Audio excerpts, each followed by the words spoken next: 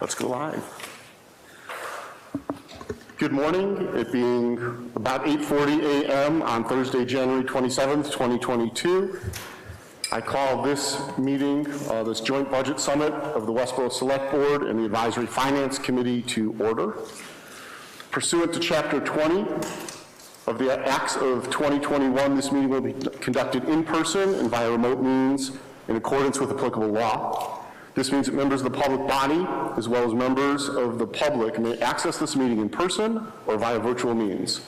In-person attendance is here at the Great Hall in the Forbes Municipal Building at 45 West Main Street, and it is possible that any or all members of the public bodies may attend remotely, with in-person attendance consisting of members of the public. This meeting may also be accessed remotely via a Zoom link printed in the agenda as posted on the town website. It's also available for broadcast live in real time via local cable on courtesy of Westborough TV on Verizon Channel 28 and Charter 192, and via Westborough TV's online platforms, westboroughTV.org and youtube.com/WestboroughTV. When required by law or allowed by the chair, persons wishing to provide public comment or otherwise participate in the meeting may do so in person attendance or by accessing the meeting remotely as previously noted in the Zoom link. At this point, if everyone's willing and able, please rise for the Pledge of Allegiance. I pledge allegiance to the flag of the United States of America, and to the republic for which it stands, one nation, under God, indivisible, with liberty and justice for all. Thank you. And so at this point, just briefly to go over the agenda for everyone. We'll start the morning with introductions done, and Christy will make the fiscal year 2023 budget presentation. Generally asked during presentations that we hold comments and questions until the end of the presentation, as they may get answered later in the slides and in the presentation, and then we'll moderate questions from members of the Select Board and the Advisory Finance Committee. Following that, we'll see presentations from the Department of Public Works on both their budget and the warrant articles, followed by the Police Department, a recess for lunch. The Fire Department, the school budget and warrant articles will start approximately 1:30 this afternoon. And at about 3 p.m., we'll have other department heads for general warrant discussions that aren't otherwise covered. So that said, I'll turn the floor over to Town Manager Christy Williams for the presentation. Thank you. As you all know, we held the FY 2023 budget hearing on Tuesday evening during the Select Board meeting. So I'm just going to follow that up with a brief presentation this morning about things that have actually changed in the 2 days since our meeting, and to answer some questions that were raised in that meeting. This slide we did show on Tuesday night, but this is our budget process, so you'll see that we're sort of at the end of this part of it at the budget summit today, and certainly the Select Board and the Finance Committee will continue to do their work during regular meetings. I just wanted to make a point related to some of the questions that we had heard on Tuesday night about the concern over the increase, which we as staff share with you. But the need for creativity around dealing with that increase. And I want to make the point that embedded within the budget document is the creativity that staff shows all the time. And so I have some examples of more recent creativity. I just want to be clear that staff is constantly looking at new ways to provide good services to the town, efficient ways, cost-saving ways. So most recently, some of these ways were the application and award of the shared services grant through the health department. That was a regional award that was given to multiple health departments. And so now we're able to provide public health nursing services that we weren't otherwise able to provide. That's been very important related to the response to the pandemic, but will continue to be important as we know from our staffing study that this is something that we've seen as a community need. Last year, we negotiated with all of our unions health insurance changes that created some criteria around the most expensive health insurance plan, which is our PPO. And so that criteria directed people who need that plan to the PPO, but otherwise put them on a cheaper plan, which is a cost savings to the employee as well as the town. Over the years, we've created our Business One-Stop program, which has become more robust as we moved our economic development coordinator from the town manager's office over to the community development office. And that's really created a one-stop shop for people who are interested in creating development in this community. We worked with the Country Club Operating Committee to move golf course operations from under a committee to an employee under the Recreation Department. And this year, you'll see that we're not asking for any tax dollars to support that operation. We created an HR coordinator position, something that we've needed for a long time and was called out in the staffing study. One of the ways that we were able to do that is we removed an administrative assistant from the treasurer collector's office. We created the HR coordinator within the town manager's office, and we shifted responsibilities so that we were able to direct the needs of HR through one employee and really meet the needs of all of the employees of the town. In DPW, we moved the facilities department, which was previously under the town manager, under the public works director. That was an effort to share resources, find economies of scale, and really work within a department that was doing similar work for our public facilities. And I think we've shown tremendous creativity throughout our departments in response to the COVID-19 pandemic. You know, I think the largest and thing we're most proud of is our ability to stand up a regional vaccine clinic using resources, including grants to fund that. And then on a smaller scale, most recently holding one-off pediatric vaccine clinics in the town hall using that shared services grant. So these are some examples of creativity that were not in response to this increase to the budget, but are just in our regular work.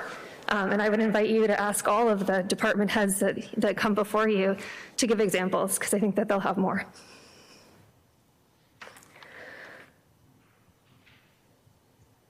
One of the questions I was asked on Tuesday night was the tax impact of any raise and appropriate articles. And so there are two on the warrant. Article 5E is the healthcare reimbursement account. That's about $24,000, and it's a tax impact of $3.16. This is a contractual obligation that was negotiated with the Insurance Advisory Committee. We have a healthcare reimbursement account for certain co-pays that employees who are on our insurance have access to. Article 6 is the hazardous waste day, which I did speak about. That's a raise and appropriate article with $4 impact to the average single family.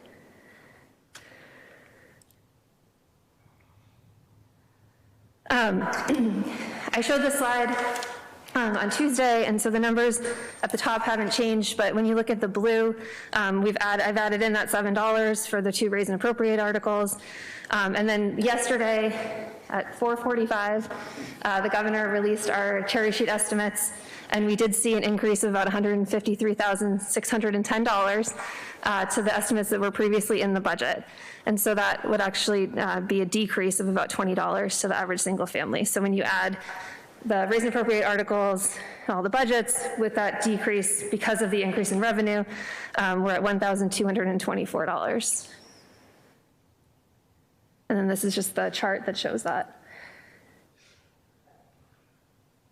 Budget items that remain outstanding, again, are the insurance budget, Assabet Valley High School assessment. The state aid numbers are still preliminary, and so I know that the Mass Municipal Association is making a push for increases in those areas, especially given the revenues that the state has experienced recently, and then the 4 union contracts on the town side. This is just the cherry sheet estimates that we did receive yesterday, so that shows that the increase of $208,000, but also an increase in charges of $54,000. So you'll see at the bottom, throughout the budget document, and on Tuesday, I talked about using a maximum amount of $1 million in free cash if we were going to do that to provide tax relief. And that if we recognized any savings, or if any of these numbers that were outstanding came back favorable, we would reduce that free cash number. And so in order to continue to get us to that 1107, we would, and following the recommendations in the budget document, we would reduce the free cash number by that 153,610. And so if we were to use free cash, we would be looking at the 846,390. Related to the capital plan, I mentioned on Tuesday that the Board of Assessors had released $1,450,000 in overlay surplus. That's money that we have used previously to fund capital projects. And so in going through the capital budget, we're recommending that the items, and you can see them in red, the items above be funded through overlay surplus instead of free cash, which will continue to preserve our free cash number. And so that would reduce the use of free cash from that $1.34 million that I had shown on Tuesday to $690,000. And just so people are aware, if we did not use the overlay surplus, that would close out to free cash at the end of the year. So this is an updated reserve summary with the use of free cash being as I just described, which would get us to 12.5%. Which is right in the middle of the Selectmen's targeted goal of the 10 to 15% for reserves. And then these numbers at the bottom shifted also, so we would go up to the 9.5% in free cash, and then the 12.5% overall. And this is all consistent with our comprehensive fiscal management policy. So this is the free cash to lower the tax rate. So if we were to do that and follow the recommendations that I put forward in the budget book, now we're looking at a $1,217 increase to the average single family just with the budget, plus that $7 that we talked about if those raise and appropriate articles are approved. And so that reduces our use of excess levy capacity. It was a little over 2 million on Tuesday, so now we're just under 2 million. And then if we use that 846 in free cash, that drops our excess levy capacity use down to just over 1 million, and the impact is to be that 1107. And then this is the slide that I showed on Tuesday evening. So I have another piece that I'd like to go over with all of you, but if anyone has any questions at this point about the slides I already showed, I'd like to answer them. Patrick? Yeah, thank you, Christy. Just one question on the outstanding items. Is there I'm curious as to when we can expect, the light's pretty bad for you. Is there an estimate of when we expect to get those outstanding items provided to us? Let's go back. Patrick, can you repeat your question? I don't know if it was the echo or something. Something that we didn't hear it over here. Yeah. So the question was when these outstanding items, the numbers would be final? Yeah. Union contracts negotiations are ongoing. I mean, if they don't make it to the March town meeting, then they would come back in the fall. State aid won't come until typically after the March town meeting because they don't pass the budget until then. So we would typically use these numbers that we were just provided as our numbers unless we see something drastically different happening at the legislature. ASIPIT, we usually get that number in February, so that will be a hard number. And insurance also, we typically find out just before town meeting. Thank you. Yep. Yes. Yeah, I think you said the money that was overlay surplus, I think was the word. Can you explain what that is? Or maybe Leah. I don't know. No, so we have an overlay account, which the Board of Assessors is in charge of, and so John's here if he can correct me if I'm wrong or if he wants to answer any questions. And so that money is held for any abatements, and so they were able to, the account had gotten so high that we had asked them to evaluate it, and so they were able to release that 1.4, leaving 1.2 approximately, leaving about $1.2 million available to them for overlay. So it's a reserve fund specifically for abatements? And acceptance, yep. Okay, thank you. Thank you. Just more of a comment, but I think what we've always on the budget with the state aid piece, we wait till the governor comes out. The governor's is usually the most conservative. I think as folks know, when the legislature gets in there, typically we'll see those numbers increase. I don't remember a time when we've seen them decrease. I think they've stayed the same before, but, so I think what we're doing here, this is, as we're looking at numbers, it's a conservative revenue. You'd expect that more state aid would come in once we see kind of House 1 in the finals, but as Christie said, we probably will not have those, actually, I pretty much guarantee we won't have those numbers before our town meeting. Right. But that would then affect us as before we set our tax rate in the fall and Right. before we go into fall town meeting. Which is, and that's one of that and local receipts, you know, are one of many factors that play into the difference between the number we put forward as the estimated impact to the average single family at the annual town meeting, and then we put a different number forward in October just to show you, based on other information that we've received, the work that John does in terms of values. And then finally, you might see a slightly different number in November when the select board is setting the tax rate. And then that's final. Any additional questions? Okay, thank you. Okay. I just wanted, while everyone's here, to talk about the OPEB funding schedule. Leah's going to pass out the comprehensive fiscal management policies, but the only portion that we're going to talk about, that I'm going to talk about, is right on the screen also. Obviously, the Finance Committee voted to recommend, and then the Select Board adopted our first OPEB funding schedule with the understanding that we would likely be able to use money from ARPA. Our initial feedback from the consultants is that is ill-advised. And given that, and given the increase and also the use of free cash potentially to lower the tax rate, we'd like to amend the funding schedule, and we'd like to do it at the first select board meeting in February, and that's based on the scheduling of our next bond rating call. So we want to make sure that we have a policy in place that we are following when we're going out to get our bond rating. And so the biggest change here is what we had initially proposed, because we thought we would have that additional revenue source of ARPA, was to immediately in FY23 go back to that 1.1 million, which is what we had previously funded. Given that it's unlikely that we would use ARPA, we would leave the raise and appropriate incrementally increasing on the budget, but we would reduce significantly the use of other available funds, and then work our way up over a period of time to that 1.1 million. So I know that this is not our typical approach, but it's important related to this budget cycle.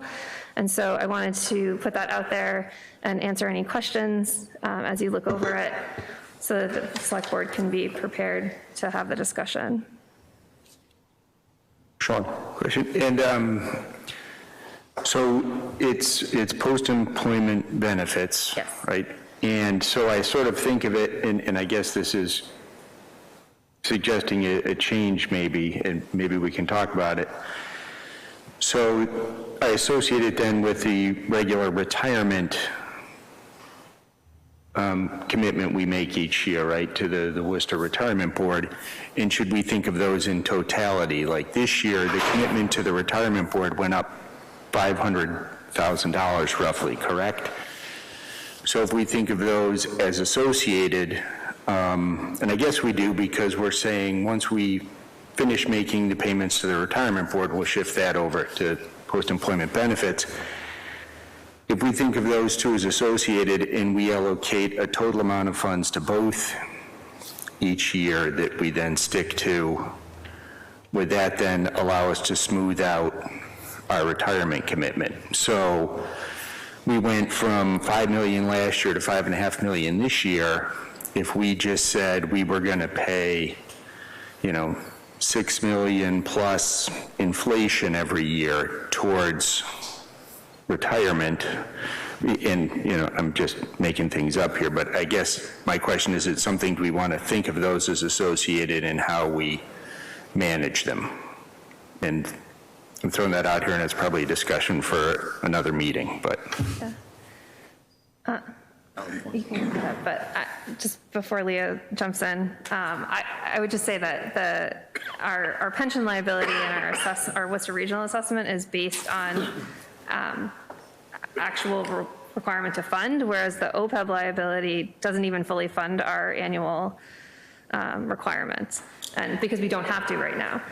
So I don't know. No, that's exactly what I was going to say, is basically that number comes to us from Worcester Regional Retirement System Right. on or about January 15th, and it's not like up to the communities that are members of the Worcester Regional Retirement. They give us that number, and we have to pay it. I mean, I did entertain a slight discussion with Michael when he was here, as far as if we were to come up with all of the money that we owed, which is $100 million or so, and we borrowed that, we wouldn't have to pay that anymore, but I mean, that's kind of out there to talk about. Okay.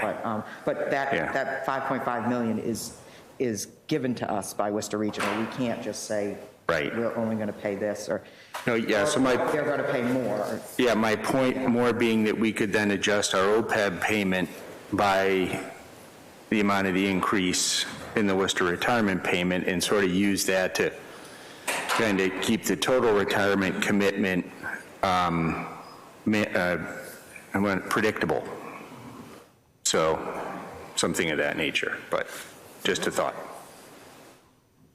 I think what we wanted to do is we wanted to reduce that total that we're planning to put into OPEB, so that we can, we can forecast what that incremental increase is going to be. So that's not different from what you're saying. I think that's what we're saying, is we wanted to make sure that our funding schedule is perceived as manageable as we move forward, so that we can follow it, because we can't change. I mean, we're changing it based on a significant factor. We thought that ARPA would be a funding source, and now we are being advised that it's not a good use of those funds. But certainly, we can't just sort of react every time we have an increase. And I know that's not what you're saying. I'm just, that was sort of the premise behind changing this to not going immediately to the 1.1 million. And I just, for folks watching at home, a reminder that OPEB is a fund that we contribute to. Currently, our post-employment benefits are covered in the insurance line on the operating budget. And the purpose of the OPEB fund is to have reserves so that at some point in the future, if we can't afford to cover those costs in the operating fund, that the money's there. Well, and also because we expect that in the future, we will be required to fund it. Right. So we're working toward that. Yep. Frank? Yeah, I'd just like to comment that, again, in my experience, we seem to change the OPEB funding commitment on an annual basis. Policies that change on an annual basis are not really policies anymore. Maybe it's time to just say we're gonna fund OPEB on an annual basis, and we'll figure it out every year, and not try and fool ourselves to think we have a policy, because you're changing a policy every year. You really don't have a policy. Right, but we just adopted this policy for the first time. We'd never had an OPEB policy previously. We funded it at 1.1 million 2014 until FY 20, through FY 20. The reason we didn't fund it in 21 was in response to the pandemic.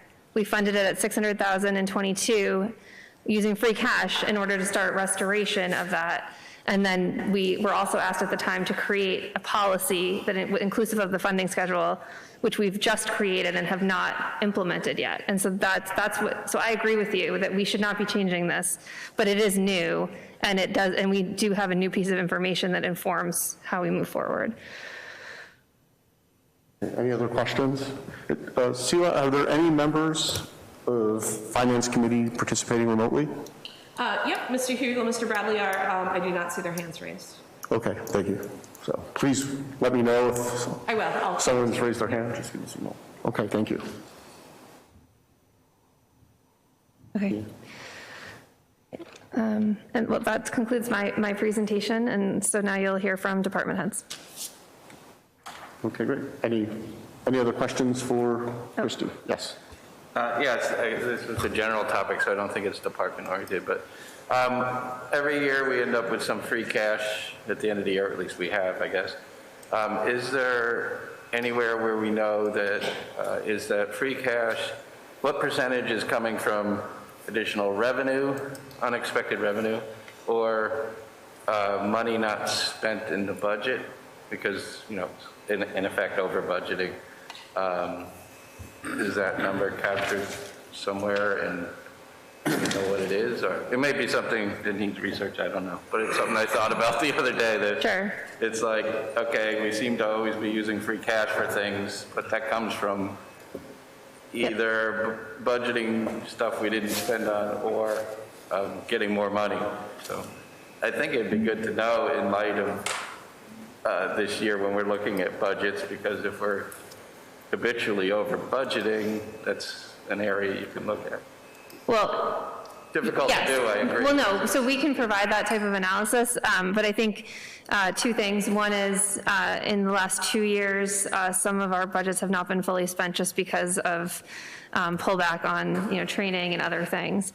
But also in your budget books, you can see what we've expended over the last 2 years. And so you can see what we budgeted versus what we spent in each line item. And if you're looking at, and that's what we do in that first sit down with the department heads, is we look at historical spending of each line item, and if they're not fully expending, why not? And do we really need to be budgeting at that level? So that detail is in your budget book, but in terms of what you're asking for, that analysis, we would just need time to do that. Thank you. Ian? Christy, may I help you with this? And I struggle with this OPEB thing because it's just, I think it's good for us to do, but when we put it into the OPEB trust, we basically are raising money, putting into a restricted fund that we can't touch for anything else. And while it's best practice, and I think it's for a number of reasons, and rating agency, et cetera, is good. I guess my question is, do the rating agencies care about how we fund it, or like, is it more important for the rating agencies to see that we're basically charging our residents tax dollars to do it versus using other available funds? So for example, we originally, in the old policy, which we just adopted, we're going to use $950,000 free cash in fiscal year 23. We've dropped that. So we're contributing 300, but half from free cash, half from raise and appropriate. So my question would really be, in a year like this, would we consider, A, is it important to raise and appropriate? Do rating agencies value that? B, is there any possibility to push the start of raise and appropriate in this schedule as we adopt it down one more year? So what we would be doing is cutting what we did last year, 600,000, cutting it in half to 300,000 from free cash this year. Then we're going to do 300,000 from free cash in fiscal year 24, and we do 150. So we just kind of push ourselves out a year.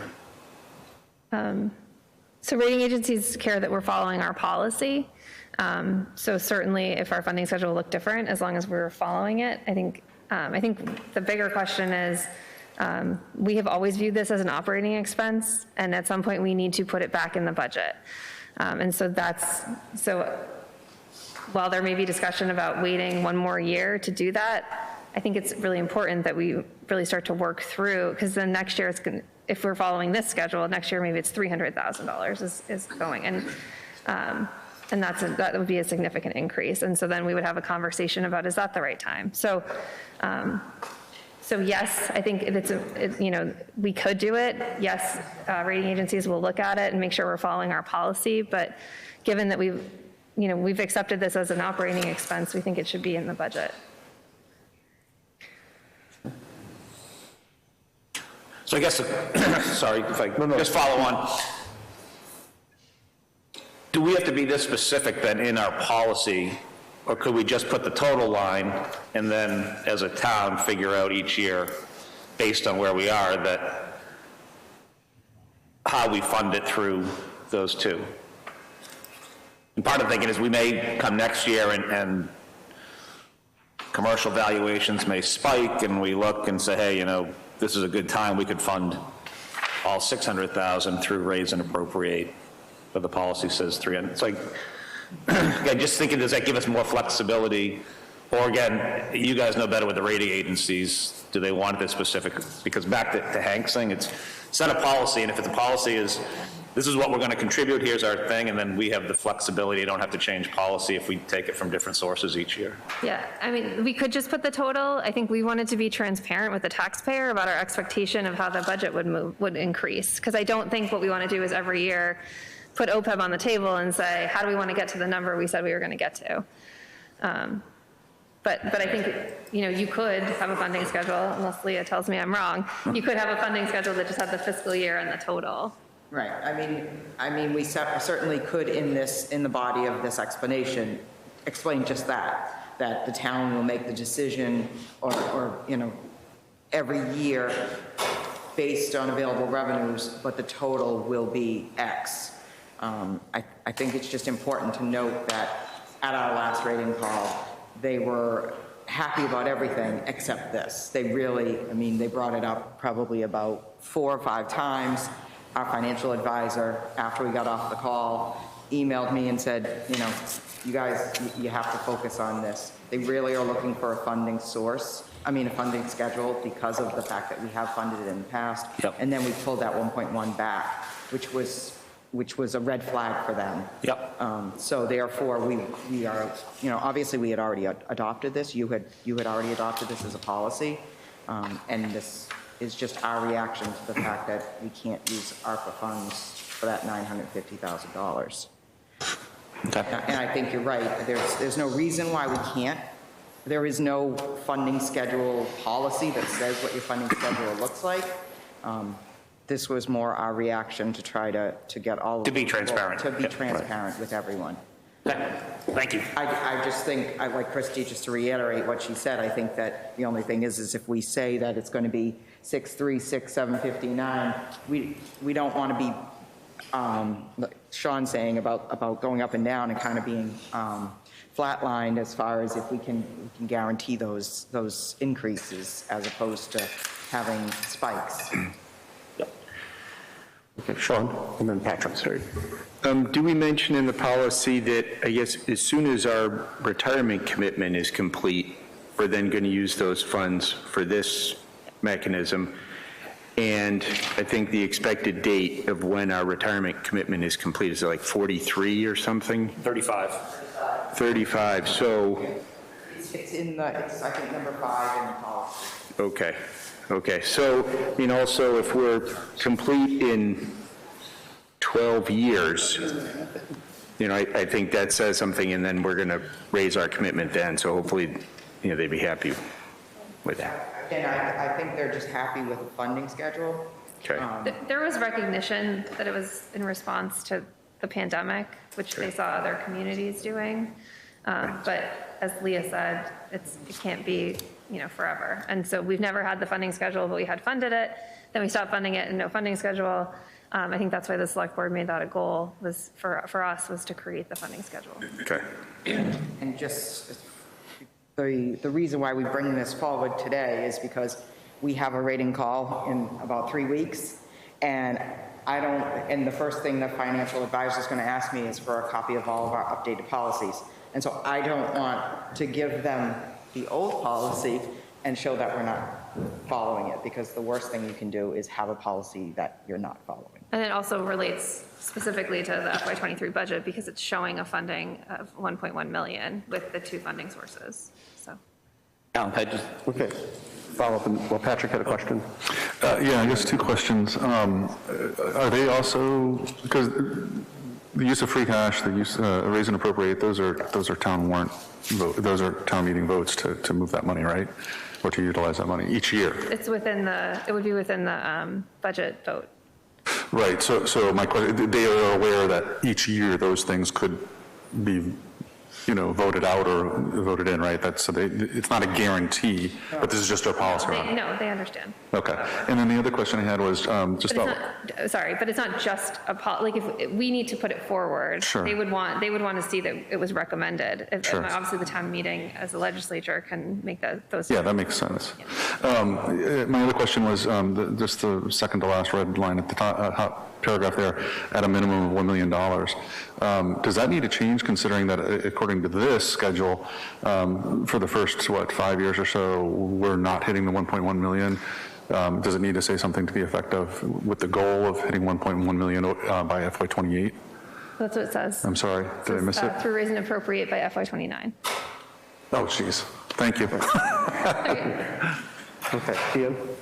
I think actually Patrick asked my question. I just wanted to make sure, it was the same thing, that we can't guarantee that town meeting won't go and say, I don't vote this to raise and appropriate, but we still do 300,000 from free cash. I'm assuming, again, rating agency wants a schedule, they're gonna look to see if we're meeting it, whether it says up there it's proposed, however it comes, we still have flexibility. We're not locked into this, even if we post it this way. Like, will they care? Well, I think that these two boards should feel that they are locked into this policy. And then town meeting obviously has the authority to make the final decision. And that's why we want everyone to acknowledge and the select board to approve the policy. And because the potential impact of a change in bond rating, I would also expect that these two boards would advocate for adherence to the policy actively, town meeting, Yes. if there was a question about reducing this. But it's a fiscal, this is one of those long-term fiscal management policies where you can say, if town meeting votes to not fund OPEB 1 year to this policy, and we lose our AAA bond rating because, or in part because of that, the long-term impact of that is generational. It's 20 years when the interest rates come in. So I think that's part of the expectation. So if we're proposing this now, but we understand that it wouldn't come before the select board for approval until the 8th, so we can certainly come to a finance committee meeting and then a select board meeting and have additional conversations as you're thinking about it. I think that the takeaway is whatever we vote on, whatever the board votes on, we need to follow and we need to be supportive of, so. Any final questions from AFC? Okay, thank you. Thanks.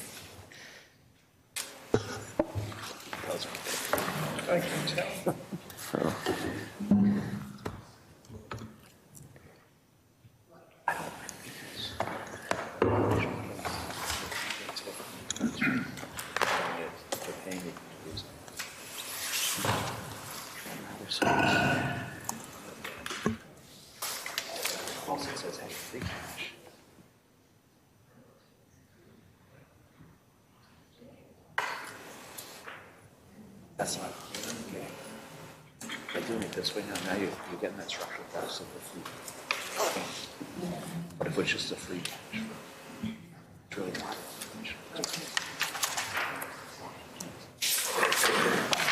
I mean, just look what we did last year. We were able to fund it because we did. So while he's getting ready, I want to welcome Chris Payton, our Director of Public Works.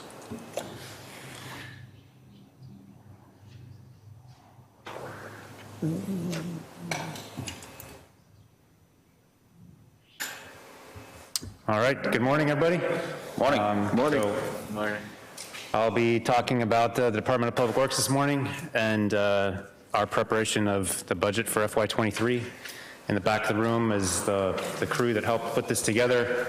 And I think we recognize the pressures that the town faces in terms of funding, and hopefully we'll show, as we talk through this, our efforts to reflect that in the decisions we make about how we ask for money. So really three kind of chunks to the brief. So first I'm going to just give some overview context to the department, which many of you have seen before, but I think it's worth repeating, not only for the group here, but for anybody that's listening. The second piece is where we'll talk specifically about our operating budget, and I'll just review some of the adjustments we've proposed and then have any discussion there. And then the final piece will be a discussion of the basically our capital plan, but our articles that we're proposing for the warrant. So many of you have seen this before, but I think it's worth showing for really two reasons. at least this morning. One is that this kind of bumper sticker, if you want to call it that, is the framework for how we operate, and we stick to this. Like, this guides us. We provide essential services, we look to the future, and then we manage our team. And so that, the second piece of that is that directly impacts our budget. So all of our decisions regarding money are driven by the services that are listed up here and these kind of three basic tasks that we have as a Department of Public Works. And I'm just going to give an example. So that first underlined bullet there is deliver essential services. And one of the things listed there is trees. And so we cut down a lot of trees in Westborough.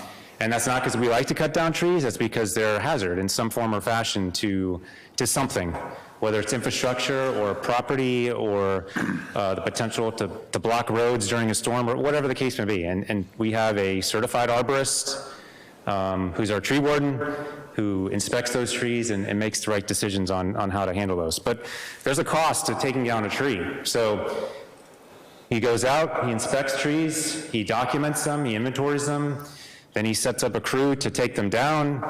We need equipment to do that. Sometimes we need police details depending on the location. The tree is taken down. Once the tree is on the ground, many of you have probably seen around the town in your neighborhoods large trees, logs laying on the side of the road, and you saw someone cut it down, and then they disappear and that log's laying there, like, man, they didn't even bother to pick that up. Well, the reason we didn't pick it up is because it requires different equipment to come back, to lift that thing up, put it on the truck, and take it somewhere where we can dispose of it. So we'll cut down a bunch of trees and then specifically go around and pick up all of them at the same time, so we're not being inefficient in how we use our equipment. So then we take that equipment, we take that material to a location we have where we store it. We have a big pile, it's bigger than this room, of all those logs, and on an annual basis, sometimes biannually, we have to pay someone to dispose of all those logs, because at some point, our capacity for storage is reached, and we have to have someone come in and they grind up all those logs, and they truck them away. And if they grind them up, then we have a big pile of mulch or chippings, and so we have to spend time figuring out how to disperse that to some degree. So after we've cut down the trees, there's a second piece that's mandated by a bylaw we have, which is we should be replacing trees. And there's a cost to that as well, right? So we have not, at least in the past year and a half, been very active in replacing trees. But there's a reason for that, right? So I personally, but also our department recognizes there's a requirement to do that through the bylaws. But there's, as I think we've talked multiple times before, and as we'll demonstrate today, if we're going to do something, we want to do it deliberately and with a plan. And so just planting a tree, as many of you know, it's not super simple. So you got to go buy it, you have to plant it, you have to maintain it, which means you have to water it. So if you plant trees all over town, that costs, several hundred to thousands of dollars, depending on the type of tree. And of course, we want to get the right tree for the conditions we have. It's going to last a long time. All those sorts of things play into it. So now you have trees planted all over the town. You have to water them consistently, which means you need a water truck. Like, you have to have something to carry water around. You're not carrying a 5-gallon can to 200 trees around the town, right? So we have to plan for that. And if we don't have that capability to do it, then we're spending money on trees, putting them in the ground, and then they die, and then we basically waste money. So we want a program to replant as we're directed to by the bylaw, but we want to do it in a smart way. So there's a whole circle. Then that tree obviously grows, and 50, 100 years from now, it's got to be potentially taken down if we didn't put it in a smart spot. So we have to figure out the smart spot in the town, and it's not necessarily where we took the tree down. It could be some other location that maybe it's not even visible to the community, because it might not be on the side of the road. It could be in some other location where it just makes sense to plant a tree, but it's easier to maintain, and when the leaves fall off, we don't have to pick them up, and all those sorts of things. So that all plays into it. That all costs money, and that's just one example of delivering essential services that we provide. And so when Christy mentioned earlier, what are we doing to look at our budgets and be proactive, be creative? Well, to me, that's an example, because we are not just spending money because the bylaw says to. I mean, we want to abide by the bylaw, but we want to do it a smart way. So just one example there of delivering essential services. Second bullet there is talking about setting conditions for the future, and really that's what I think this is here. You know, there's listed there a bunch of evaluations and studies and reports, and none of us really get excited about doing those things because we don't see anything tangible, but they guide what we do, and we can make smart decisions if we do our homework ahead of time and understand the problem, and then get recommendations on how to solve that problem from not only our professionals here in the town, but also people that, you know, focus on some of these areas particularly, so external support.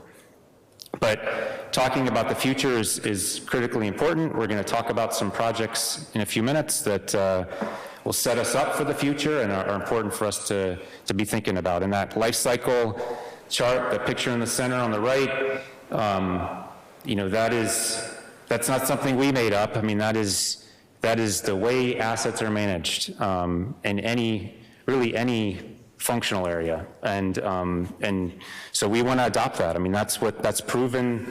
There's a proven model for how you manage your property, and so you do all those things, and hopefully you extend the life cycle of your property, which hopefully, you know, extends the funding of it, so you're not spending it all at one time, but you're kind of chipping away at over time, which ultimately, hopefully, positively impacts us as a town, because we're not spending a lot of money at one time, but we're spreading that over multiple years. The last bullet there is ultimately about people. This town is very fortunate, I think, because we have a Department of Public Works that's very dedicated to what they do and very committed to what they do, and frankly, it's relatively small compared to the tasks that they take on. And over the past 8 to 10 months, we've turned over about a third of the department. So in the middle of a pandemic, we've changed over a third of our people, and we're still, I believe, you can tell me otherwise, but I'm confident that we're out doing we're not perfect, but we're out doing and striving to do our best to provide the support to the town. So all of those things on this chart, I'm not standing up here to say these things to either pat ourselves on the back or kind of, you know, wave a flag as all the things we're doing. It's more about making sure we all understand what's required to be done, and that as you all have discussed many times, there's costs to those requirements and those services that are provided. And many of these are not optional. They're mandated by state or federal requirements that we have for water and sewer and roadways that we can't ignore. And so when we're bringing our budget to you, it's with all of those things in mind, and that's kind of my preparatory for the discussion today. This next chart, again, seen it before, but I just think it's helpful to get a representation of the infrastructure that exists across the town, and all of it requires maintenance, all of it requires replacement at some point. You know, the asset life cycle that circle we just showed on the previous slide, that is applied to all of these things, and even inside of these things. So if you look at the bottom right, it says 32 sewer pump stations. Well, that's the pump station itself. That's the building and the mechanicals inside, but there's pumps inside of those buildings, and each of those pumps has its own life cycle. You know, so there's all kinds of second, third, fourth layers below this that we have to manage, and we're doing that, but of course it costs money. So here's just another example before we dive into the specifics of budget. So this is a map of the town, and that map on the left side has a bunch of different colored lines, which you can't see, but it's not really important that you see the specific lines, but there's a variety of colors there. And on the right side is the chart, and so this is the culmination of about 1.5 years of work to capture all of the requirements for vegetation management across the town. The map itself took, you know, a couple weeks, couple months, whatever, to put together, but the data and the the process for how we do it took kind of a long time. And so summarized on the right are all the various things that we maintain, and they're done by a variety of groups or constituents, right? So we have detention basins, which we've talked about before. We have sewer easements, water easements. We have a Veolia, a contract operator at a water plant, happens to be Veolia, and they maintain a certain amount of vegetation around various water facilities. We have all of our parks and recreation areas that play a role. Earl Story manages that. He takes care of all that property, but he does it through a contract.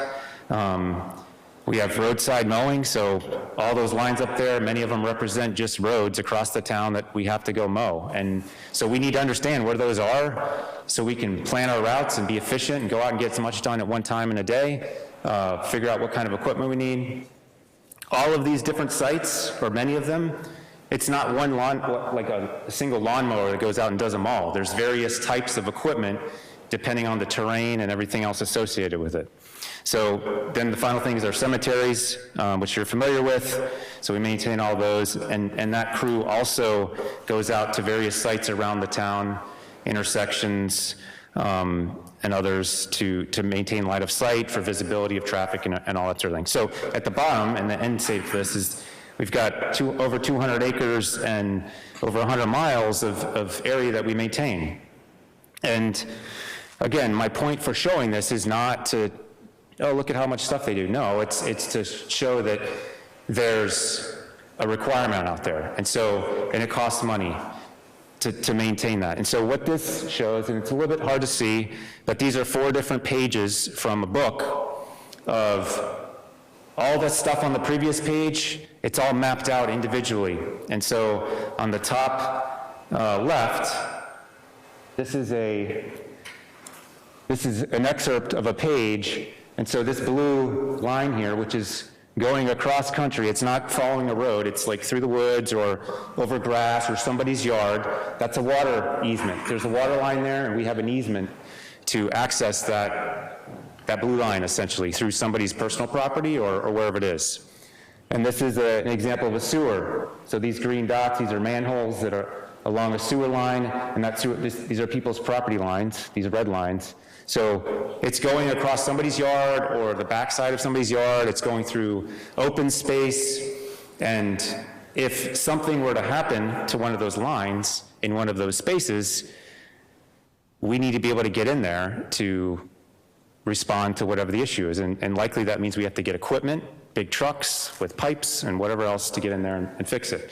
So if over years you've let trees grow and people have put their prop sheds and built pools and whatever else in there, that creates a problem in terms of access, because when the time comes for a sewer break, I mean, nobody really wants to wait around for that thing to get fixed. So we need to maintain access. So we've mapped it all out, and now we've figured out, and each of these tables shows, you can't read it, but each of these tables shows the length, the width, the acreage. And so one of the things we'll talk about in a few minutes is an adjustment to our budget for our mowing contract. And what we did is provided them, not this complete package, but a portion of this, page by page, they could flip through and see all the places they have to take care of for us. And it was very specific. Told them how much acreage. So when we received proposals, we're getting this, like everybody saw the same thing, and I think we could be confident that we know what we need, and we can compare what was received in terms of proposals a little bit more accurately, and there's no question about what work needs to be done. So in the end of the day, I think we get a better proposal. It's more refined from the person submitting it because they know we know what our property is. So this is an example, I think, that directly correlates to budgeting, because this is an activity we've taken on, which I don't think it should be unique, but it could be. But it should be what we do, and this is what we do. Like this, no one asked us to do this. This is what we should be doing.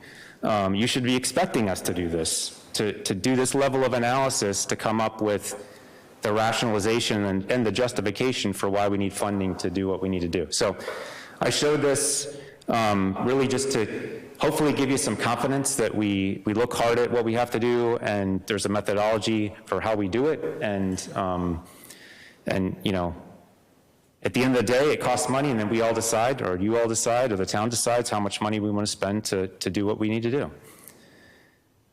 So that was the intro. We're going to jump into the budget. So I have just this slide on the budget itself. I'll talk through a couple of the adjustments we've made, and then I'll just pause and we can dive into any detail anybody would like to get into. So we manage 4 budgets: the general, the water, sewer, and snow. I didn't put up the snow budget, but happy to talk about that. So the first one is the general. And all I'm listing here are some significant, or really not even significant, but just some adjustments we've made to our budget. So under general, I think it was mentioned by the town manager in her briefing earlier this week.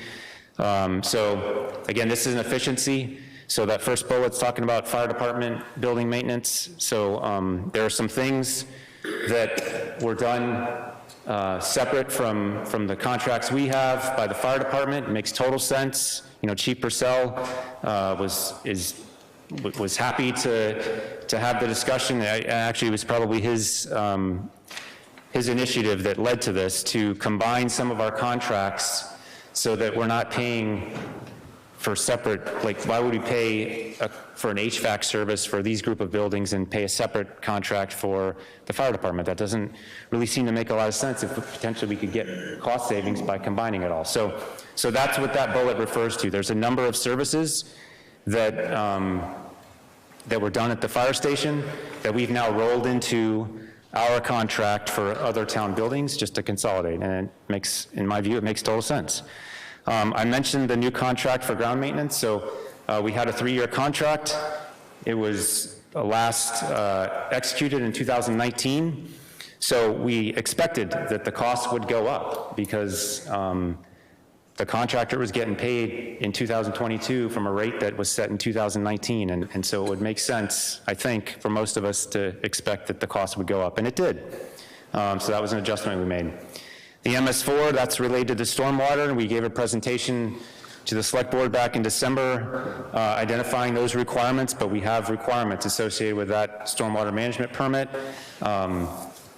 So there's an adjustment in there to satisfy the funding required to comply with that permit. And the final bullet there is regarding sidewalk maintenance. So we added a specific line for sidewalk maintenance. You could ask, well, haven't you been doing sidewalk maintenance up until now? And yes, we have. The past 2 years, the bulk of it, frankly, has been funded by a couple of grants that we received. We were able to knock out a bunch of work that needed to be done, but those grants are not, continuing, and so we need to be, specifically focused on some aspects of the sidewalks that need repair. And we've listened to the town in terms of the master plan and other things that have been discussed where there's an emphasis by the town, and it's probably only been highlighted through the pandemic that, people are interested in mobility, and we want to make sure that we're doing our part to take care of the sidewalk infrastructure. The next budget is water. Overall, we saw a decrease in that budget. There were some increases in line items, but overall it went down, and so I'm not going to get into the detail unless anybody really wants to. But the major reason for that decrease is because we have a new contract operator at a water treatment plant, and the price was a little bit more favorable for this round, and so we saw a decrease in the overall budget. And then the third budget is the sewer. So we've had a few increases there. SCADA, which I'm not going to attempt to tell you what that means because it's really not important. It's just an alarm system, essentially, that monitors all of our stations. it's under a contract, it's managed, the contract's up, and so there's an increase in the cost there. We had a slight increase in our meter reader contract, and then I referenced earlier some of the easement maintenance. So now that we've identified all of our requirements, we can better accurately budget for easement maintenance, and that's what that third bullet there under sewer represents. So those are the summary, that's the summary of our budget adjustments, and I'll stop there and open for any questions. The next topic I'll get into is related to capital, so I'll stop and see if there's any questions regarding budget. Okay. Any questions from members of Mike? I just got a text from one of our members who's listening, and the question was, if we're thinking about creativity and we're pulling down that much wood on all this tree cutting, has any discussion been had about selling that wood within the town? Is it cost effective to do it? There are quite a few people, I'm sure, in town that burn wood, and a cord of wood right now is probably approaching $300. So any thought about that? I'm sure it's been thought of in the past. I personally am not aware of any discussions about it. It's certainly not a bad idea to look at, but I suspect that the logistics associated with it would probably outweigh the value of it, but that's my initial thought on it. Thanks. Yeah, Chris, I'm not sure it's your portfolio, but the sewer plant itself, the sewage treatment plant, do we see any increases, decreases in the assessments associated with the plant? So no, I think they're talking later, but I don't know if they're talking specifically to that. Do you know? They're going to be here at 3 o'clock. Okay. I mean, we definitely interact with them, but I don't speak specifically for their budget. Yep. Okay, thank you. Any? Sheila has her. Oh, Sheila. Mr. Bradley has a question. Okay, go ahead. Hi, can folks hear me all right? Yep. Hi. Am I heard when I ask a question? Yes, we can hear you. Okay, great. Thank you. I wonder, you talked about how some of the services you have obviously work for being contracted externally. And there's a lot of individual types of work you guys do covering a ton of different areas. I wonder if you could talk for just a moment about how you evaluate whether it's a service we need to keep internal to the town versus one that we think can be run elsewhere. And I think comparatively of things like the snow removal, which I think we all agree is very time sensitive. You guys do a phenomenal job, and we know that the time of greatest need would also be the time of greatest need for others. So that makes sense to stay internal to the town. But when I think about the tree removal, which comes with a lot of different hardware that you're talking about keeping year-round, that seems to me to be more the kind of thing we could plan or plot for over time, and maybe we just pay for a water truck because that's more of a year-round service, potentially. So if you don't mind, a conversation or thoughts about how you weigh internal assets and management versus what you can outsource. It's a great question. There's, I think, a variety of things we could talk about, and there's a number of reasons that, as you suggested, for why we do contract versus in-house work. So I'll just kind of use the examples you provided, and then we can talk more specifically. But so for snow, for example, we actually don't do all of our snow removal ourselves. We contract. We have additional contractors that help us remove the snow across the entire town. So it's a combination there. In terms of, for example, the trees, so that we have the capability in-house. There's a significant, so some specialties, there's significant costs with doing it through a contract. we do contract some tree work because it's beyond the capability of our department, but I think we also want the capability within our department to respond to immediate work that's needed. So in a storm, you know, our guys are on call or here waiting to respond, to go clear roads and that sort of thing. And I know that's not necessarily happening all the time, but we want that, I think we want that capability within the town. So that's a decision that we make, the town made a long time ago, but I think it you know, probably was part of the reason for that, and I'm using trees just as an example, is that there's levels there's a variety of levels of requirements, and so there are some relatively simple tasks that we can handle ourselves that just make sense financially for us to do ourselves. There are some that are beyond our capability that we contract out. There's a desire, or I think a need, for us to have the ability to respond quickly to requirements, whatever those are. It could be a water issue, it could be a sewer issue, it could be a road issue, it could be a tree issue, but we should have the capability to some degree to handle those tasks. And there are also, so I don't know if I specifically answered that, but kind of another component beyond just the response capability is expertise. So some of our requirements, I'm looking at Jim Stewart, he manages all of our buildings. So many of our buildings have annual requirements for inspections and services. And we don't have an elevator person that works for the town, but we got to inspect our elevators every year and we have to maintain them. We have to inspect all of our fire alarms and all of our backflow devices for the water department. So there's some specialty things that makes total sense just to have a service contract and pay someone else that does it for a living to do it for us. So I don't know if how eloquently I answered that question, but I think the point is it's a very good question.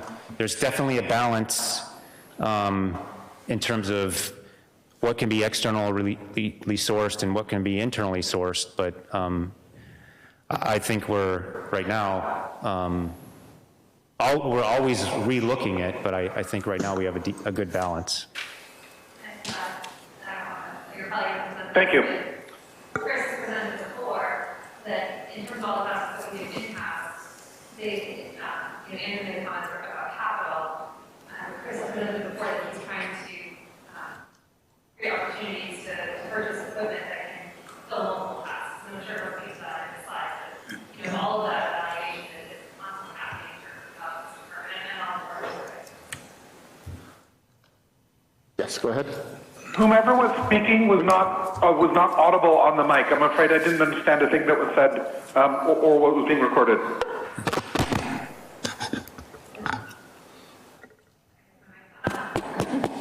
Push the button.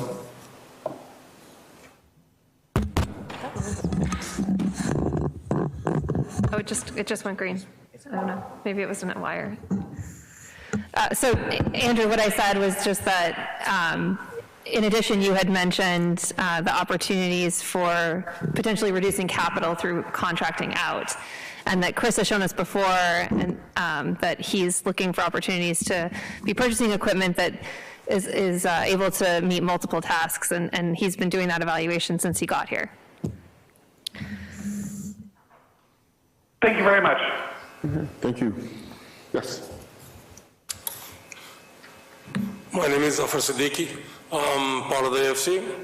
My question is this, that your first slide explains the amount of work you have to look into is great.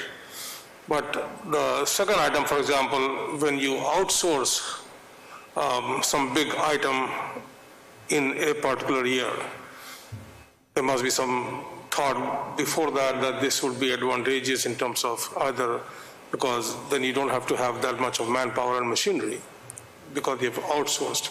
But do we look into it afterwards, saying you were spending this much for this ground maintenance, which is about 70 acres I read, and next few years saying we are saving in manpower and machinery, we don't need that much of money. Is that seems in favor of the town revenues? Yes, absolutely. So, so this little discussion here on these maps just as, I'm just going to use your example you brought up. So recently instituted the map, these specific, ways to capture data.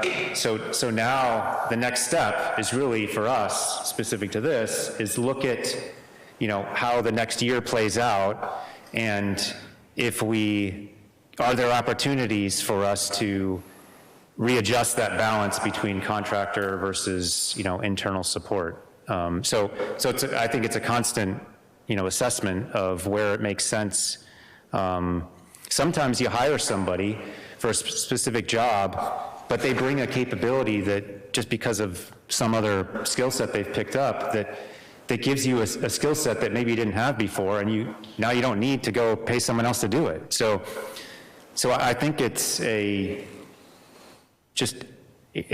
responsibility we have to continuously relook at how we're balancing our support and make the adjustments, that are appropriate, and you'll see that reflected in future budgets, and we'll just have to defend, or explain why we were doing it that way. And we're certainly open to other ideas, but I mean, does that answer your question? Yeah, it did. The other thing I would like to see at some point, it's all work, that which are the big ticket items which are contracted out, not the small items, but the big ticket items. Yep. Okay. Thank you. Ian and then Patrick. Yeah, Chris, sorry, this is just a tactical question. With you said the sidewalk maintenance was added as a separate line item, but I can't find it in the budget. Can you direct me where that? Yeah, so line item, probably the wrong word, but it's captured in, give me a second. Is it maintenance materials? Yes. I was looking for the line. 5250? 5250? Perfect, thank you. Yep, so we manage, obviously, internally other lines, and so, yeah, sorry for the confusion. Nope, just want to know where it was, thanks. Thank you, Patrick. Yeah, hey, Chris, thank you for presenting today. Firsthand, I worked with you on the overall decrease on the water operations contract, so I got to see firsthand the great work you guys do in regards to trying to conserve money for the town. So, and I'll also say I'm happy to hear about the way your efficiency approach to how you manage the trees. It was a fantastic example, I think, of how you're driving efficiencies into the way you operate the department. My question, I guess a couple of questions. Has there been any consideration, you talk about how you've combined kind of functions within your department. Has there been any consideration specifically on the buildings and grounds to combine those functions with the schools? Is there any operational efficiencies that can be gained there or cost reductions?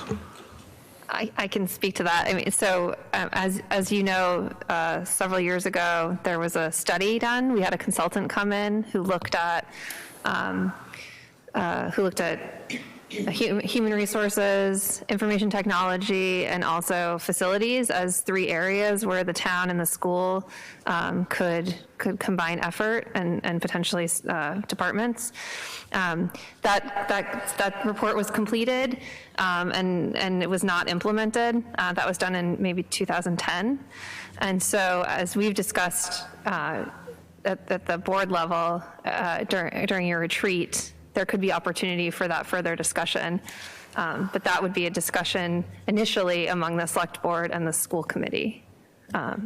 So I don't want to speak for Chris, but I know he and I have had this discussion and certainly open to that discussion, but it certainly wouldn't happen just at the department head level. Thank you, Christy. Yeah, I'd like to just make sure that that's something we take as an action here to follow up on with having that conversation. And I'm not sure if it's something that can be implemented in time to help us with FY23. If it's something that we can get now, get going that conversation now. I think that's what I'm really looking for here, but let's keep that on the list. The other question I have is specific to There are a number of take-home vehicles that your department operates. Have you considered that as a reduction of operational cost for your department to reduce or eliminate as many take-home vehicles as possible? I don't see those as being, with the exception of perhaps the on-call person, as being a vital to the services to the town. I'm not sure how much would be saved there, but I'm looking for things that, might save us $1 or $2 here along the way. Have you thought about that? Is that something you're considering? I know that there's an intent to review the policy and I don't even know if it's a policy, but the procedure internally for the town across the board for take-home vehicles. I'm certainly open and will obviously pursue anything the town directs. I think there's pluses and minuses to everything, and there's certainly some advantages to the way the system has worked now, and it's been this way for quite a long time, I believe. But I'm certainly open to looking at it. In the scheme of budgeting, though, I really don't think it's gonna. It's not gonna make an impact that a taxpayer would notice in terms of the dollars we'd be talking about, because we budget fuel for if fuel is specifically what we're talking about, because you wouldn't even be able to capture, I don't think, other things like second order effects of driving vehicles extra miles. So it's really the fuel. And we budget fuel as one line for the entire town, because we fund the fuel for the police department, the fire department, everything else. So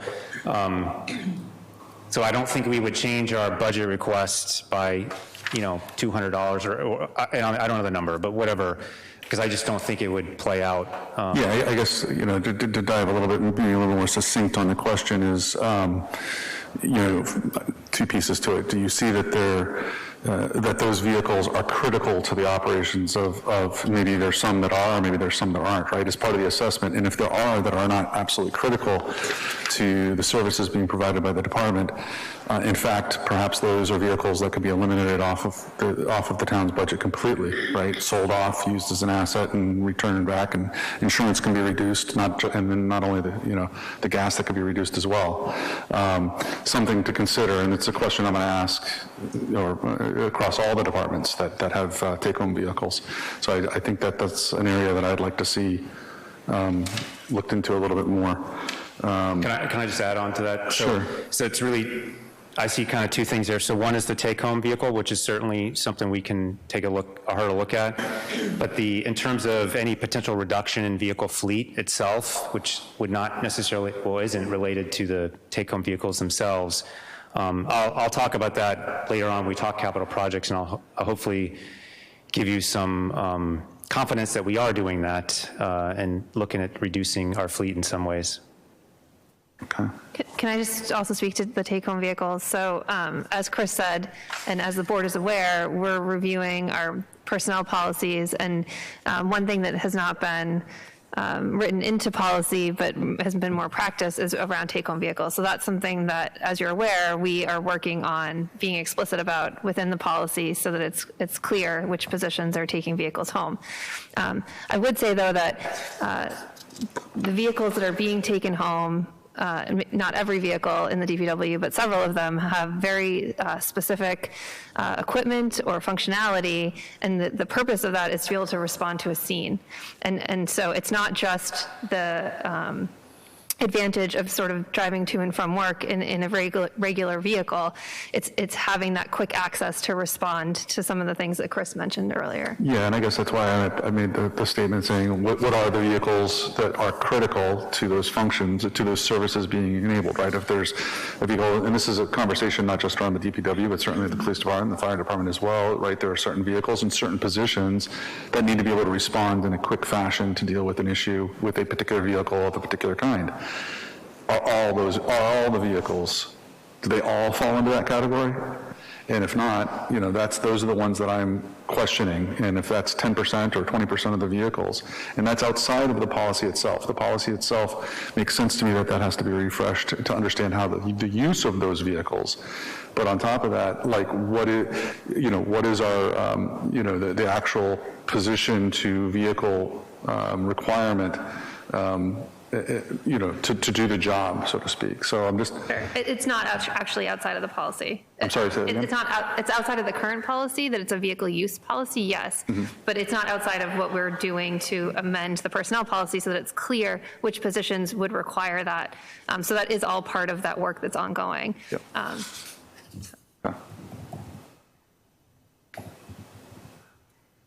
Does that address the question?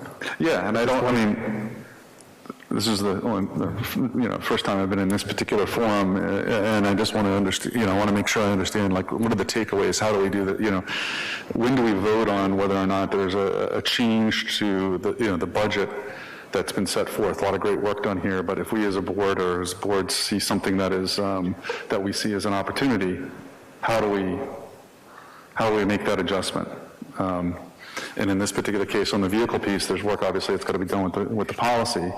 That's probably not going to help us in FY23, it sounds like, because we're going to have to make an adjustment on the policy before we go back and say, hey, there's 3 vehicles or 5 vehicles that are now outside of that policy, and therefore could be a cost savings there.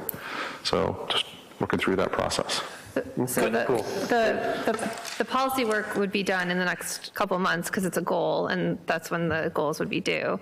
And so it would, if it were to exclude certain vehicles, then that would have some sort of impact in FY23, though I would agree with Chris that I don't think the impact is going to be great enough that you would reduce the budgets. However, in terms of when you vote on the budget, the select board will vote support of each departmental budget.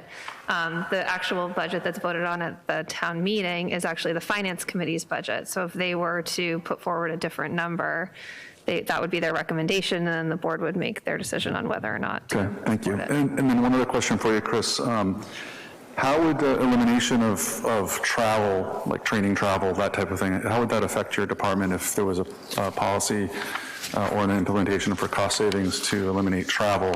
And for the sake of training purposes, if that required only, remote training or on-site training as opposed to travel to training, would that impact your department in any way if we change the travel policy? If you mean by travel, overnight travel, right, like requiring hotel fees or something like that, I think it would be minimal based on my experience up until now. However, I'll caveat that with, I think there are opportunities out there for us to engage, not just the DPW, but the town in general, to engage in some larger kind of opportunities, association kind of meetings, like the American Public Works Association is, national, and they do various activities, around the country annually. And I don't necessarily think that we should do that all the time, but I think there's value in participating in some of those things, and some of those things can't be done remotely. So, we don't do really any overnight travel. It's all, to a nearby town to go attend a course type of thing. So as long as you're not referring to that, then I don't think the travel question that you just asked would be a significant impact to us. Okay, thank you. And I guess, I just want to finish by saying, because I don't think I did say it, was that your department is one of the most visible, if not the most visible in town. And I think, as I mentioned the other night, as I was going around town talking to people getting nomination signatures for the election, I heard tremendous accolades for specifically your department. So I just wanted to share that with you, that your department is seen as a real benefit, and I think people feel that they're getting the services from your department that they would expect. So thank you. Thank you. Okay. I just wanted to add, because I know that this question came up. So as I mentioned on Tuesday, our training and travel budgets are still down about $40,000 from pre-pandemic. Total training and travel throughout the entire town is $87,000, $87,885, which is an impact for training and travel for the entire town, $11 to the average single family.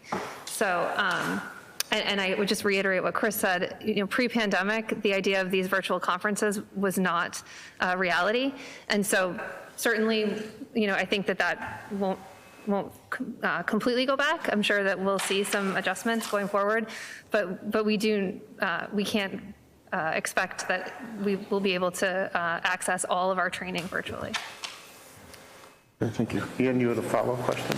Yeah, just to Patrick's thing, just clarification, I think, and maybe I'm wrong, but take-home vehicles are not just vehicles that they take home and drive back and forth to the DPW shop, whatever. These are vehicles, if we don't take them home, I think, and I guess we're just looking for clarification, if they weren't taken home, they're still vehicles that are needed for that department that sit at the DPW. The person would drive to DPW, get in that vehicle and use it. So it's not that it's not a savings, that it's... The savings is the fuel. The savings of fuel between it, that it's, the vehicles are still necessary, it's just that they go home, I think as Christy said, they have the equipment and they're being able to go to a scene without having to go to the DPW, pick it up, and then get out. That's correct. What you just said is correct, yes. Okay, thank you. Thank you. Shelby, you had questions? Yeah, couple questions. Thank you, Chris. So just back to contract versus sort of in-house services. So if I look at the budget itself, contract services is under 5236. You mentioned like grounds maintenance certainly being part of that. Is that a correct statement? Yes. Okay, the new contract.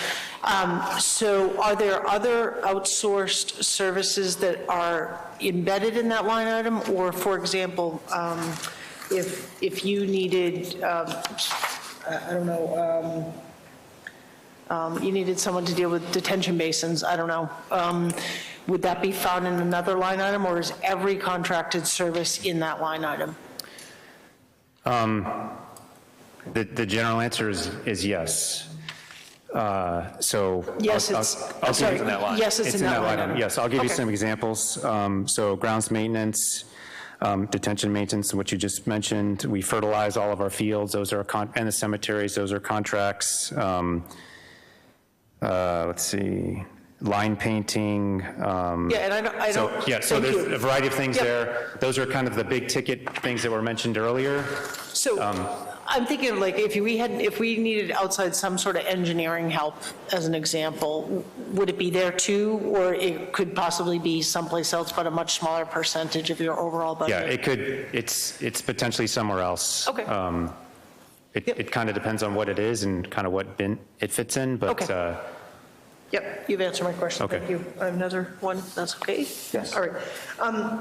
Just tell me, and maybe this is a question for Christy or you, Chris, under 5207D, under police duty, how does that work? I mean, I presume it's our own police, right, that are providing the duties, but is it like a chargeback to, or like, what is that mechanism? I mean, it's just sort of, I understand we're consuming police time and vehicle and all of that, but are we paying the same rate? Both, at the, how does it work? So for details for the town, there's a town rate that we pay, and I know it always sounds funny when we sort of charge ourselves, but the reality is that there's an additional cost to the police department to bring these people in, and so that's what the DPW is paying for the projects. Okay, so the employees get paid whatever their contract is under duties, right, but there's a town rate? Right. Okay, thank you. And I'm sorry, let me just as a follow-on, do we only use our police for duties, or do we ever have to go outside for another department or private service or anything?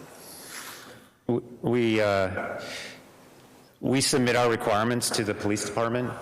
They then source them however they source them, and they can source them internally, or they can go sometimes to other locations, and we have if we needed to, we could call the state and ask them for a police detail, but we typically always just work with our police department. But the end rate is the town rate, regardless of how they find the duties, the folks to... Yes, our rates, as far as I know, our rate is consistent across the board. Okay, thank you. unless you know otherwise. But Any final questions before we move on to, yes, Walter? Good morning, Chris. It's great to see, I love your approach to problems with the organization stuff. My question is, there's a lot of stuff in the news about snowplow driver shortages and things like that. A, has that affected us in getting contractors, or B, affected the cost of getting those contractors? Fortunately, it has not affected us. We've had some, we've been fortunate to have plowers that have consistently plowed for the town, and many of them have consistently come back. We have made minor adjustments to the rates we pay for our plows that we hire, but I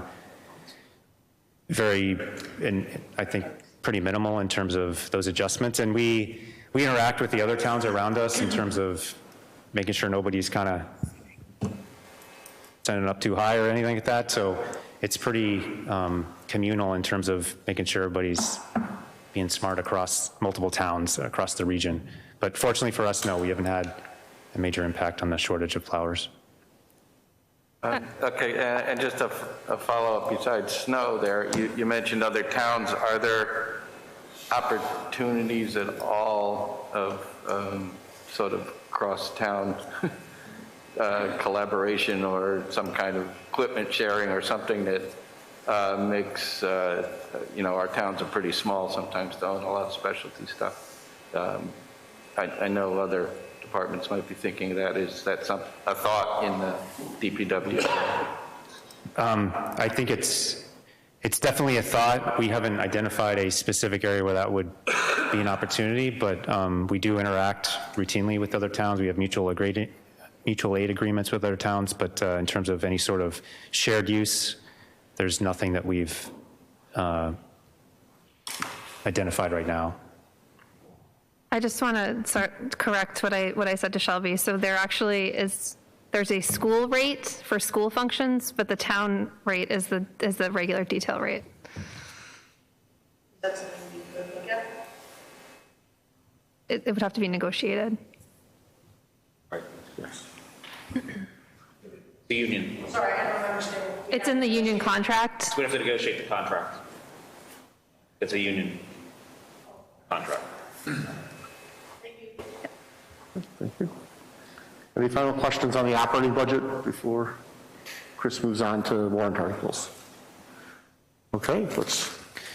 All right, so I think I can go through most of this pretty quickly, and you've seen much of this before. This is just from the budget summit we did at the end of last year, and the purpose for this, again, is just to highlight that there's all these different bins.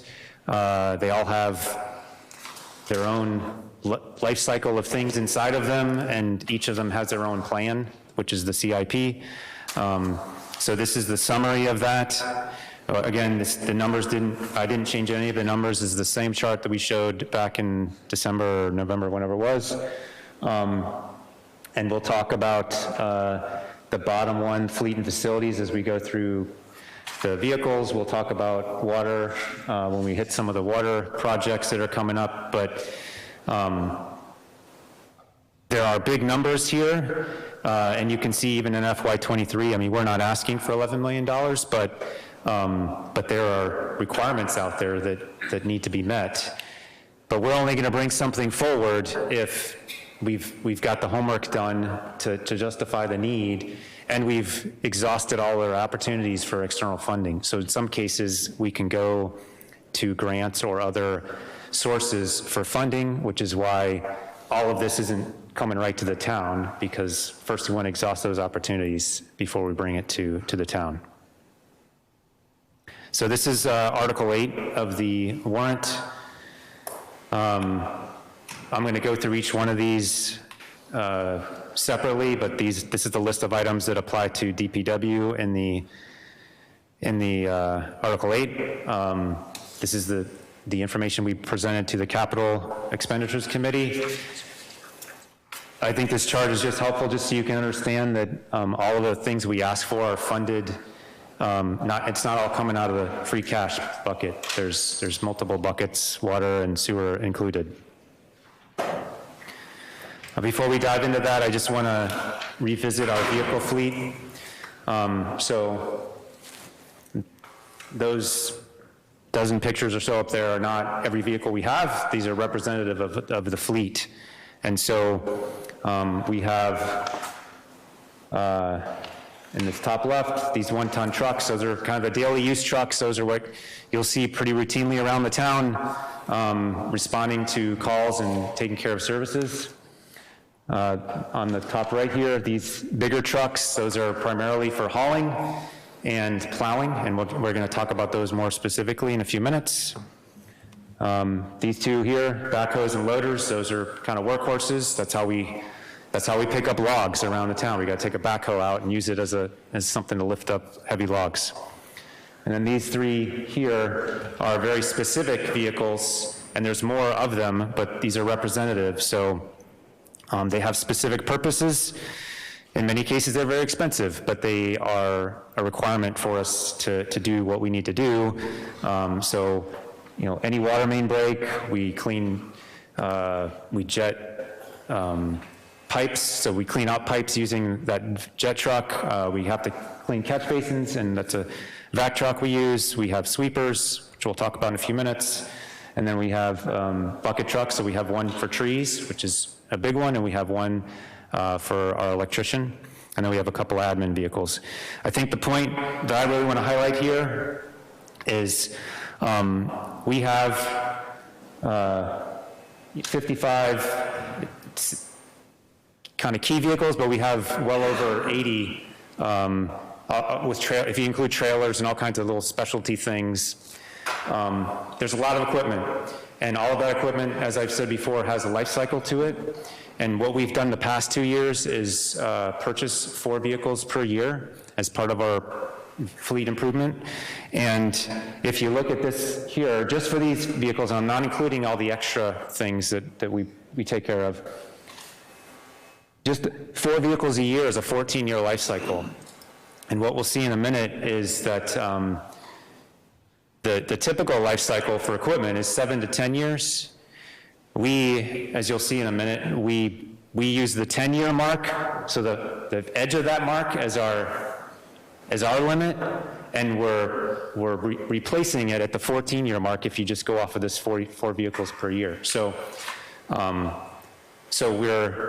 at the very edge or beyond the edge in terms of if we wanted to keep consistent in terms of the life cycle of our equipment and keep it in a range that, not me, but basically the industry says is the appropriate life cycle for a piece of equipment. So this is our replacement program. I'll just explain the chart real quick, and some of you have seen it before. These are the key vehicles that were summarized on the previous slide. This is the quantity. This chart talks about average age. So there's a variety of ways to decide how you want to replace equipment. Our equipment, you can use mileage, you can use hours, there's all kinds of ways to do it. And eventually we will get to those techniques, but right now the simplest is just age, because many of them are old. And so green is good and red is bad or not so good, and then yellow's in the middle. We use the Government Accounting Standards Board as our rational, our justification for the age we're using. So I said 10 years. It says 10 years here for most of this stuff, but actually 7 to 10 is the more appropriate number. We're just using 10 because like we're trying to maximize the equipment and limit the impact in terms of budgets. So this chart shows the next 5 years and the vehicles we projected over the coming years. You can see in those bullets that are listed, besides the life cycle discussion, I mean, we try to trade in our vehicles, but when they reach a certain point, they're not there's no value to them in terms of trading them in. So there's an advantage to trading them in at a certain time frame. I think we all know that vehicles from 1999 are less efficient than vehicles from 2022, and so there's benefit to bringing in a new vehicle. Even big trucks are more fuel efficient now than they were 20 years ago. And then, of course, there's maybe the most important thing, which is the reliability and safety, because we have employees that are driving these things around, and we want to make sure they're safe and reliable. And then just to give an update on where we are, so previous town meeting in 2020, 4 vehicles were approved. The 2 utility trucks and the backhoe has been received. We're still waiting on the 6-wheel truck, so that's a year and a half. And then 2021, 4 vehicles were approved. We're still waiting on those as well. We keep hearing that they're coming, but we haven't received them yet. So I think you're all familiar with, across all functional areas, the challenges with logistics, but we're just waiting for them. So in terms of fleet adjustments, actually I'll go back to this. You can see this number here, all these vehicles.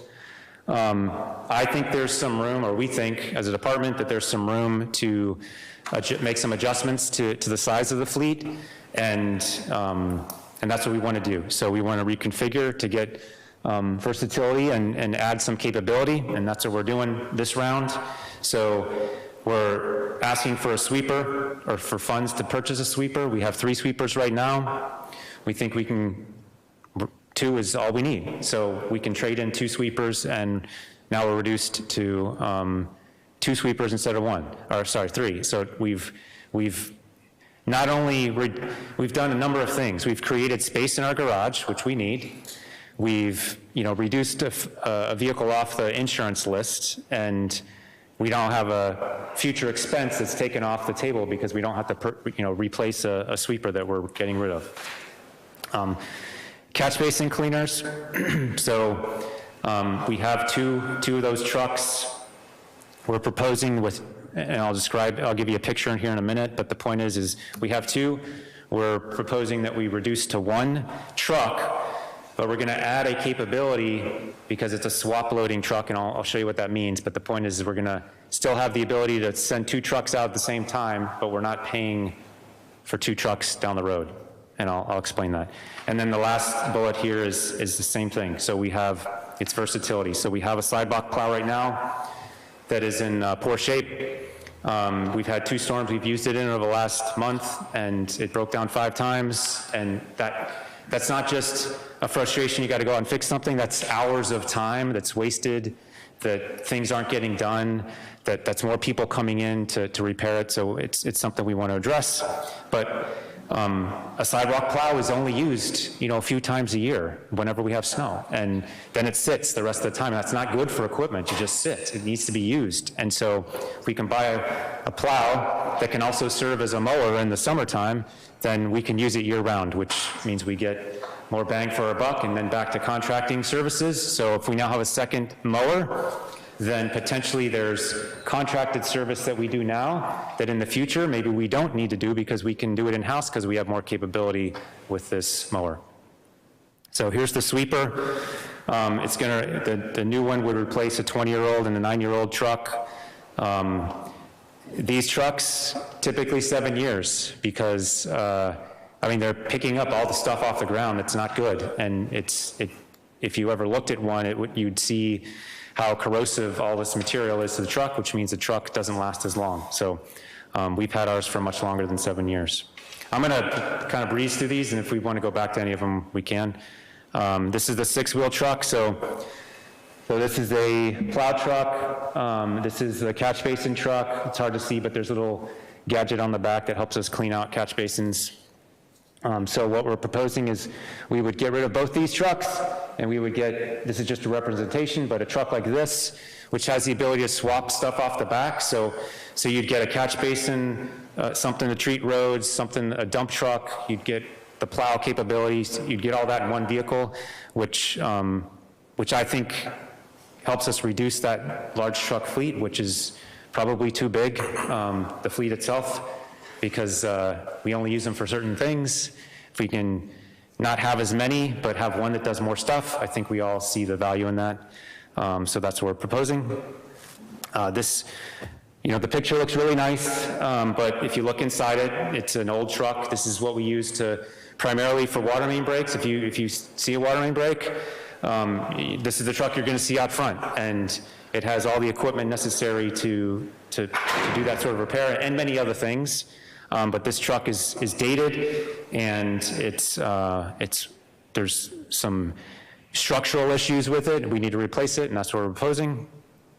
This is again just a representation. This isn't necessarily the actual version, but this is a picture of a mower. But in the wintertime, that would become you take the mower head off and slap on a plow, and now you can plow. And again, we're using it year-round as opposed to having it sick for 9 months out of the year.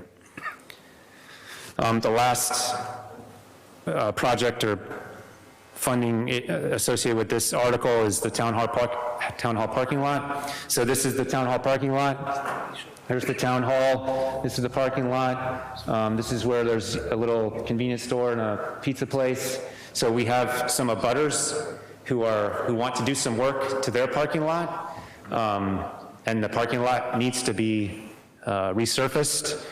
So they've come to us and asked us, how we want to do that, because it's all connected.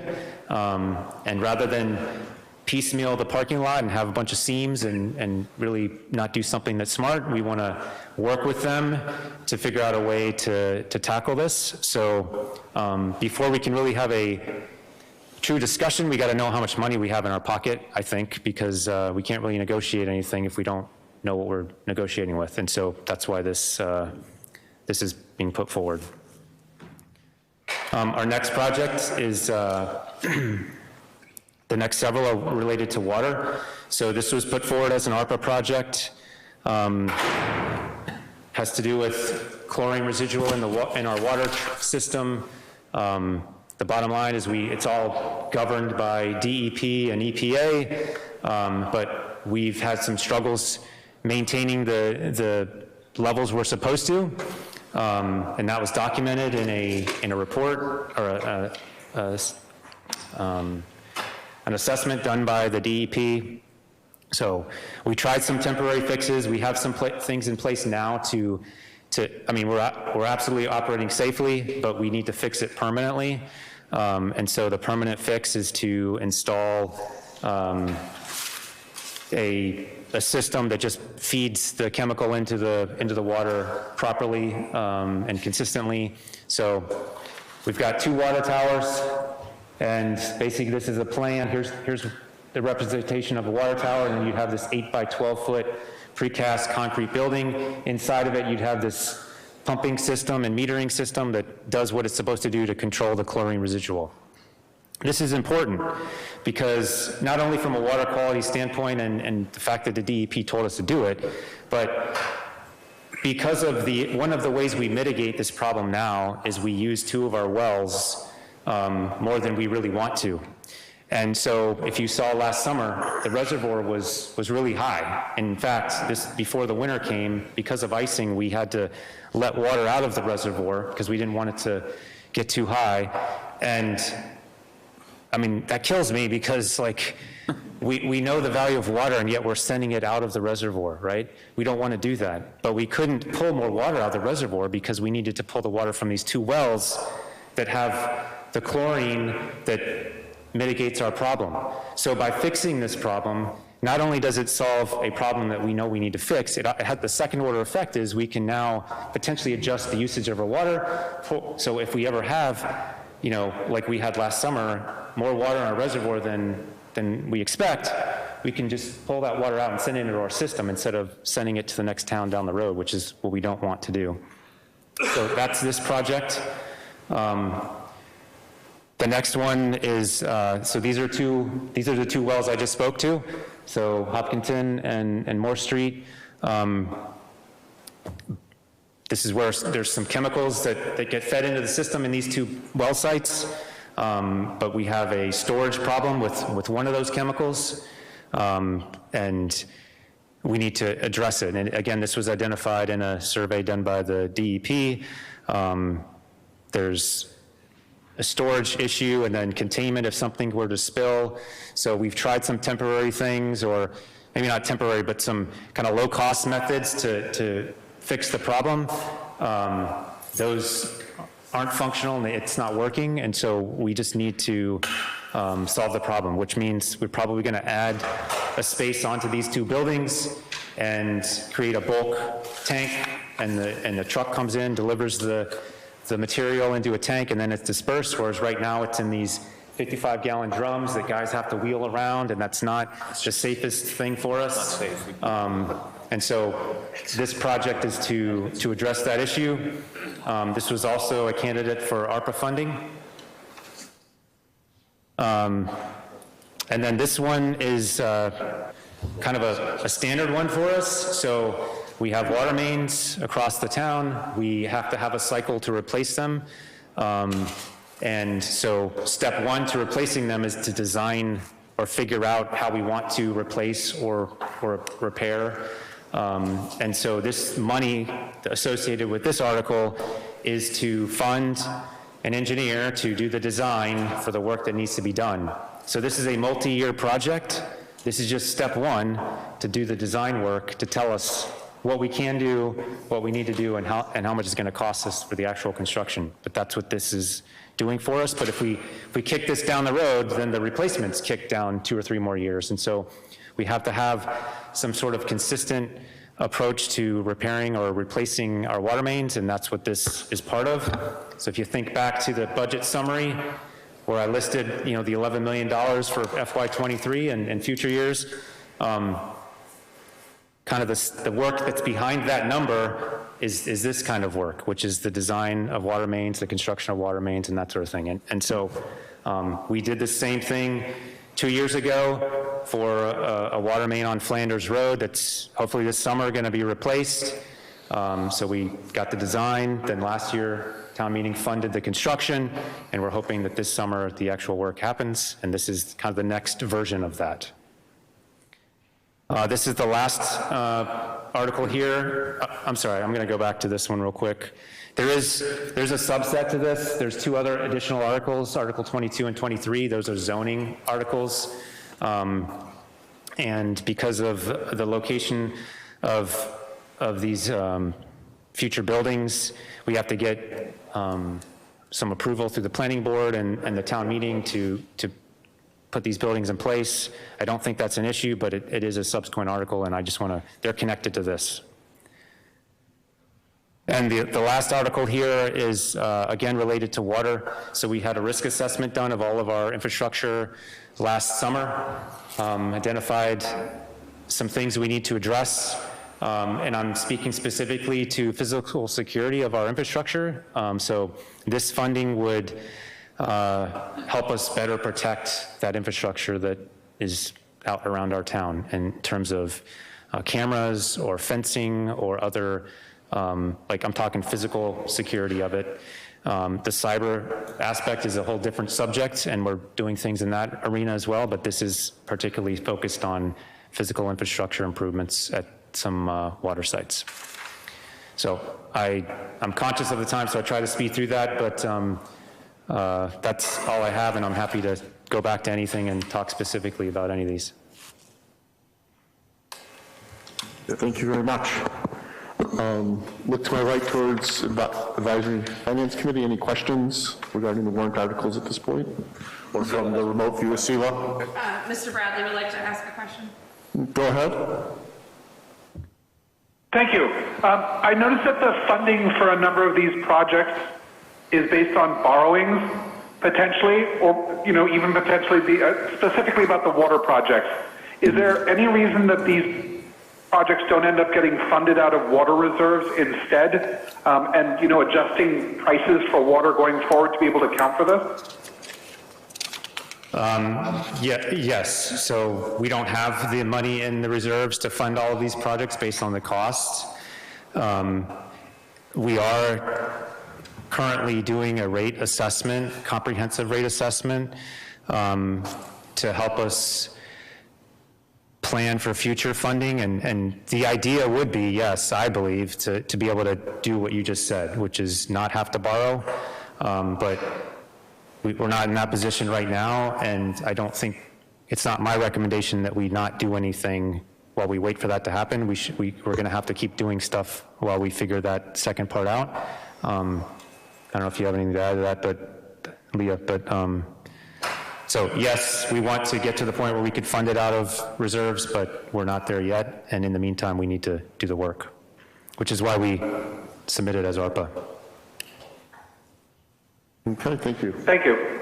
Hank? Yeah, Chris, does the debt amortization for the water and sewer borrowings, does that debt amortization come out of the levy, or does it come out of the enterprise fund?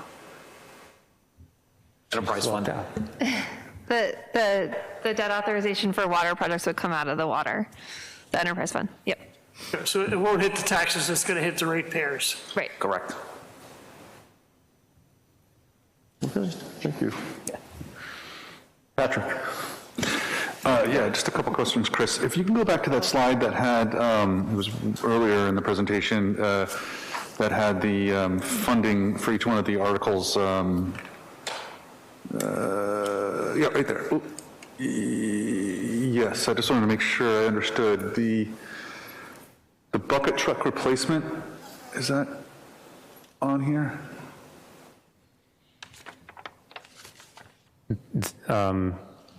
Bucket. Well, I'm looking at page 229 of the budget, and it lists a bucket truck replacement, $130,000 in FY24, but in the actual description on page 252, it talks about the $130,000 on FY24 and then another $175,000 in FY27. That $175,000 is not represented on page 229. So I didn't know which was correct, and I just wanted to make sure I understood how it was. Neither of those would be in Chris's presentation because it's not for FY23. I'm sorry, say that again? So neither of those would be in Chris's presentation because he's only presenting on the needs for FY23, which are on the warrant. Okay. Okay.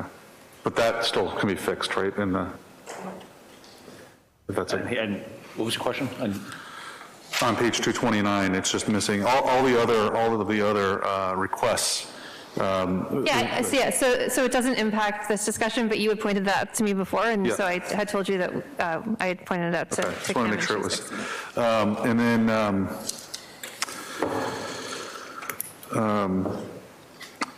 my other question is regard to Article 14.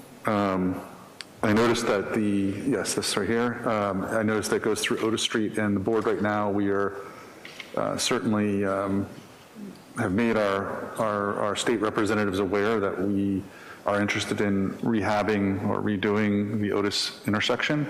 How do you see this playing out, with a potential future? Is this a quick thing that has to happen in the next year or so? Because I can imagine if the state is anything like it was for the Lyman Street intersection, it could be a number of years before we get that intersection fixed. How do you see that playing out? Yep, so our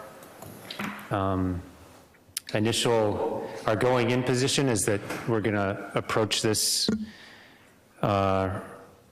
through structural lining, which means we're not excavating the pipe, we're lining the pipe, which is less invasive, and we're not cutting into the road and all that sort of thing, which would definitely create some discussion with Mass DOT and if that affects Route 9. So, but the preliminary assessment of this that kind of led us to this stage where we are right now recommended structural lining. So, so the conflict that you are identifying is less likely or maybe not even going to happen. Okay. I mean, that's the intent. Thank you. Thank you. Any other questions? Nope. Thank you, Chris. Okay, thank you very much. Thank you. Actually, just second round for AFC or our remote attendees? Okay, thank you very much. Thank you. Thanks.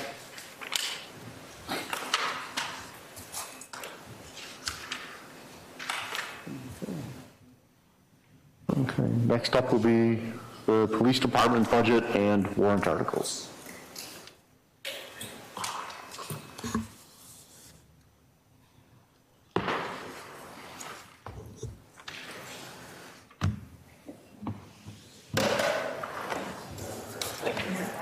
Good, how you doing? Last year, how many years?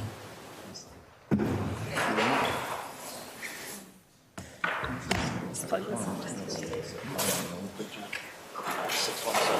I won't plug it in yet. Here, let me see. No, let me, text, and you'll have it too. I am so blind. Okay, yes, I talked to her, but I gave it to her, but. Until leg stretched. You're 508-308-26. Let me just. That's right.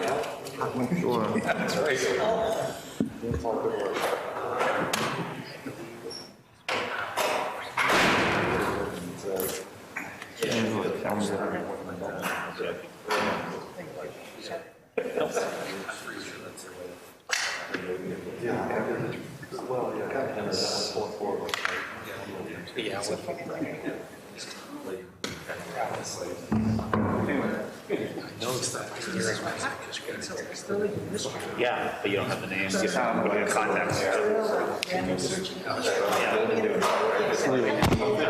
just want to make sure. I'm great, how are you? We have a minute. This is the, concerns for Torito, and part of the motion for meeting, it's not being looked at until you get their COO. This is just a formality. I'll give it to Shelby, it's fine, but you can just sign it. That's just my You know how to do it. mine are just so, yeah. What's the heck just happened? It's written down here, 229, 252, so, yeah, if you see here, it's fine. And so far, FY 24. Yeah. And there's another one, 175 and Okay. all of these values, all of these Roll up into that. one page, right? Except for that. Oh, got it. All I was saying was, because I remember you saying I did all that. this math work, and that was missing. Got it. Oh, okay. I just didn't, I couldn't remember. Got it, it's okay. So it's not necessarily going to. In the end. Yeah. It's good to know that. talk about how your hands would hurt, your right hand, whatever. And she goes, my mother's tax, so I do have so she goes, oh, what finger? And I said, oh, it's my middle finger. She goes, oh, you dirty bird, too much. Like, she calls it the dirty bird. Oh, you too much.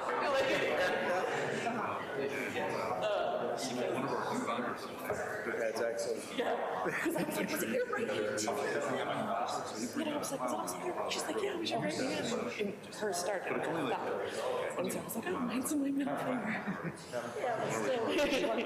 That's what I expect. I know, right? And so she, she cracks me up and she says stuff like that, obviously. And I was just like, Matt, like, you raised me. Like, you know who I am, right? You know, I'm different. Like, oh, there's fans for this.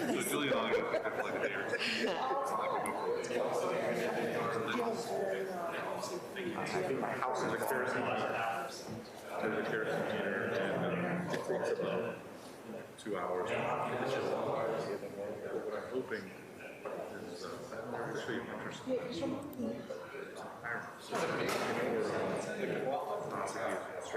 Are we ready? Keep coming. Pardon? I want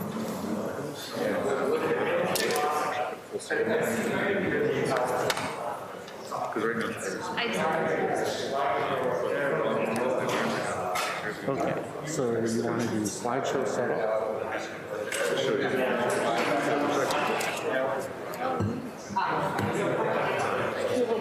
You want to show on monitor 2 your customer.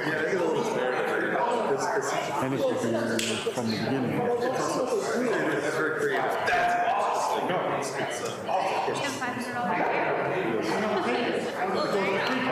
This thing actually is like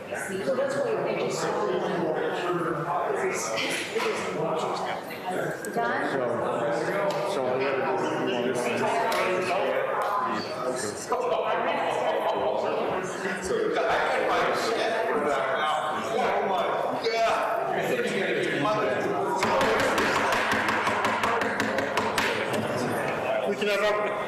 If we can have everyone take their seats, the presentation, police department's ready to go. By now, yes. The problem, you're not going to see this. You guys got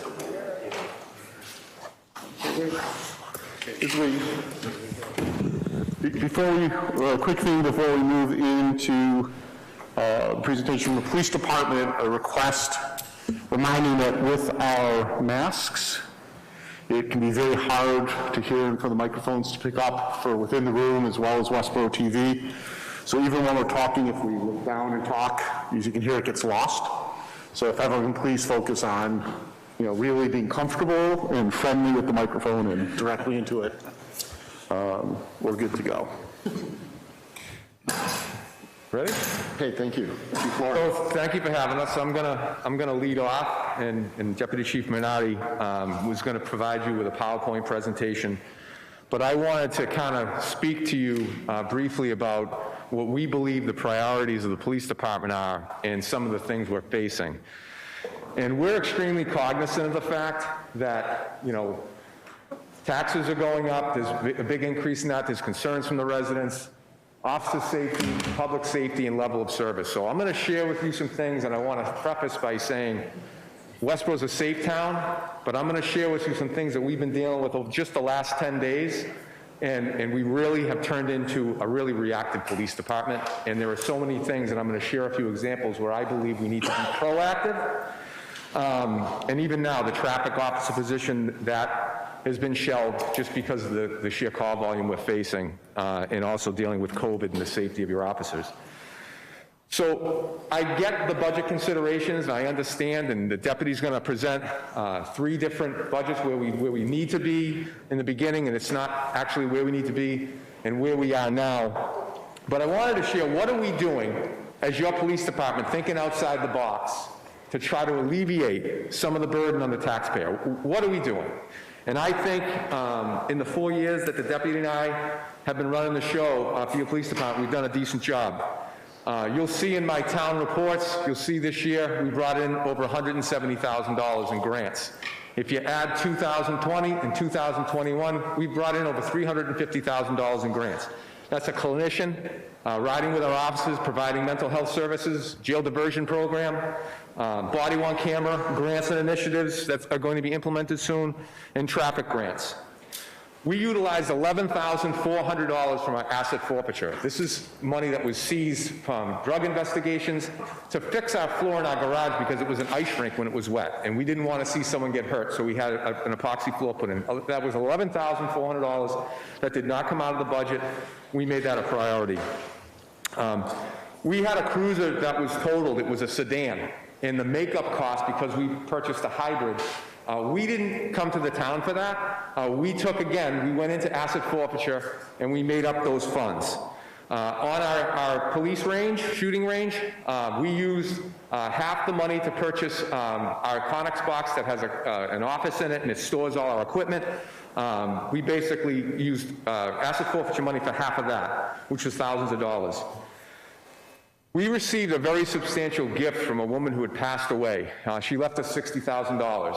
So what did we do? We didn't ask to upgrade the gym equipment during the building phase. We used those funds to update our gym equipment for our health and wellness of our officers, and we purchased dress uniforms. We continue to purchase dress uniforms, not out of the budget, but out of gift account.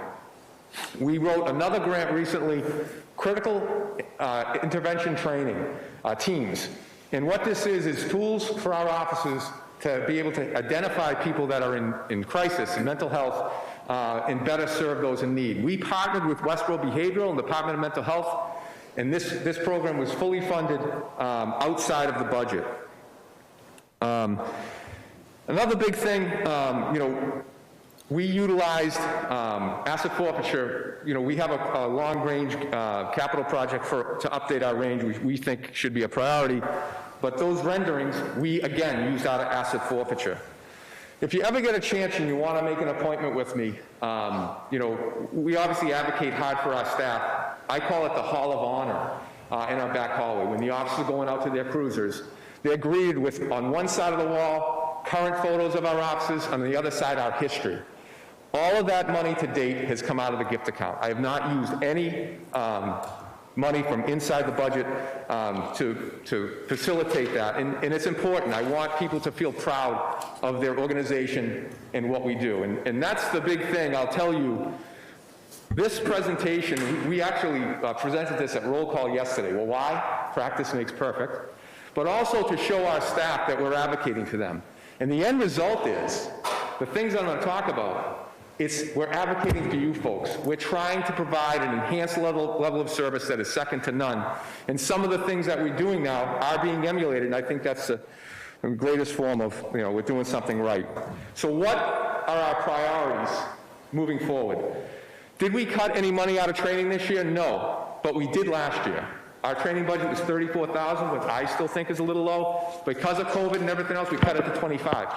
What I'll tell you, because we made 4 promotions and we send them to expensive schools, almost $2,000 of tuition, and we send our officers to URI for crime scene school, and I'm going to share with you why that's invaluable, which is almost $4,000, is training is critical. It rewards our employees, and again, brings back an enhanced level of service. Our training budget right now, knocking on the door to February, is negative $1,300. I have no more money, so we have to think outside the box for training moving forward. But these are things that are a priority that I'm going to come back to you later. I shared with the Finance Committee a call that we had of a woman that was victimized brutally, and we were able to recover latent fingerprint evidence off duct tape that we solved that crime. So that $3,800 is worth millions to me in my mind. We want to make sure when something happens in this town that we are able to respond to it. I talk about manpower. Again, it's critical. We are so short-staffed. I'm just going to tell you last night. Otis Street, homeowner sees his car being broken into, confronts the subject, actually tackles him in a snowbank. I do not recommend that, folks. Subject gets away. We set up a perimeter, calling for mutual aid, calling for the state police, got the drone unit up looking. This call that came in just before 1 o'clock ties us up for 2.5 hours, and we're completely shut down. And what happens at 5? We have a house fire in town. So again, we have to shut down that road to make sure that the firefighters are safe and that we take care of business. And I can't thank Team Red enough for their support, but it gets very taxing at times for your officers, and we need some help. This week, we get a call to go to a house, an apartment for a B&E. They kicked in the apartment door. Our officers get in there and they identify evidence of illegal narcotics dealing.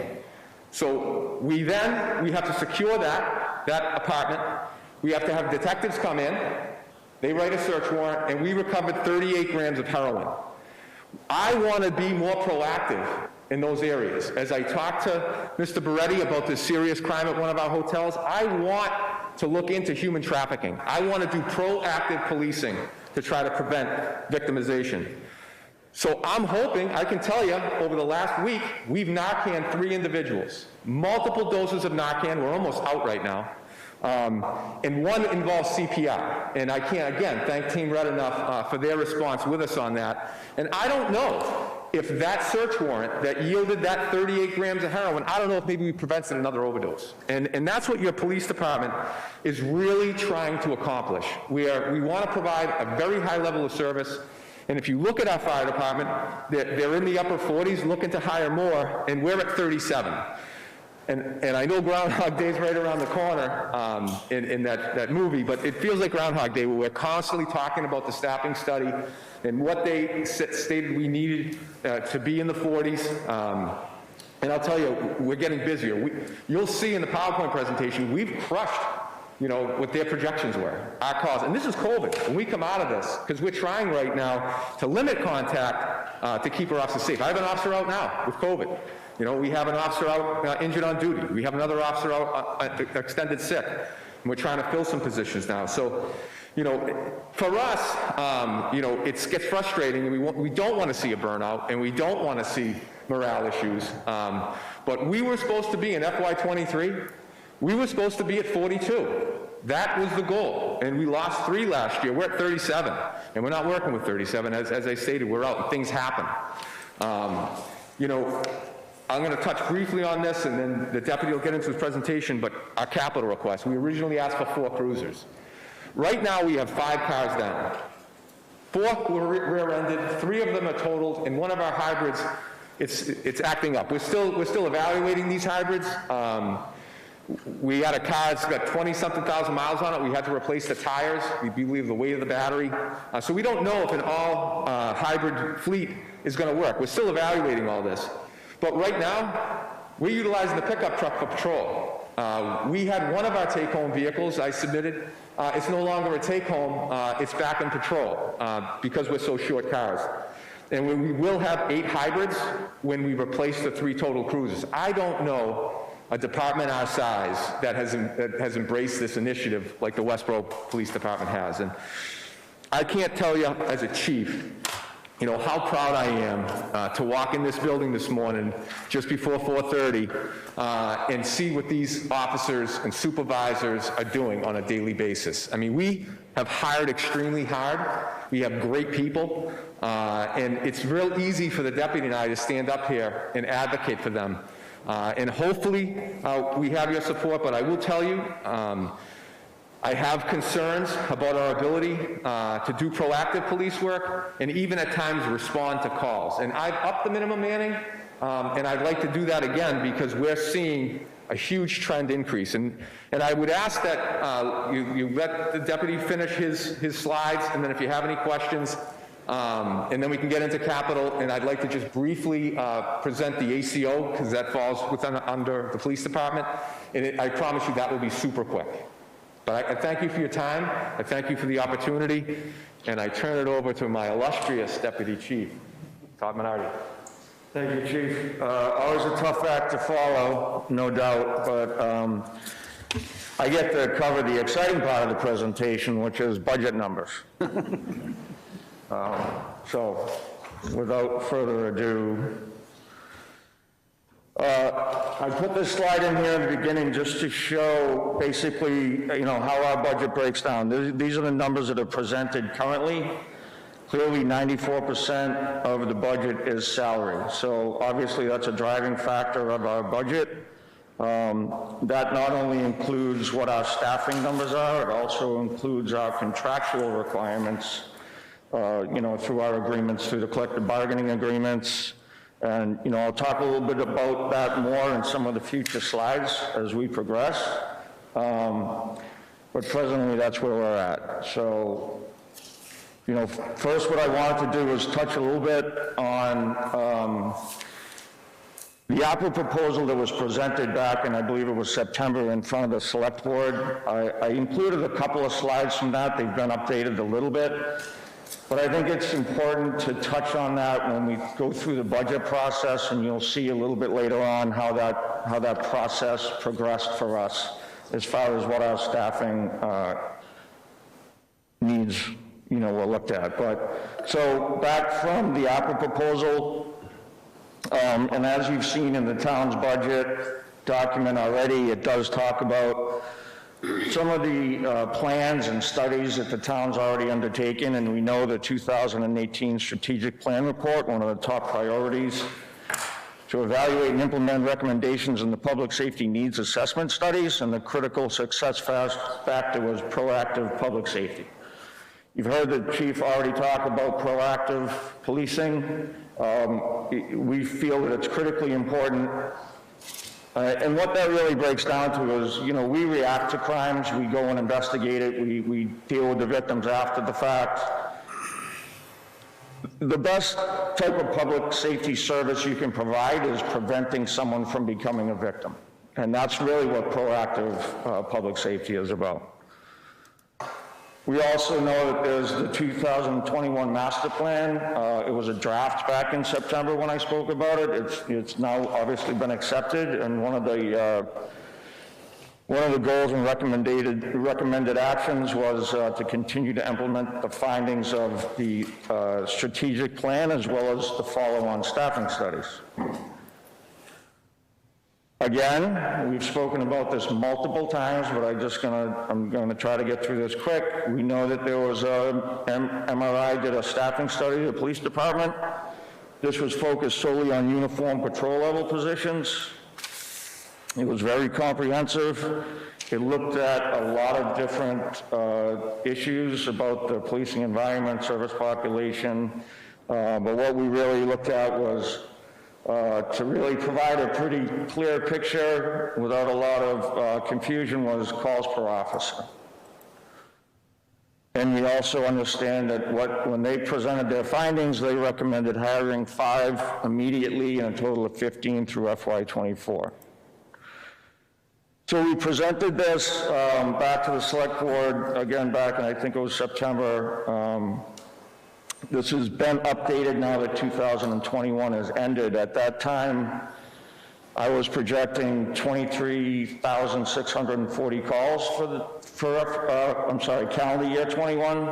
We actually finished the year even higher than that at 24,516, even with COVID. So MRI was projecting a 4% increase across the board, and their projections are at the top of that chart. The actual projections, obviously, up to last year are at the bottom of the chart. So in 20 to 21, we saw an 8% increase in our call volume. And we see that, what that represents, and the reason why we look at call volume is because this is what MRI recommends. It should be around a 700 call range per officer with ultimately 600 calls per officer. So when we look at 22, if we project an 8% increase in call volume with 3 additional officers, we'd be at 882 calls per officer. The thing is, we're still at 27. We haven't added 3 officers. So, we'd really be at close to 1,000 calls per officer. And you can project that out and see how that impacts us, moving forward through the next few years. So this was the initial proposal for the ARPA funding that we presented. Those positions were actually supposed to start January 1st, fully funded for half the year in fiscal 22. Fiscal 23, we were going to add $65,000 to the budget, and over the next, 3 years, we were going to incrementally increase that amount in our budget to then fully fund those 3 positions. And all the way to the end, it shows what the estimated impact would be to the average taxpayer. To fully fund those 3 positions at our current rate, we're estimating it would be an increase of $33 to the average single-family tax bill, not including benefits. So, and the reason I bring that up is because that's really how our budget process started. This was the first version we submitted, so I just wanted to mention also that I know Town Manager Williams spoke about it the other night. Excuse me, but when we do meet with her and her team to go over the budget process, we literally go through it line by line, and we're expected to explain any increases, any decreases, as well as, if there was a significant amount of money left in a line on the previous year, why was that left? Do you need to reduce that line this year? So it really is a helpful process, and I know it's one that I appreciate. So in version 1, the first one we submitted, it's fully funding 3 positions, those 3 ARPA positions. We fully funded them through the budget. A couple of the other driving factors in the increases were educational pay stipend changes. We had 6 officers increase their degree level. Plus, through the contract, fiscal 23 is a full, they reached a full benefit for their educational pay. So, the bachelor's is 20%, master's is 25. There are 13 full-year step raises. We're realizing the full cost of that lieutenant's position that was added in fiscal '22. There was some significant increases in expenses under our contractual line item, and we can discuss that if there's questions about it later. As far as decreases, we did decrease our 3 overtime lines by 15%. It was almost $52,000. And again, we did that through a process of looking back at what we expended the previous year. I do have some concerns about that because one of the related issues with overtime is looking back over the last few years, we generally give about 2,100 hours a year in comp time in lieu of pay. So obviously the officers can choose if they want to get paid for their overtime or they take comp time in lieu of the pay. So if you take that 2,100 hours of comp time and you convert that into pay, you're looking at, $110,000 a year. So it really is a savings that we see. But the concern is that if, it shifts and they start taking more pay than time, we're going to be able to adjust that budget. We did also cut $500 out of office supplies, and we realized the savings with 3 senior officers retiring. Obviously, they're at a higher rate. People we bring in are at a lower rate. So this was the second version after our first meeting with Town Manager Williams and her team. We made some further reductions regarding the 3 new officers. We cut their entire salary other than $65,000. That's $65,000 we were, if you go back to the ARPA proposal. We also cut $5,000 from law enforcement equipment, our expense line item, which I just want to remind everybody, we also cut $3,000 from that in fiscal '22. So that was an additional cut on that line item as well. But then we go to version 3. There was a minor reduction in salary and wages related to a position we actually filled. So when I budgeted for it, I generally budget worst case scenario. There might be somebody at a high step with a master's degree. We ended up hiring an outstanding officer who's on the road today from Southborough, but he started at a lower step with a bachelor's degree. So there was about a $4,700 savings there.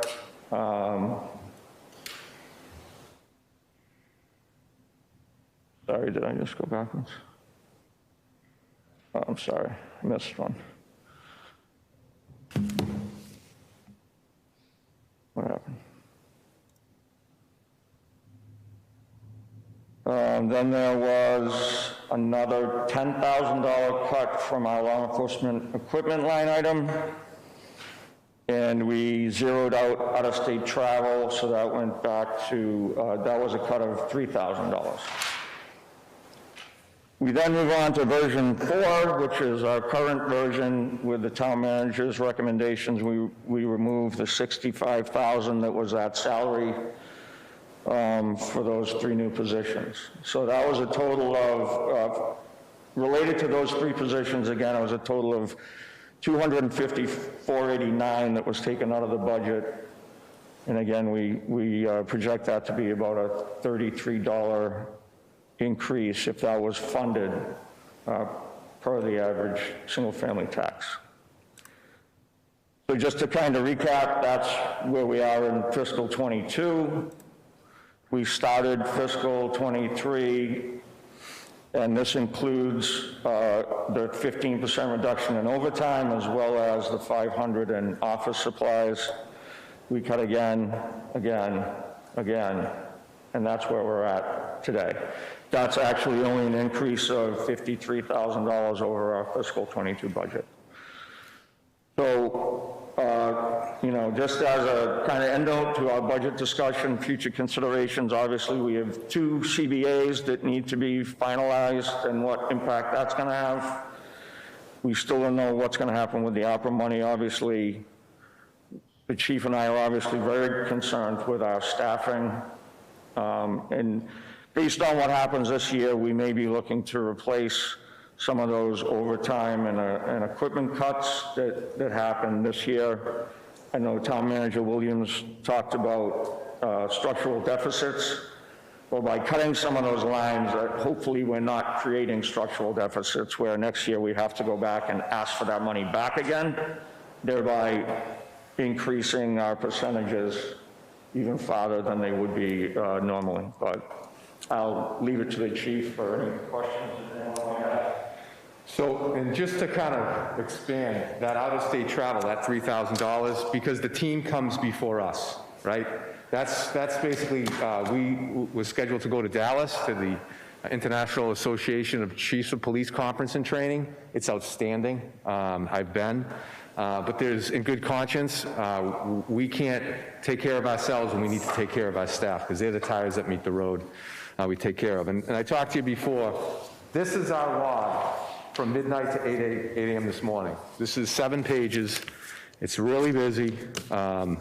And like I said, we definitely could use the help, but we're going to make do with what we have. And not to be redundant, outstanding staff. And I'd be happy, and I'm sure the deputy can assist me, to answer any possible questions that you have.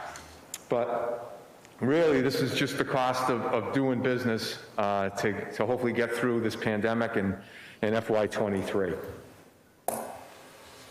Okay, thank you very much. I'll open it to boards for any questions. Kelly. Hi, Jeff, thank you, and thank you, Todd. Could you just clarify in the budget book, oh, thank you, sorry, don't look down, right? You already told me that. So in the budget book on page 134, you've indicated $177,000 in grants for a variety of programs. What I thought I heard you say was $350,000. Over 2 years. Thank you, sorry. That was, I just added 20 and 22 just to show the trend is. Thank you, I missed I think it that. was 180 something last year. And I have 2, Lieutenant Daniels and Sergeant Achu, that, you know, aggressively looking to apply for anything that we qualify for. Can I ask a follow-on question? Sure. With the jail diversion program, that was a grant program, correct? 94,000+. Okay, and so do you have an estimate of how much that program is paid for, grant versus? 100% grant. 100%, thank you. 100% grant. And just to share with you, I think this is important, what this program is doing for your community. It's actually in my year-end report, but I'll just read you a snapshot, if that's okay.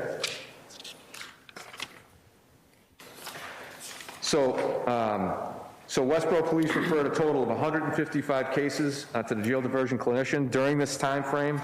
Diverted 5 low-level offenders away from the criminal justice system into more appropriate community-based behavioral treatment.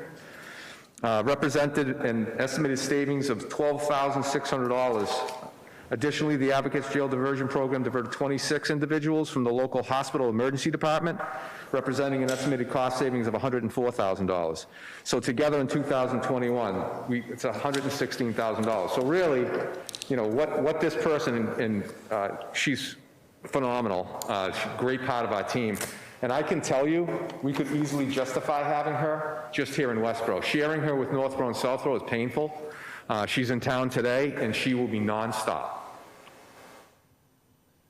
Thank you. Anything else, Shelby? Yep. Yep. Okay, great, thank you.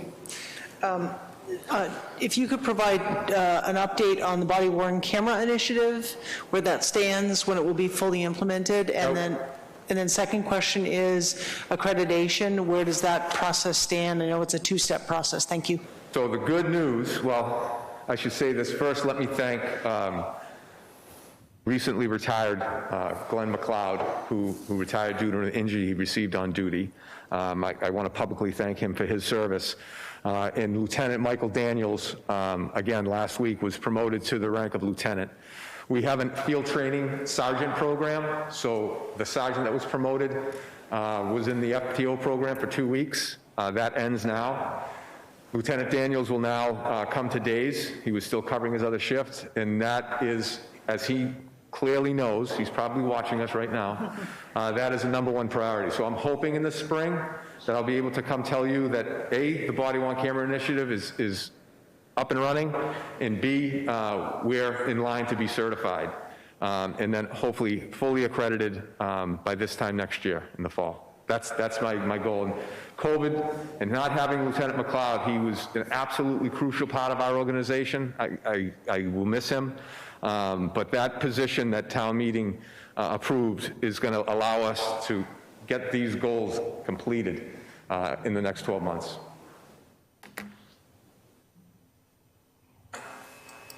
All set? Thank you. Be great. Walter and then Mike. Go ahead. Thanks.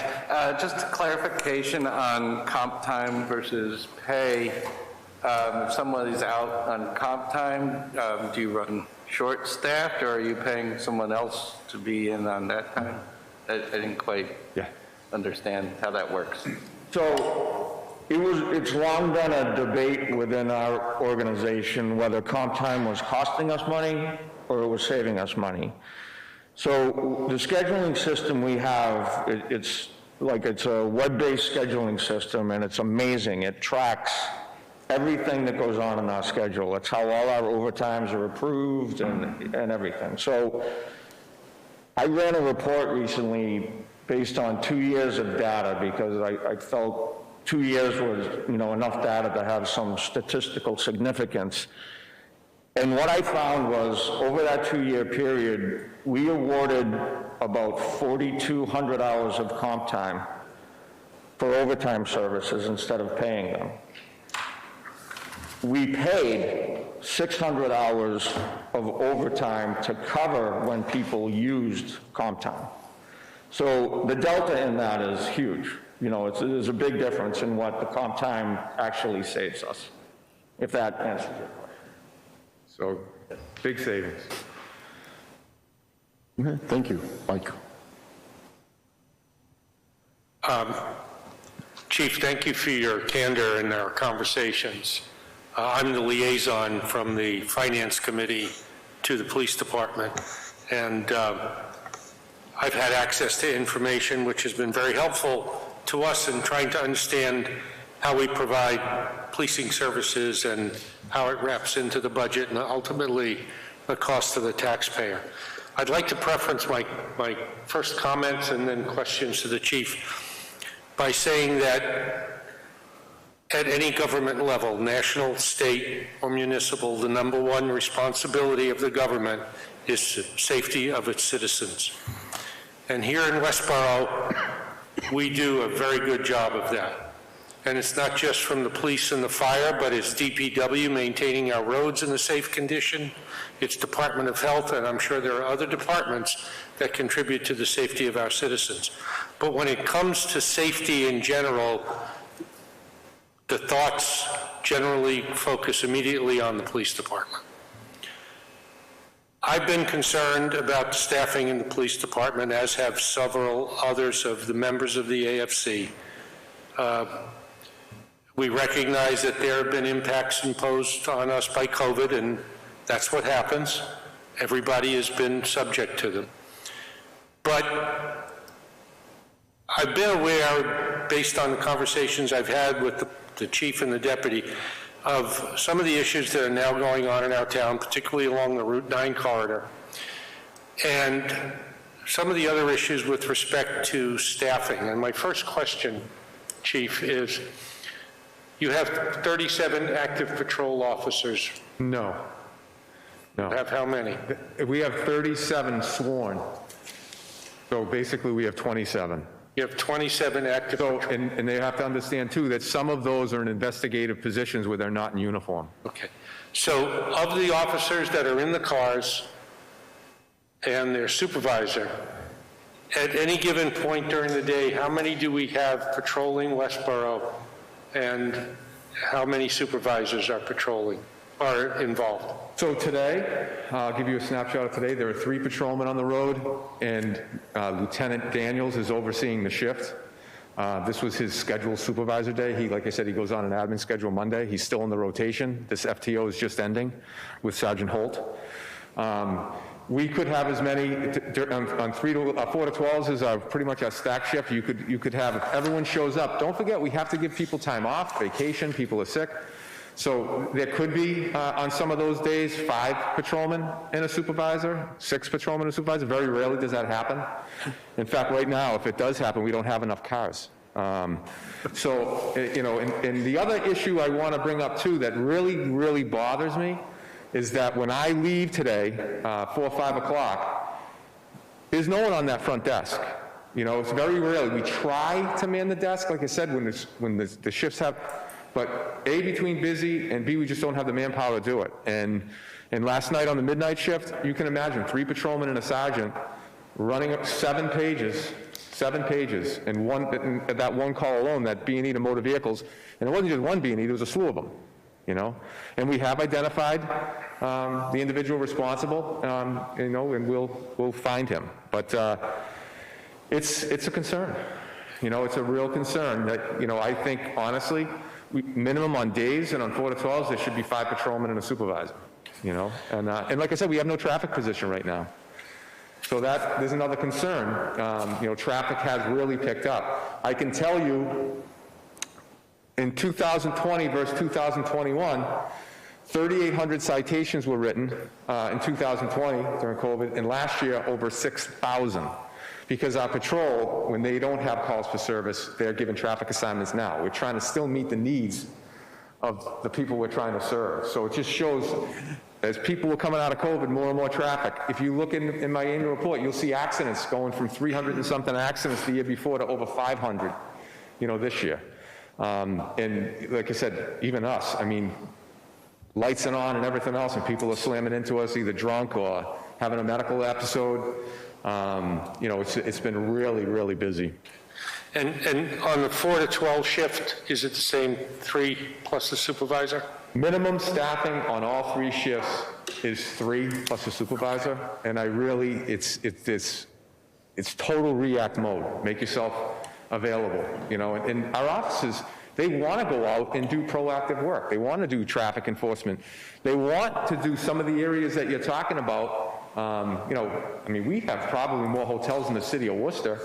They want to do some work in there, developing relationships with key people, staff, that we're trying to, hey, if you see this activity, give us a call. This is suspicious. You know, we're trying to really prevent crime. And I have not, in my career, I haven't met, you know, a prostitute that likes going to work every day. We have this clinician. We want to help people. You know, I have an officer that presented a proposal to us working with an FBI task force. I just can't even think of doing something like that right now when I just need to answer the calls. Can I just direct everybody to page 130 of your budget book? These questions about number of staff. There's a personnel chart, which is inclusive of the request of the 3 officers for FY23. And then there's the organizational chart at the bottom. So I've got if you don't mind, I've got a number of questions I want to ask. I want to stay with the staffing, the shift staffing.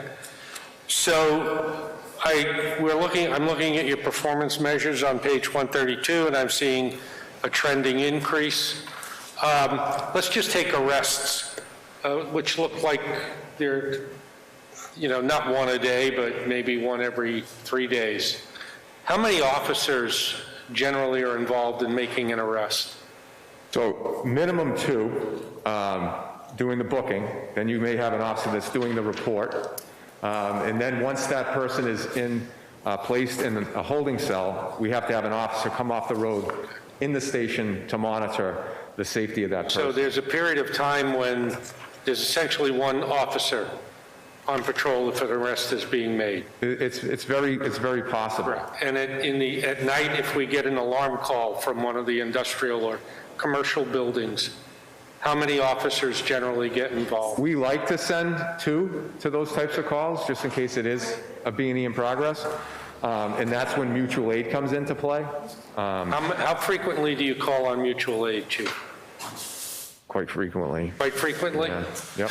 So if at any given point in time, let's just take the night shift, 12 to 8. You have an alarm call, you've got 2 officers involved, you have a traffic stop or a vehicle accident, that 3rd officer is involved, and then another issue comes up, maybe an ambulance call, and I know that you folks help frequently in responding to ambulance calls. That means technically that of those 4 officers, including the supervisor, there's nobody out there.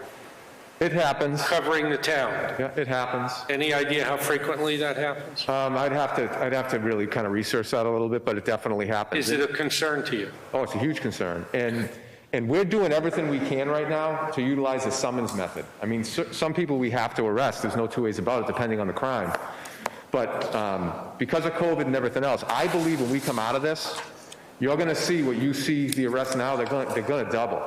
They're going to double. Because right now, we're not doing proactive policing, and we're trying to do everything we can to not arrest. And certain people, like for instance, if you're suspended for drunk driving and we stop you, I know when I was a policeman, I would be like, hey, you know what, this person, I'm going to make an arrest. Where right now, some of the things like that, we're not doing that. So, you know, you're going to see these numbers really rise drastically. And like I said, we've been really busy. How's the morale in the department right now? I mean, I think it's very good. And I say that because we've hired extremely difficult. You know, in 4 years, I can't believe I'm saying that. I've made 12 promotions. I promoted that entire department but 1 sergeant. And I'm hiring a female officer now and another officer out of Leicester. We have an officer that's going back to his hometown for family reasons. He'll be number 20. So the goal is, we hire so hard. I've rescinded 5 conditional offers for lateral transfer police officers. They're police officers in other places, because I believe I would rather run short than just put a warm body in the seat. And you know, not have someone that I think is of the caliber Westborough needs and demands, and our officers demand it, and they respect that. When we presented this to day shift yesterday, Chief, what can we do for you? Right, Deputy? I mean, these men and women that we've hired, we can train you to be a good, hard-working police officer. We can't train you to be a good person. We're hiring good people. And that's why it's so easy for us to stand up here and say, I get it. I don't want to have to ask, you know, with the tax increase that we're looking at, you know, I get it, the valuations of homes in town have skyrocketed. But I'm telling you, it's a need. We need tires that meet the road. So we have a police force that right now deals with a fairly high tempo of operations in town. Yeah, I'm surrounded by the Beatles every day. All right. Rock stars. It's also a highly stressful job. Can be. And I think everybody understands that. How long, well, let me put it this way. Do you have any concerns about the ability of your force to maintain its current level of morale? Why the line sergeant is so important, right? Why we want to have a sergeant on every shift is for that very reason. The sergeant is going to bring to our attention if there's some issues going on with our staff. And like we have employee assistance, we do offer if things are getting tough on people. We debrief after incidents. You can imagine how stressful you go. There's a young lady, she's not breathing. You give 3 doses of Narcan to her and then begin CPR. That's stressful stuff. And then you're off to your next call. So yeah, that supervisor's monitoring our staff, making sure their mental health is good. That gym, most of the department is in that gym. That's where I was this morning when the fire came in. You know, asking the shift, do you need me to come up, put my uniform on, and come out and direct traffic with you?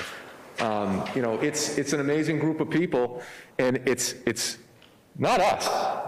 We're part of the equation, but what makes Westborough special is our employees and their willingness to step up, do what's asked, I mean, when you look at my year-end report and see the community policing activities that we do, and I went to we renamed the community policing unit as it's the engagement. It's an engagement team, but we're engaging the community, not policing them. I said to them, out of the gift account, we're going to do a softer uniform for events. Do you want to use a little bit of budget money I gave you out of the gift account, or do you want to use your clothing allowance? No, Chief, we want that money for the events. We'll use our clothing allowance. So we all privately purchased. That's the staff that I have.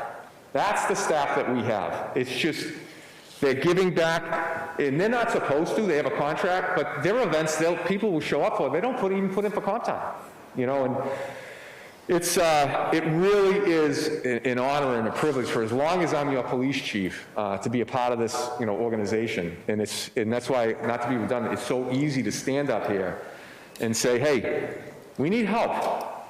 We need help. And you know, I'm the department head. You know, I'm the coach. You know, we're leading this charge, DC and I, my deputy chief and I. And we're both very, very passionate. I tell people all the time, I'm a police officer. That's what I am. I've held every rank. I've done pretty much everything you can do. But I'm a police officer at heart. My rank right now is chief of police, and I understand what responsibilities come with that. I take it very seriously. And this is not hard for me. This is easy. And like I said, great community, wonderfully supportive. And a couple more questions, and I'll... Yeah, just for the sake of time, yeah, there will be a lot of questions that are indirectly related, it sounds like, to staffing levels. If we could focus in specifically... Well, that's what I'm going to focus on, right? On the budget, then, please. Yeah. So you've asked for these 3 staff because they were deferred in the budget request. You've asked for them to be funded through ARPA. Yes. How long does it take to recruit and onboard a police officer? So yeah, if these are approved, I'm going to have to start another hiring process. And until we get into the 40s, I'm going to try for lateral transfers. We've been lucky because of what the town manager and the support the administration has given with our last contract negotiations. We're definitely an attractive place to work, you know, for obvious reasons. So it would take us a couple of months to get the applications in, start the process. So probably from start to finish, when they're out of FTO, 5 months. 5 months. So if we don't approve, if ARPA doesn't get approved for your request, we've got to come back in October to the town meeting. Correct. And I would ask then, of course. Okay. And like I said, we were supposed to be at 42 in FY23. We're at 37. Which means that we won't see those officers until sometime February, March. Probably later, yeah, later than that. 23. Yeah, okay. If they're approved in October, November, December to get applications in, the process will take a month, and then background investigations, and then conditional offer, and then hire, you know, FTO. All right. Thank you very much. Thank you for your patience, folks. I apologize. Okay, thank you. Any other questions? Patrick? Thank you, Chief. I guess my first question is more to our town manager. These positions, these 3 positions, do they fall under the category of an operational expense? Yes.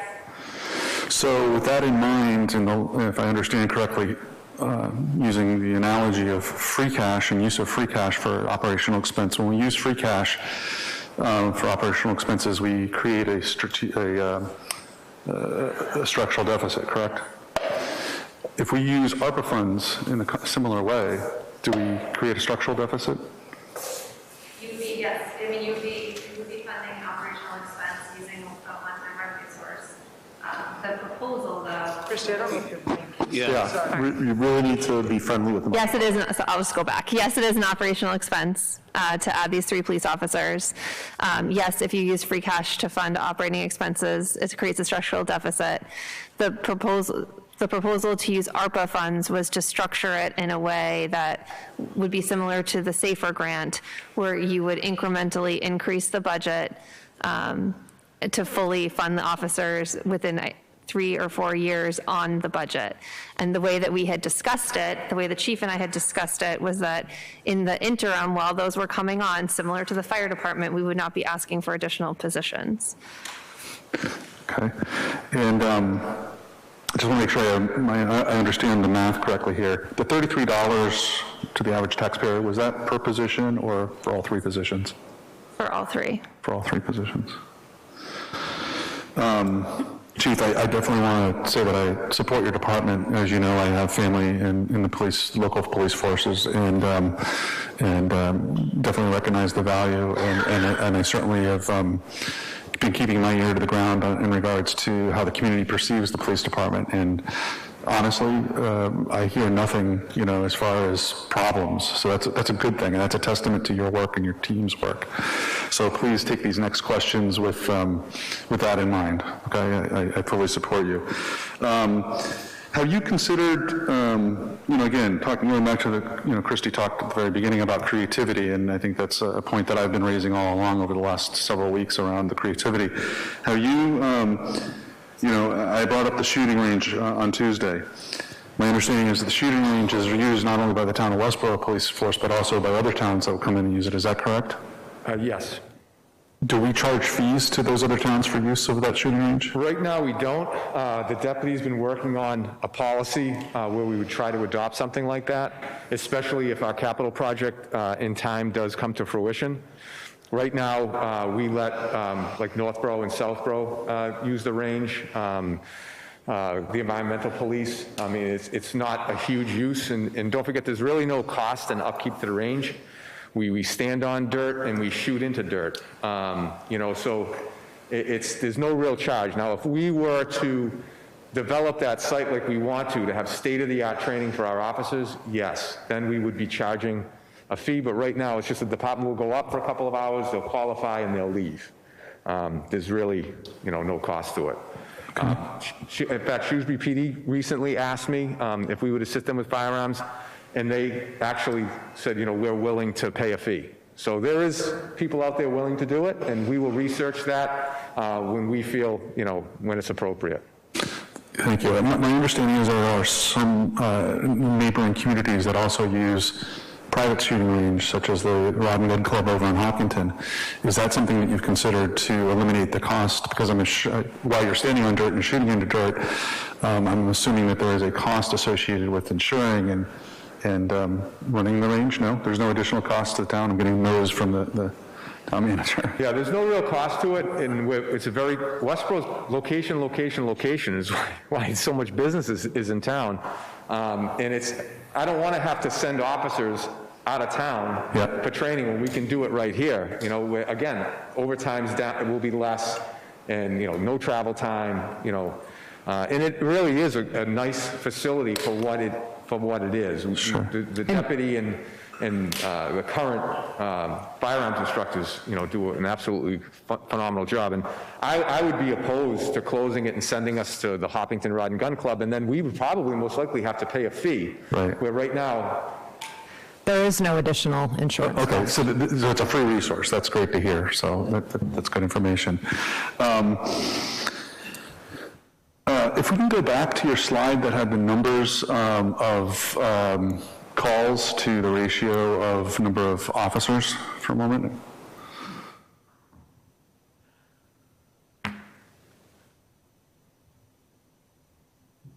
Yeah, this one. So if I'm doing my math correctly here, right, in 2018 we had 22 patrol officers, we had 890 calls per officer.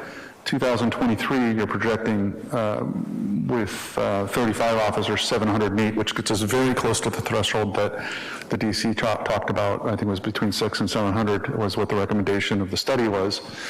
But that is a total call volume of 9,599 in 2018 to 23,834 is roughly a 25% increase in calls, yet we've got roughly a 50% increase in staff to support those calls.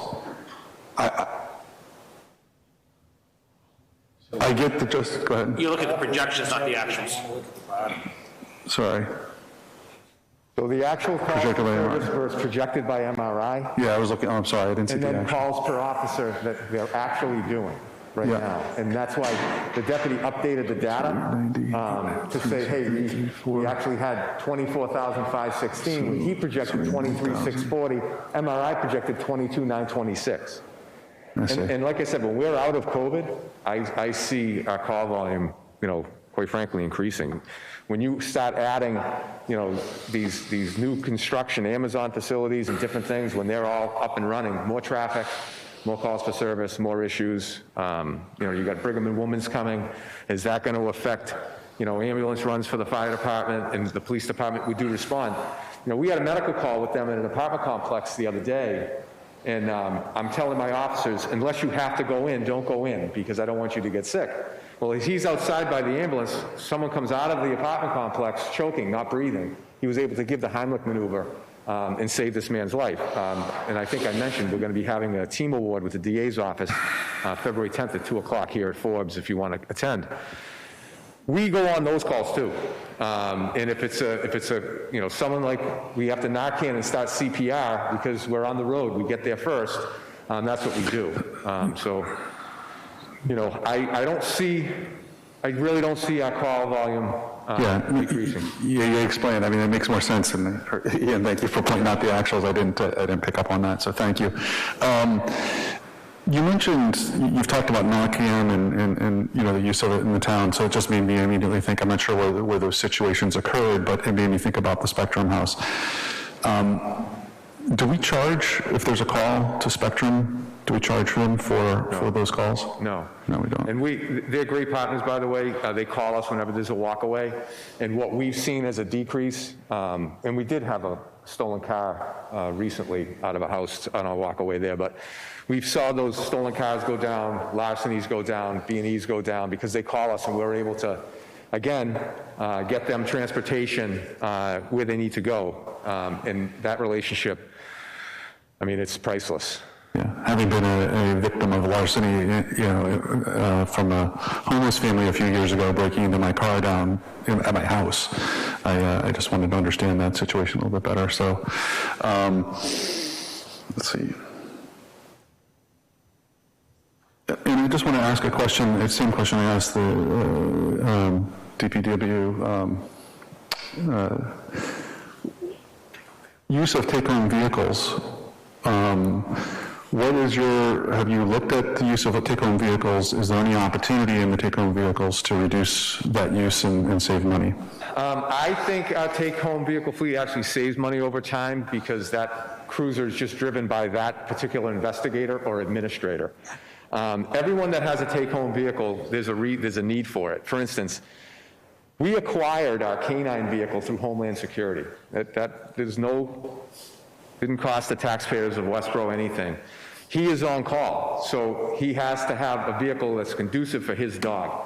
We have a crash reconstructionist that goes all over the state. As president of the Central Massachusetts Law Enforcement Council, I oversee all the SEMLEC units to include crash recon, and it's 85 cities and towns. We touch Middlesex, Norfolk. I mean, it's the largest law enforcement council in the state, and I meet monthly with the other presidents and chiefs.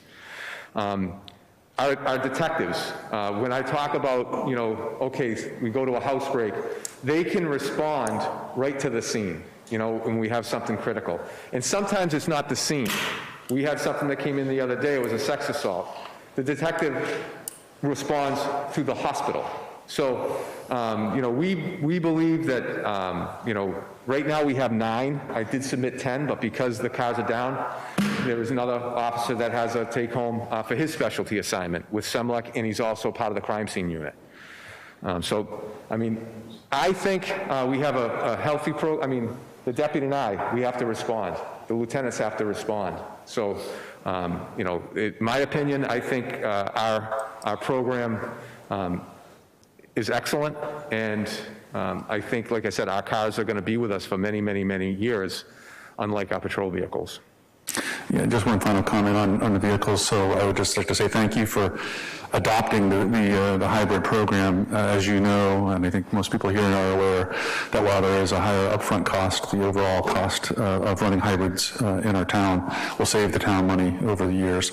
Additionally, it aligns to our green community commitments. So thank you for doing that work. And the all-electric vehicles should be in late February to March. Thank you. Christie, you had a comment, and then Ian has a question. Yeah, I just want to make a couple of points. The chief and deputy have said a few times that they asked for 4 and we reduced it to 3. I just want to be clear about the reason for that. It's because because of one of the vehicles that was totaled, or they were getting a new vehicle. We asked them if they were comfortable using that new vehicle as one of those 4 and dropping it down to 3. So that's the reason that they asked for 4 and it was reduced to 3, because of that one of the total vehicles. And I know that came up during the budget hearing, but I want to be clear about why that was reduced. In addition, there's been a lot of talk about their ARPA proposal, and I know that, and I hear it, that there's, and I feel it, that there is frustration about when are we going to award the ARPA money. And I mean that from everyone. And so, I just want to be clear again, the ARPA final rule did not come out until a couple weeks ago. And so in order for the town to move forward in a conservative and responsible way, we hired a consultant to help us. So though when the deputy presented that initial slide of adding in January of this year, those 3 positions, that was before we knew when the final rule would come out and what the support that we would need to move the ARPA proposals forward. So the police department submission for an ARPA proposal, as well as other folks, might need to be adjusted based on the timelines changing. And that's why you're seeing a lot of departments coming forward with projects that they're also telling you have been submitted for ARPA, because we don't know, and I'm sure you're as tired of hearing that from me as I am of saying it. We don't know when we will be ready to award ARPA, but we're doing it in a responsible way. It's not typical for the town to just be given $5.7 million of undirected money. So it's a process that is new to us, and we're trying to work through it responsibly. But I just wanted to make those 2 points about the timing of the ARPA, and then also why the request was reduced from 4 to 3. Okay. Thank you. Ian? Yeah, mine's probably more of a housekeeping. Chief, can you go back to the slide that Patrick was just talking about with the numbers? Okay, and then I'm looking at page 130, which is one we talked about with the organizational chart. I just want to make sure I have my numbers right of what we're looking for going to. So if I look at this, it says we're going 27 to 30 patrol officers. I see 31 on the org chart on the page here. Then at the top it says 42 full-time, and I look at the org chart, and I get 41. I just want to make sure that the numbers all tie. And If the ARPA proposal, just to be clear, it would be, we would have 40 sworn total,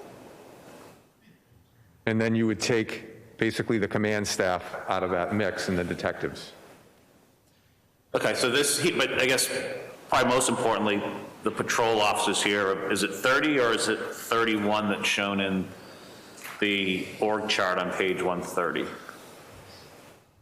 So just to be a little bit of clarification, the patrol officer that was assigned to traffic wasn't included in that number that's shown up there. Okay. And that position has been basically shelved for the foreseeable future. But just so I know, so it will be the patrol officer plus traffic. So what's on the org chart, 31 is correct. The org chart here is correct? Yes. Okay. We have 31 patrol officers because the traffic enforcement position is empty. Yes. Okay. It's not empty. Well, it's not empty. It's a reassignment. It's a reassignment. Yes. But Correct.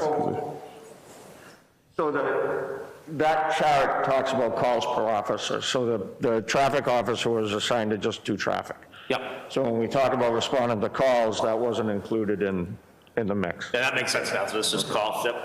So, but so the org chart is the correct one we should be looking at, that's the number, and it's 31 patrol, and that'd be inclusive of the traffic? Yes. Okay, awesome. Thank you. Oh, Mike? I have a question for the town manager and finance director. The $33 that was indicated to add those three, or to have those three positions in the budget, that does not include benefits, correct? Correct. Any idea what the overlay on benefits would be? I mean, it depends on what they take. 30%? It would be about 25,000. No, but broken down to the add on to the $33 that would cost on the tax levy. Makes sense. Okay, if you could get that number, I would appreciate that for the committee. Okay. The point I want to make here is on Tuesday night, the select board authorized a warrant to add $42 to the tax levy for the Community Preservation Act, and in tying it into the comments about how we spend our money.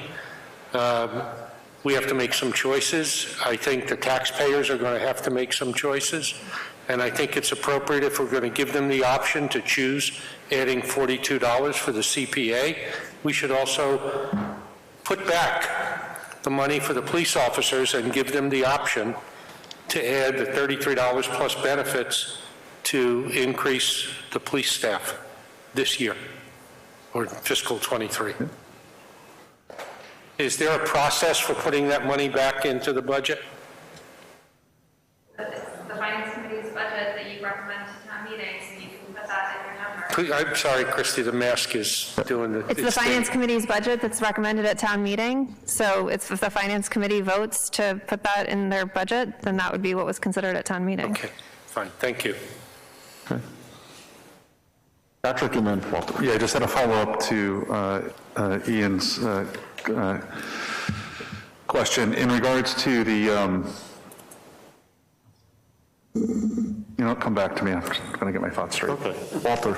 Yes. I guess this is for a Christie and Leah thing also. If hypothetically the AFC did increase the budget to include, say, the 3 officers or an officer or whatever, is it logistically still possible, if the ARPA was appropriate and able to fund, to still apply for ARPA money even though it's in the budget? In other words, we're going to go do this, we may get refunded by ARPA, versus we're waiting to find out if we're going to get ARPA money and then put it in the October warrant instead. So, trying to know what the options are. So if you increase the budget and that's what's approved, we could certainly still choose to apply ARPA, but their budget would be their budget. So you would have to reduce their budget in October if that's what you were considering. And then Leah just did the math, so it's $42 for the 3. Thank you. With benefits. Yeah. Correct. Yep. Got my question again. I have another one. Go ahead, Patrick. Yeah, so back to the org chart for a moment. We recently talked about the wardens, the traffic wardens. How does that plug into that as well? It doesn't. It's a separate entity, just like a detective. Now, I say that to you knowing that when it's busy, we've utilized the traffic officer. Listen, you're going to take a sector today. You said traffic wardens. He's talking about the constables. Yeah, the ward, sorry. So basically the constable. So basically, we're having problems filling our details, so there'll be civilian traffic control people that, we'll train, as we talked about at the selectmen's meeting. And quite frankly, it's because we just can't fill all our traffic work. But it doesn't, sorry, Jeff, it doesn't factor in to the chart, because the constables and the detail officers are not factored into the calls per service because they don't receive calls, they just fill details. Yeah, no, I was referring specific to the organizational chart. Oh, How so that they're not lays on- out, how do they plug in? 'Cause They're we're not talk- on the org Our chart. reserve officers too, like our retirees, they're not on that org chart either. So what is the difference between a traffic officer and a traffic constable? Civilian, no police powers. They don't have to go to in-service training. They can't operate a police vehicle, so the only assignments they could have would be road details. So for instance, if we have a security detail at some of our businesses or things like that, they couldn't participate in any of that. Do they eliminate the need for a traffic officer then? A traffic constable is used for details, so Right. specific jobs. When they're referring to traffic officer, that's an assigned position, which they can describe much better than me. But that officer is assigned to do traffic. So they've done a lot of targeted traffic enforcement related to things that have come up before the ATSC. You can talk So about it better than I can. they'll do traffic studies. You know, when people are complaining about their neighborhoods, they put up the little speed trailers and the signs that you see. That data actually tells us day, time, when we should deploy our officers, so we're not wasting time. So that's that officer's primary responsibility. And if you go to our webpage, you'll see we have a strategic traffic enforcement program. You send an email, the traffic officer and the traffic supervisor gets that, and then targets that area, and then gets back to you with those results. So there's a need for both. The traffic officer, that specific role, that makes sense to me. Thank Hopefully you. this spring, we'll be able to put that back, back on the field. Thank you. Any other questions related to the budget, or we'll move on to the warrant articles in the capital? We're going to do animal control real quick, or? Thank you. Yep. So this is going to be really quick. As you can see, we reduced the expenses, by that $650, and the rest, quite frankly, is just Melinda received an increase in her wages. So dues and membership, she didn't utilize that last year, so we made a reduction in it. And again, Melinda's very much a part of our team. She does an outstanding job in also serving the town of Grafton as well. Who pays, Grafton does pay for a percentage of that budget. Thank you. Okay. Any questions about animal control? Excellent. So we'll move on to capital expenditures, the capital items and warrant articles. Thank you.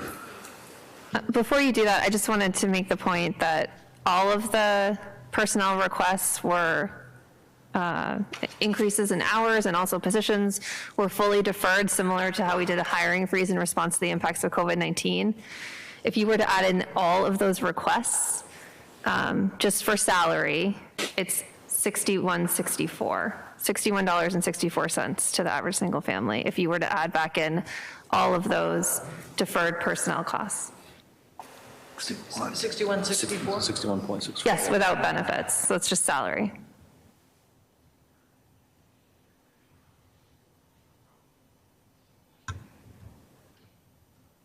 Okay, thank you. Why don't we move forward with the capital? So our capital request, as every year, our annual cruiser replacements, we understand the capital planning policy so that we promote a systematic replacement and acquisition schedule. That's right out of the comprehensive fiscal management policies for the town. I'm going to be really quick on this in the essence of time. So again, you all know that we're focused on getting hybrids when they're commercially available and practical. We currently have 5 hybrid interceptors in service, and we're waiting for the all-electric vehicle to be delivered. The status of our fleet right now, this isn't the entire fleet, this is our patrol utility models. They're the ones that are on the road doing patrol work, but at the very top, I added the 2008 Ford Taurus because that's one of the vehicles we're looking to replace through this warrant article. It's a 2008 with almost 120,000 miles on it.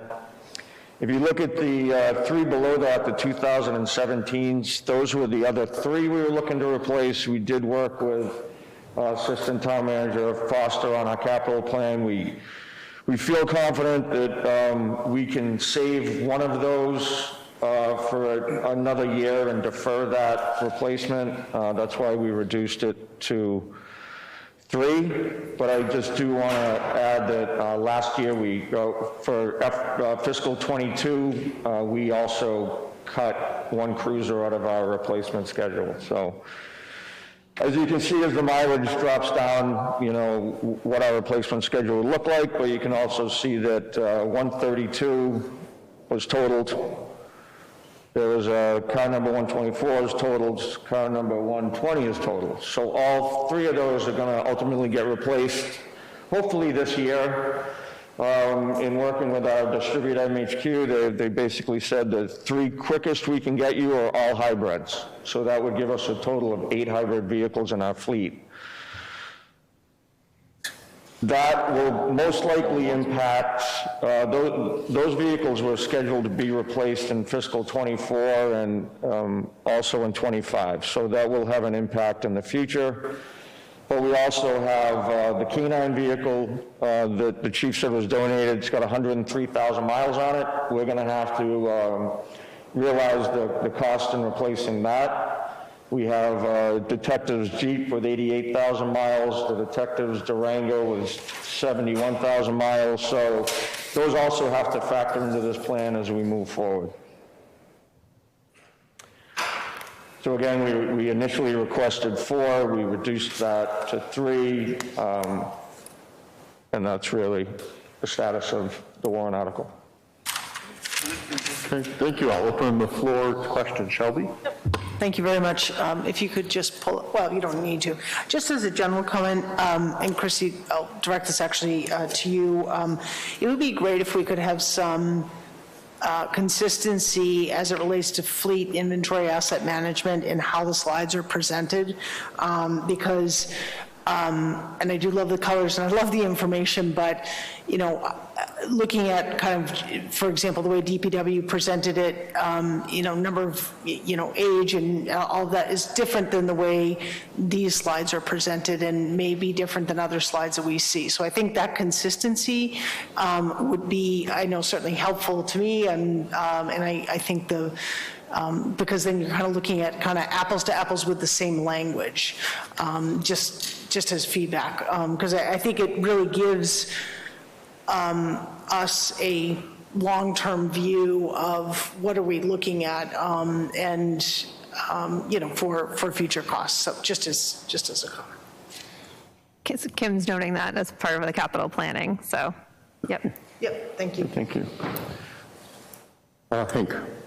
Yeah, I'm a little confused, I think. You had 2 vehicles that are going to have to, that were totaled. 3. 3 that were totaled. And does this article replace those 3? Or does the insurance cover, will the insurance cover the cost to replace? It would have been nice if these 3 were the ones that we were replacing, but they're not. They're newer vehicles, and there are 3 of them that are totaled. So we still have to stay with our plan. The problem's going to be, it's going to be 5 or 6 years from now when we have to replace like 6 cruisers all at the same time. That's going to be a problem. Will you need capital to make up the difference between the insurance value and the new value? No, I don't think so. We've had discussions with the town manager where there is a higher cost for the hybrid. We did eat that cost internally with the budget, but we could always, you know, ask for a reserve fund transfer to make up that difference if we had to, because there will be a little bit of an additional cost. Yep. Just so we're clear, our insurance covers full replacement cost. Correct. It's just that because when they've lost those gas vehicles, now they're purchasing the hybrid. So that's why. So going forward, we'll have replacement costs on these. So these 3 vehicles that were totaled are gas only. So they'll cover the replacement vehicle if we replace it with gas, since we'll go in hybrid. So we have to come up with 3,500, 3,600, whatever the difference is per car. So this is a more forward-looking follow-up to Hank's question. So given that the 3 cruisers that are being replaced due to being totaled in the line of duty, historically, police department has replaced 3 or 4 vehicles per year, managing the life cycle of the vehicle, keeping the impact to the use of free cash pretty consistent year to year. This is going to sort of mess up that schedule, as you noted, that, if this year we're replacing 3 vehicles and we've got 3 being replaced by insurance, then 3 years, 4 years from now, we're going to be looking at 6, not 3.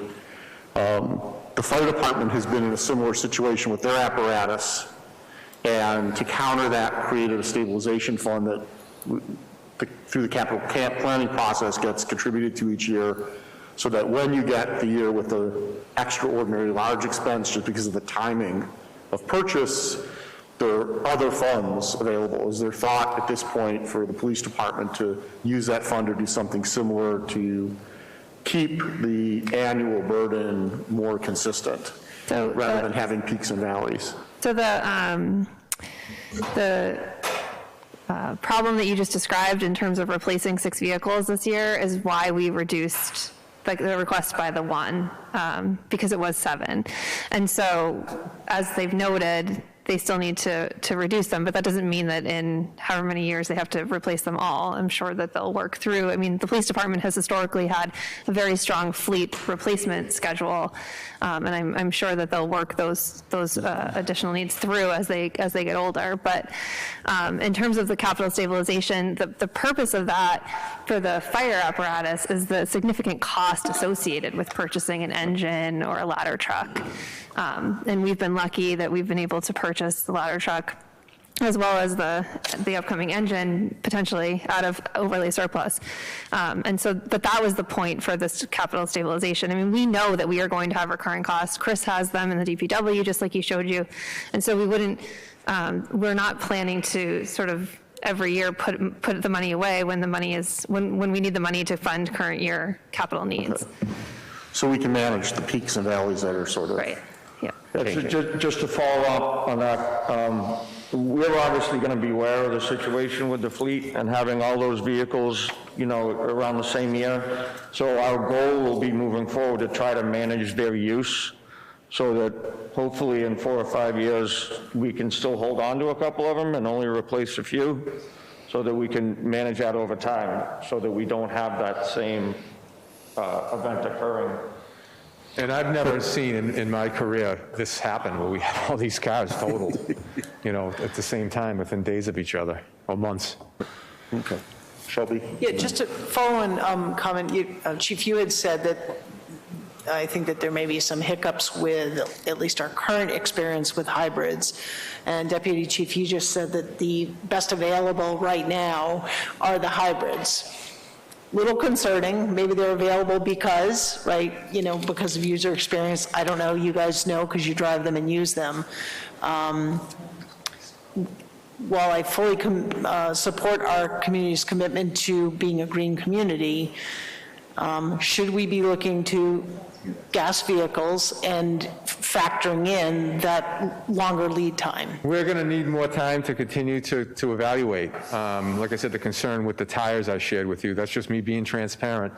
And there are a couple other little issues, but we'll continue to monitor that because we need some, like the deputy was saying, when he looked at data from 2 years ago, we need some time to see, how they are. And I will come to you just like I did before and say, maybe we have to add a couple of gas vehicles to the fleet. But right now, we're going to continue on this path, and we need these cars, so whatever's available first, I'm grabbing. Okay. Christy, and then we've got a couple more questions. I just wanted to comment on the presentation that came from me that they were also asked to reduce their request in FY22. The reason for that, sorry, so they were also asked to reduce their request in FY22. The reason for that was because that was associated with additional staffing that didn't move through. Correct. Okay, thank you. Mr. Bradley has a question. Andrew. Thank you very much. Chief, and I think you Hello? Yeah. We can hear you. there, but Okay, Chief, I think I heard you allude to this, and it sounds like you're actually tracking data in a very specific way so that we can come to more than a narrative discussion about hybrids are better, intuitively true. Is it accurate to say that you have systems in place so that you're able to track and define the actual value benefit so that we could make that part of our equations as we look to the whole town being able to adopt this potentially? I mean, that's what we're trying to do currently. Okay, I appreciate it. It sounds like you really are you are actually tracking it. It's not just a narrative conversation. We have fleet managers that are looking, every day working on these cars and making sure, what's, the costs are. Really, obviously oil changes is going to be the same for a gas versus a hybrid. It's just a matter of tires and some of the issues that we're seeing mechanically, which is it an anomaly with just one vehicle, or is it a problem? So it's just going to take some time to work these kinks out. But the vehicles are operating every day. They're a good police vehicle. The staff seems to be acclimating to them. They do drive a little differently, but I think they will work for the Westborough Police Department, and time will tell. We just need more time. Okay, thank you. Patrick? Thank you, Chief. I'm glad you're tracking it. Yeah, just a quick comment or question here, Chief. Not really related to the budget, but you said yourself that this is kind of really odd that we had 3 vehicles that get damaged, and I can't help but think, and I wonder if the community can't help but think, but also these are all vehicles that are completely black. And I'm just wondering, as these vehicles replaced, are you considering changing these vehicles with more visible lettering and more visibility? These cars at night, where most of these accidents happen, if you look at the graphics on these cruisers, they light up, they're neon. You've got lights on, you've got blue lights, emergency equipment. The color of the car had nothing to do with any of these accidents. And like I said, that's a conversation for your next chief. To decide if he wants to change the design. There's a cost savings to it. I've gone over this 1,000 times. If you look at the presentation, when we started with capital,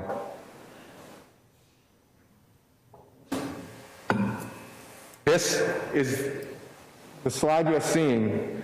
This is Ford. When we show that car, it's a very popular vehicle. I was out, there's called ghost graphics, where you just see a black car. I saw one in Waltham a couple of weeks ago.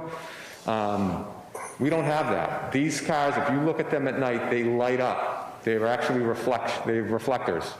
So the color of the cars, just so the public knows, because I did see that on social media, had absolutely nothing to do. They could have been pink, and they were going to hit it. It was a drunk driver in November. Totaled the car.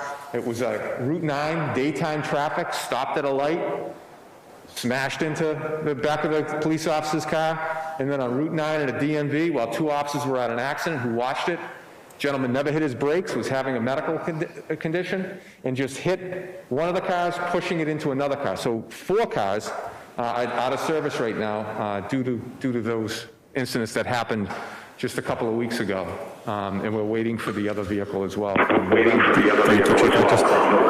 I'll just real quick mention that for those that aren't aware, the hybrid vehicles are actually higher rated for rear-end collision. They're the highest rating in all of police interceptor vehicles, up to 75 mile per hour rear-end collision, which is far superior than the non-gas vehicles that we've purchased in the past. Okay, thank you. Any final questions before we break for lunch? Walter. This is related to, I see the building department's also looking for a vehicle, and in the past, we used to get hand-downs from the police department or part of their justification. But I'm assuming with all these accident cars or the fact you need the whole fleet you got now, is that not possible? That might be for Christie. No, it is possible. So they did hand down a vehicle to the building department. There are 2 issues, and one is the building department is, again, working towards the goals set by the community of a hybrid vehicle, and the police department is not currently handing down hybrid vehicles because they've just started to get them.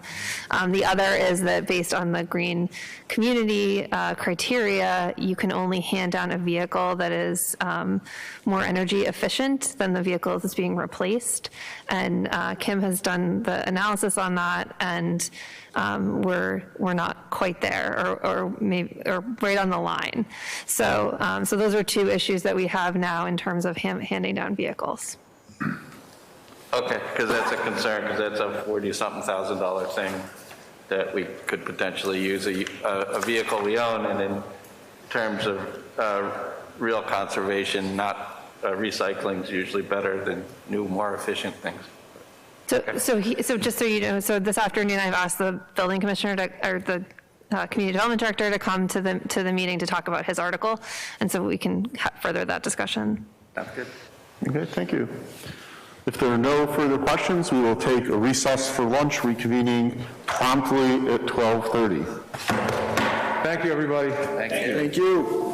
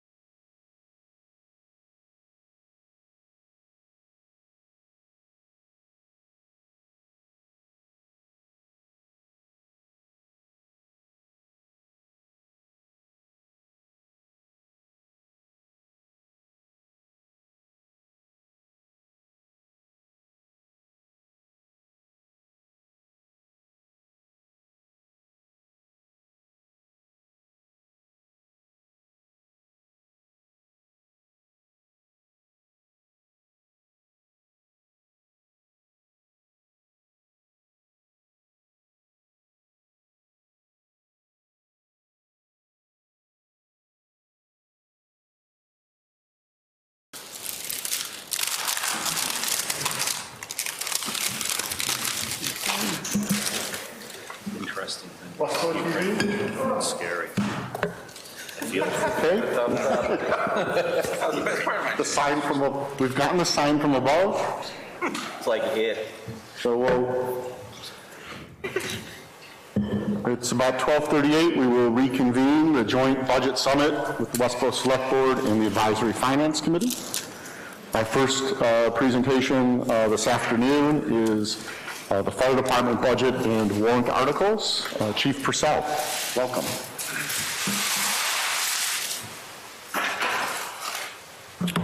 Are we allowed to take our mask off while we talk? Was that the standard? Yes? Please. Okay. Thanks. So thanks for having me.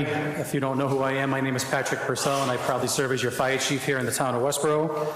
This will be my, I believe, 7th time presenting a budget to you since you've hired me to be your fire chief. So I'm probably a little heavier, a little balder, maybe a little more blind, and I feel like I haven't actually done my job to the same level that I normally have this year because I don't really have much new in my budget.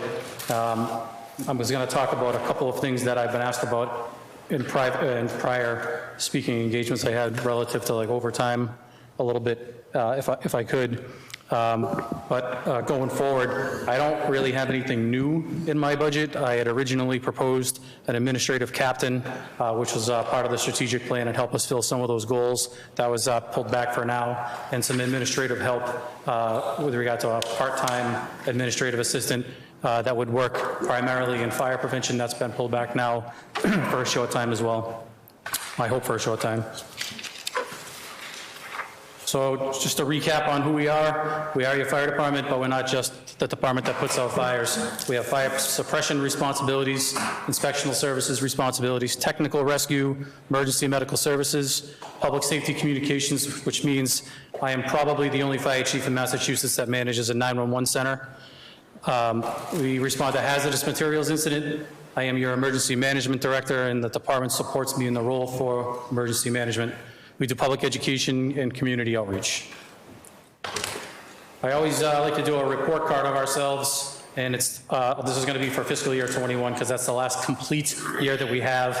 And I often talk a lot about EMS billing, something that I'm passionate about to make sure I don't leave a stone unturned when it comes to collecting a dollar for the taxpayer. So during the last full calendar year, we did have a slowdown of EMS responses, but a higher acuity secondary to COVID-19. And a lot of that was attributed originally towards telemedicine or people being quarantined and not being able to go to facilities or whatever. So we did see a slight downturn in some of our EMS revenue. But Captain Doucette, that works for me every year, takes advantage of the reimbursement program that's sponsored by Mass Health, and we were able to recover some funds there. So overall, our ambulance billing was just over $1.6 million. The capital reimbursement program from Mass Health was $255,000 plus. We recovered $41,900 from inspectional services, which brought in a total just under $2 million to the department. Our budget at the time was $5,058,000. So we like to kind of gauge how we're doing bang for the buck for the taxpayer and what we're putting back into the general fund while delivering the same high level of service that we do to them. We like to kind of figure out where we are in the middle. So our position, which I know isn't the exact same position as the town accountant necessarily, or the town manager or whoever, or finance committee, but we like to recognize that we put that money back into the general fund, and that's money that's developed from the services that we provide. On the previous slide, let me go back. I also talked about monetary grants during that fiscal year, and during that year, we did get $405,000 plus in monetary grants, and we also got a host of equipment grants where we didn't actually get the money, but we did some regional projects, which I just wanted to share with you today. We have been doing more regionalization efforts, particularly with equipment accrual and sharing that equipment, and also trying to bolster our resiliency in town so we can provide a service should the big emergency happen here. So one of the first project I talk about is this, it's called the Blast Bag. It's through Homeland Security, we worked with Northborough and Southborough, who are our primary mutual aid partners, should an incident happen here in an office park or wherever in town where we have a lot of casualties. We put some of our employees through a program called Active Threat Integrated Response Course, and it's how we work as partners with the police department should we have, in theory, an active shooter, say, where unarmed firefighters would, or an unarmed firefighter paramedic would team up with police and be able to better serve somebody that would have injuries that could be life-threatening. Because if you read any of the reports across the country from any of those incidents, a lot of people bleed to death, and really what this program is geared toward is stopping bleeding. So you see, like in all the municipal buildings, we've put Stop the Bleed kits. It's not only for you, it's for us, so they're kind of strategically staged. We also teach that program Until Help Arrives and Stop the Bleed to the public, and it's all part of our mission to prevent people from dying, people from getting severely injured or injured.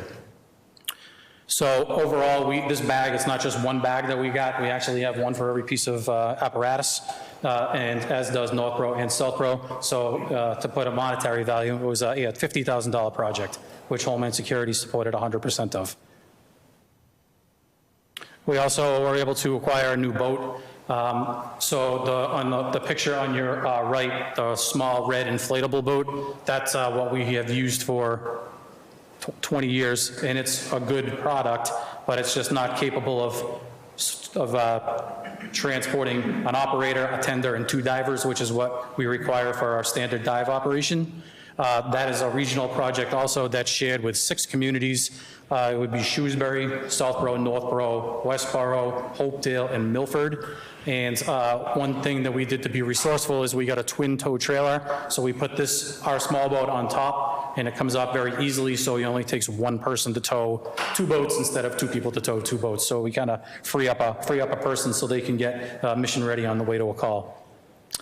So this project was about $45,000.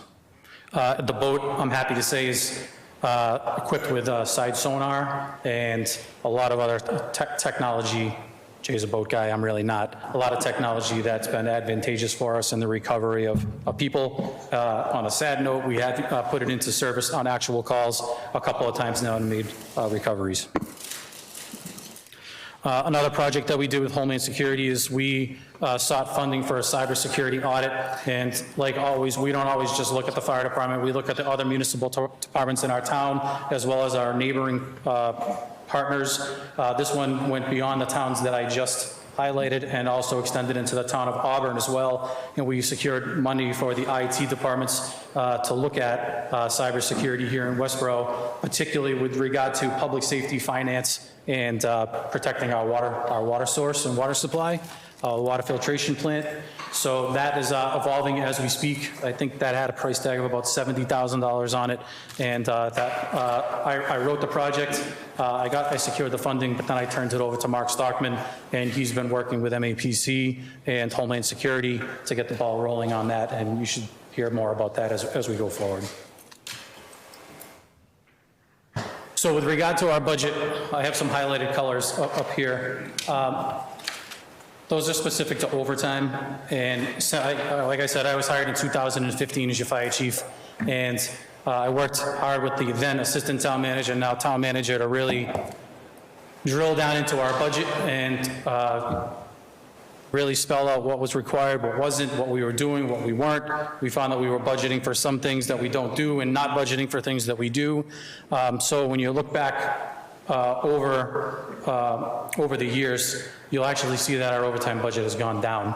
And again, this year from FY22 to FY23, they all went down except for our overtime other line. And the overtime other, you're probably wondering what that is. It's pretty much anything that's not covered in what's listed here. Bereavement, paternity, we've had a lot of people out, COVID or some of the vaccine clinics, or there's a million different scenarios, and I actually track every single dollar of overtime that is spent, and I have it broken down into about 40 categories, so I can tell you if you ever wanted to know where every single dollar goes. So as everybody else, our budget's broken down into salaries and wages, and then a separate section for expenses. Everything that went up that's not highlighted in this is our contractual obligations, which you can find in the firefighter contract online or the dispatcher contract online and across the board. And this year, I believe they got a 2% raise. Correct, Kim? Yeah, 2% across, yep, okay, 2% across this year. And then the top three were myself, the deputy chief, and my administrative assistant would get, we averaged in 2, we don't know what we're gonna get, what would be consistent with all the non-union employees. So you can see in our training and our drills, fire alarm maintenance, our call department, vacation, sick, box alarms, our training for EMS, and our EMS recall, those have all gone down, and the only one that's gone up is other, which is a mixture of different reasons why. So from the time that you hired me to be your fire chief until today, if you added up all those numbers where I started and where I am, there's a 5% decrease in overtime, and you say, well, that's really not a lot. But it is, if you take into consideration, since you've hired me, we've enjoyed a 21% staffing increase, and they've also enjoyed an 18% in raises for cost of living since that time. So I would say that from 5% from when you hired me till today is pretty significant with all these additions to the department. I did the same thing with our expenses, highlighting what's gone up and what's gone down. And before we get too excited about the grounds and building and maintenance going down a lot, I'll tell you why on the next slide. You'll see what's been broken down. So I'm a believer that if I'm maintaining my fire alarm system at the fire station, that the DPW shouldn't have their own vendor and the next person shouldn't have their own vendor, and so on and so forth. Same thing for boiler inspections, roof inspections, HVAC, all these different things. So the Public Works Director and myself sat down and we said, what can we join together and hopefully get a better rate? So, and I'll take it out of my budget, so you might see in his budget where it went up, and it's really because mine came down. And I'll show you on the next slide exactly the things that we zeroed in on. What else we've seen to come down is our air pack line, and and I know that we just got an AFG grant, and we had some funding from town meeting to support the balance of what was due. That did go down a small amount because we won't be affecting as many repairs, but we do have an obligation to repair that equipment. Annually, we do flow testing, fit testing, and these are all driven by NFPA standards that if we don't do all these things, we'll be at a liability. So we third-party test all of those things. Our repair of vehicles is going up. We went over budget in that line last year, and that's, I think, just a side effect of we're busier. Our call volume went up again this year, another close to 2%. And if you look at what's gone on in the last decade, we're up like 57%. So budget's gone up just a small amount to accommodate that. Cost of medical equipment, as you can imagine, in a pandemic has not gotten cheaper.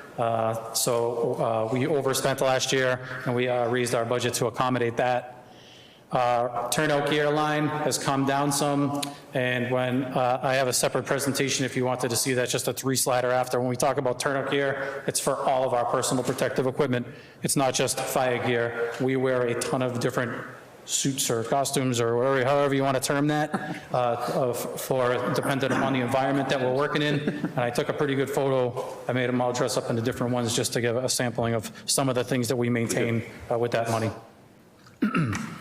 Our hose line went down. Our travel out of state went up a little bit. The deputy and I have, to stay consistent with our strategic plan, we're trying to promote a better avenue for succession planning, so we've been taking a captain with us to the Chiefs Conference every year, and they get a report card of different training opportunities that they bring back. Those training opportunities are recorded in our training record system and contribute to our ISO rating. Medical billing has gone up, and that's because we collect more money usually. Comstar Ambulance does our billing, and they get a percentage of what we collect. And Tool line has gone up. We really haven't invested too heavily in our mechanics in the last 5 years, and we were able to do that last year by buying them a computer that you would read a car with if you have like a check engine light. We found that we were shelling out a ton of money every time we had a check engine light on, and the ambulances and fire trucks are all computerized now. So rather than shipping those out and getting the $400 charge, $400 charge, $400 charge, we invested in the top line computer that's able to read fire trucks, and required, one of the requirements of getting that is a subscription, so we can stay current, and it updates it every year, and we can see what goes on at other fire departments if they experience similar problems with their own apparatus. So if it's something that's tricky, we can look and say, oh, well, Foxborough's done the same repair. Let's go, and you can go right into their records and see what the fix was, and hopefully save us some time and get our apparatus back in service quicker. So back to the Public Works Department with Director Payton and myself. We targeted for this year so far HVAC, sprinkler inspections, fire alarm inspections, fire extinguisher inspections, the landscaping, the hood inspection and the suppression certification, snow removal, and the boiler maintenance. So those things have all been removed out of my budget and put into his. I don't have the exact dollar amount of what that was, but it was significant. And other than that, I don't have anything new from my budget, and I would be welcome to entertain questions if you have any about anything. Can you show us those costumes? Oh, yeah. I can. We want the fashion. Yeah. There are no capris.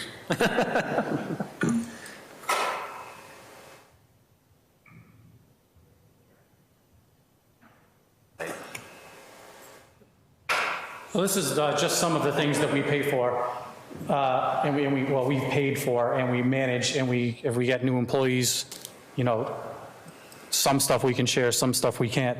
So if you start on your far left, we have tactical equipment. We've had it for a couple of years, but we don't advertise that out, but now I do apparently.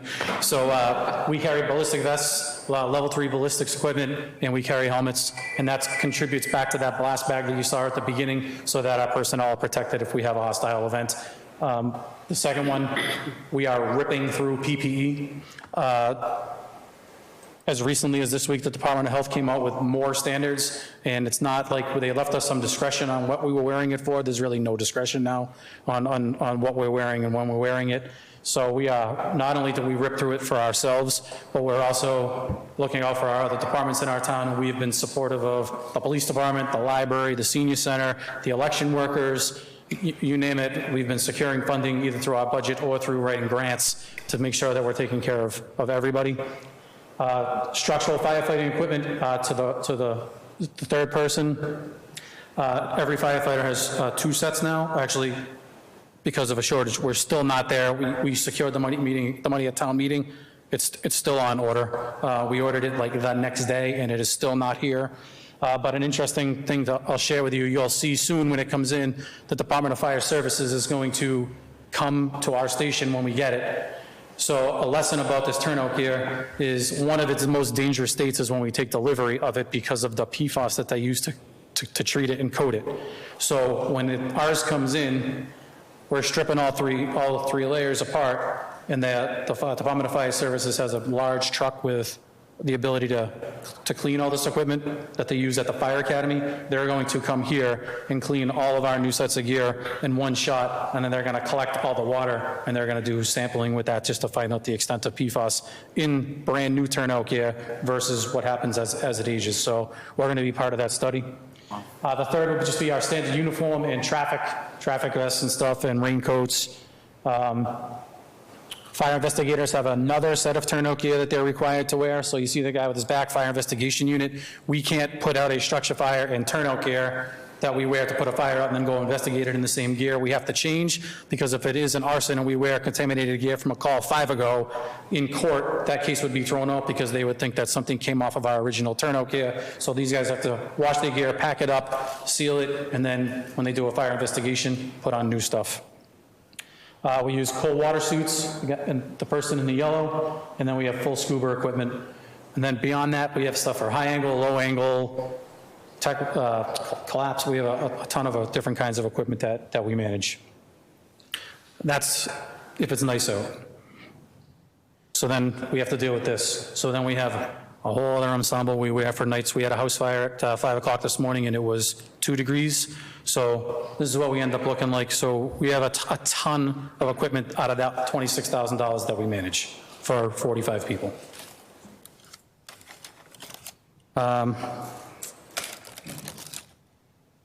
Okay, so you saw those. What else? Walter. Thank you.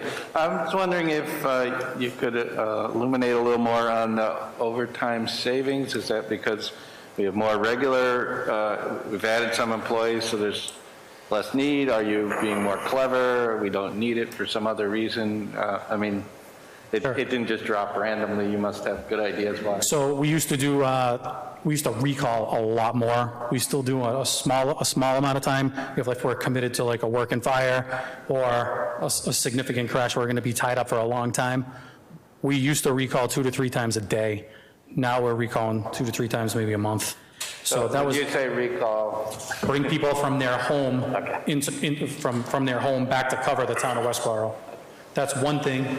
Second thing is the deputy fire chief has developed a training program where we still pull the line personnel off the line, off of their assignment for 3 hours once a month, and we backfill that for overtime. But the majority of the training that they do, fire and EMS now, or I shouldn't say the majority, but a lot of it we're doing in the station. So on duty. So he sets a curriculum for the month, or several curriculum for the month, and they have to train every day on something different.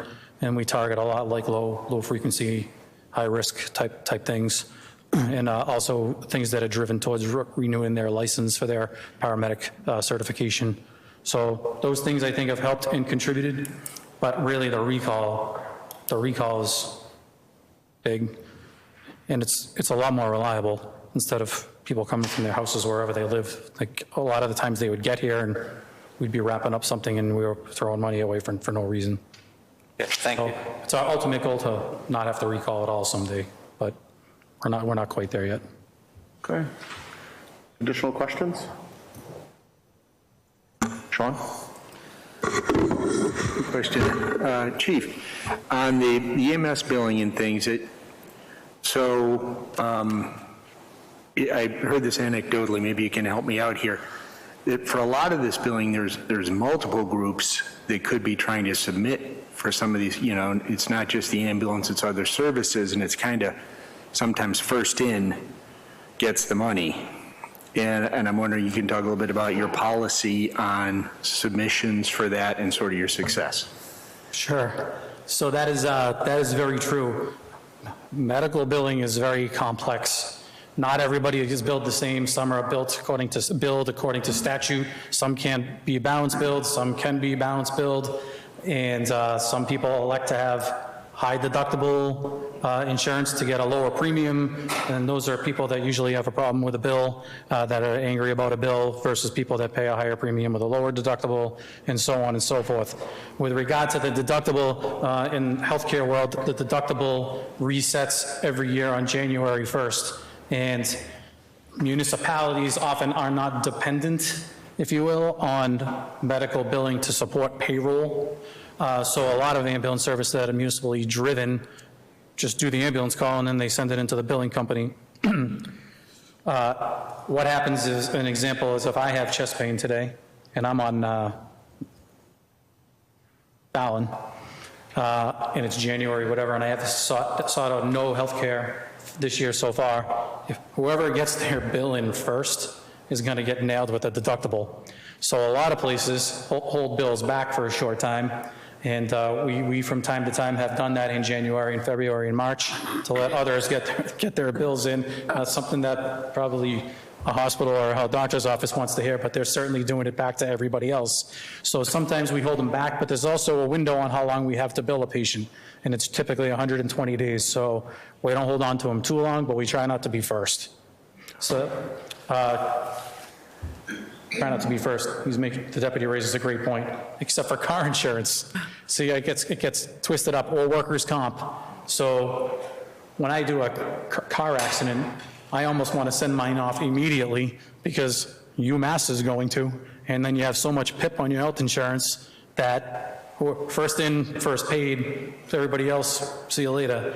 So it's a pretty complex thing, and it's, I have a lot of OCD about it, and I spend probably a lot more time than my peers in other departments, but there is an awful lot that goes to it.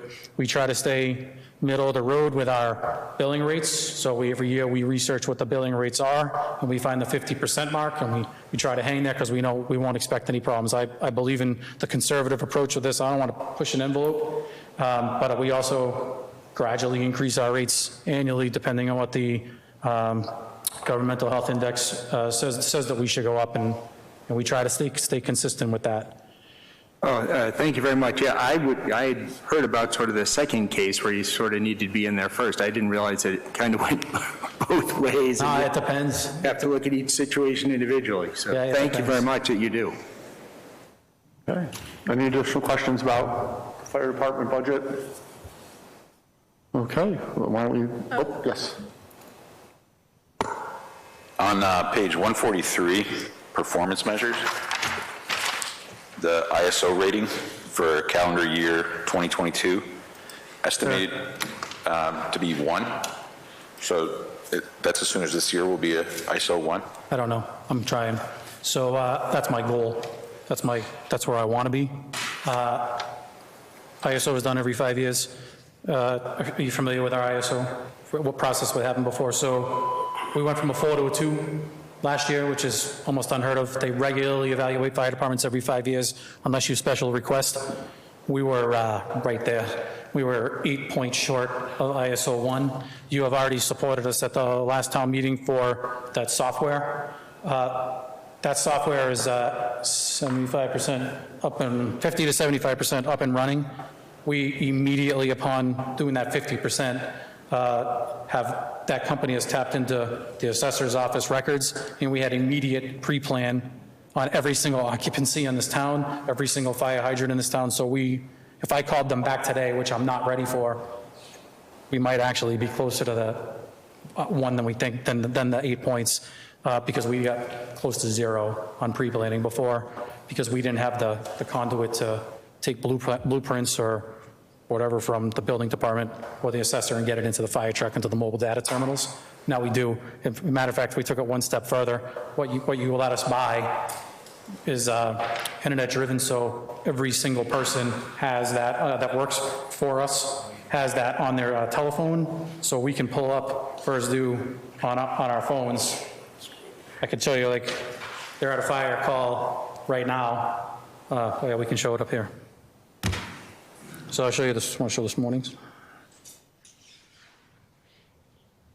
So we had a structure fire this morning on Brewer Drive, so we can already see, you know, where the hydrants are. If you zoom out, where all the closest hydrants are. Let's do the fire station, actually. I want to pull the fire station up. This is the new software? Yeah, but it's not fully functioning yet. We're like halfway. We're doing like asset management in there, starting this week, building that out. So, for instance, pre-planning, we'll take the fire station. So we already did our own building, that was our trial. So what that does for pre-planning gets us the max points for ISO.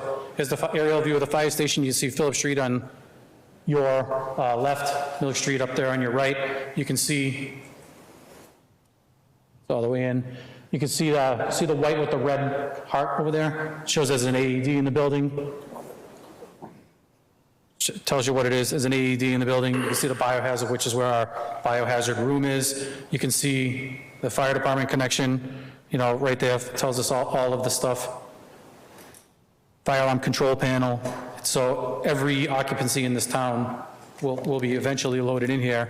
And the beauty of what we paid for is that residents can actually, we can invite them in and you can go do your own house. So it's not just us trying to pre-plan $5 billion worth of real estate, you know. So we have some other things to hook people, like, so if you're going to do burning permits in here, but we're going to encourage them while they're in there. They can Do you have a lockbox? Is there anything in your house we need to know about? Is there a garage door code that you want to share with us? You know, you don't have to, but do you want to? When we do quarterly inspections, we're going to make it part of that inspection. Yeah, we'll give you the inspection form after you update all your contact information in there. And really, this is, the software is going to work for us. Did I answer that? Does Andrew have a question? Yeah, Mr. Bradley has a question. Yep, Mr. Bradley. Thank you, Chief. I know you've been one of the most active participants with grants and grant writing, and for years you've been very successful. Could you talk about how you interface with the new grant writing resource in the town, and if that's providing any opportunity for you to free up resources that have previously been involved in a lot of the paperwork so you can do more fireworking? So in the short time that she's been here, we've only gotten about 4 more grants. They're all in the process, so I haven't had the opportunity to take advantage of them. We are writing what was approved at the Selectmen's meeting last week. We're nearing completion on the SAFER grant. That will really rear its head. We'll be able to take advantage of that position should we secure that. It's really not really, I can't say yes or no either way. I think it's been too short of a duration right now, and since she has been hired by the town, all of our grants were pretty much in progress, so no, not yet, but I expect that it will. Okay. Thank you very much. Okay, thank you. Any additional questions? Chief, you just mentioned that you're working on a SAFER grant. Can you, for the general audience here and those at home, talk about that grant? Sure. I came before I came before the Select Board last Tuesday night, and I did a presentation on that. You could see that online. Consistent with the strategic plan that was developed in 2018, we were expected to hire 4 firefighters in fiscal year 2025 or July 2024. Even though it's early, our call volume, we called the consultant back that did our study because we've had such a drastic call volume change. He thought it would be appropriate for us to apply now. What's different about this SAFER grant as opposed to the last SAFER grant? If you remember, the last time they paid 75% in year 1 and 2 and 35% in year 3. Because of the financial impact to communities secondary to COVID-19, they're paying 100% for years 1, 2, and 3, which would bring us up to the time when we were supposed to hire anyways. As a side note, we had also asked for funding for this through ARPA, but it is our hope that we can get those 4 positions up, trained, equipped, ready to go, and still enjoy the free labor for a couple of years before we were supposed to hire them anyways, which we can certainly use the help. I'm not sure if you can be following what's going on in the EMS world of healthcare, but the private ambulance company is crumbling, and we're getting pummeled. We've already been called today by a long-term care facility or rehab facility in town saying our contracted EMS provider is not available for the weekend. They're in the snowstorm. We'll be using you all weekend. You know, so like this is, we can't say no. So we have service zone agreements throughout the Commonwealth. So statutorily, we can't say no, we're not coming with an ambulance. No municipality can. So like these are the things that are being dumped on us. So our out of service time per ambulance call used to be about 1 hour and 20 minutes. Now it's pushing 3 hours. We're still holding the wall in hospitals. It's gotten worse if we go west of Framingham. They're making us wait in the ambulance before they'll even let us in the hospital. So those are resources that our taxpayers pay for that are taken out of service for a lot longer. So to put it into perspective of what it's doing to my staff, which has been difficult to manage. So if paramedic 1 is assigned 2 paramedics for 24 hours, and they're going to do 12 calls in the 24 hours, and it's used to being 12 to 14 hours worth of straight work, I think you can do the math on that. They're not almost coming back here some days. They're on the road, the whole thing.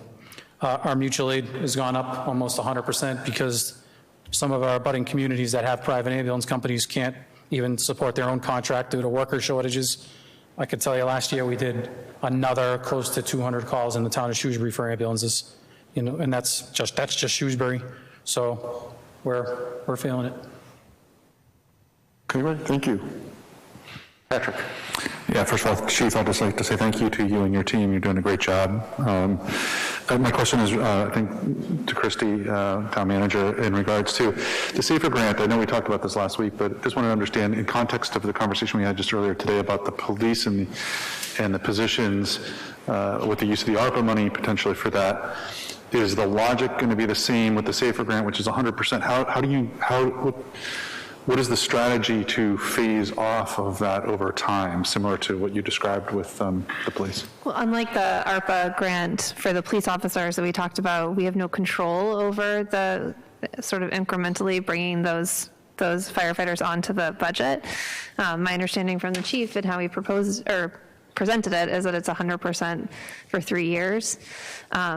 So the current SAFER grant that we have the years don't line up with our fiscal years. And so understanding that would likely be the case again, we would have in that fourth year we would likely have an incremental increase because the grant would only cover a portion of that fiscal year. But again, we can't control that. So that would be fully coming onto the budget as soon as the SAFER grant ended. But I would expect that would happen over 2 fiscal years. And similar question in regards to the $33 conversation we had for police, what would that be for these positions for the fire? For 4 firefighters? Yeah. Did we do that? So using our numbers that we did for the 2008 SAFER grant, I think at the end of it, we'd be somewhere around $50 is what we predicted on that slide. I don't necessarily think it's going to be that high. We planned for a worst case scenario, like every person's a paramedic, every person's got a master's degree, because we had to. And that wasn't, everybody's going to take a family plan for health insurance. And that wasn't the case. We only had two family plans. Some of these younger people didn't even have, they're still on their parents' health insurance. I got youngsters. I got 22, 23, thank God. Look at us. I got young people that are, coming to work here now. So something happened and we became the older people. Thank you, Chief. But to compliment what the town manager just said, that staggering of the fiscal years to ease that impact, we do have a small amount of control over that. There's a period of performance that we have to live up to, but there is a small amount of play on that, so we could stagger that to make sure it didn't happen on July 1st. Okay, thank you. Okay. Any final questions about the budget for fire department? Seeing none, let's move on to the warrant articles and the capital.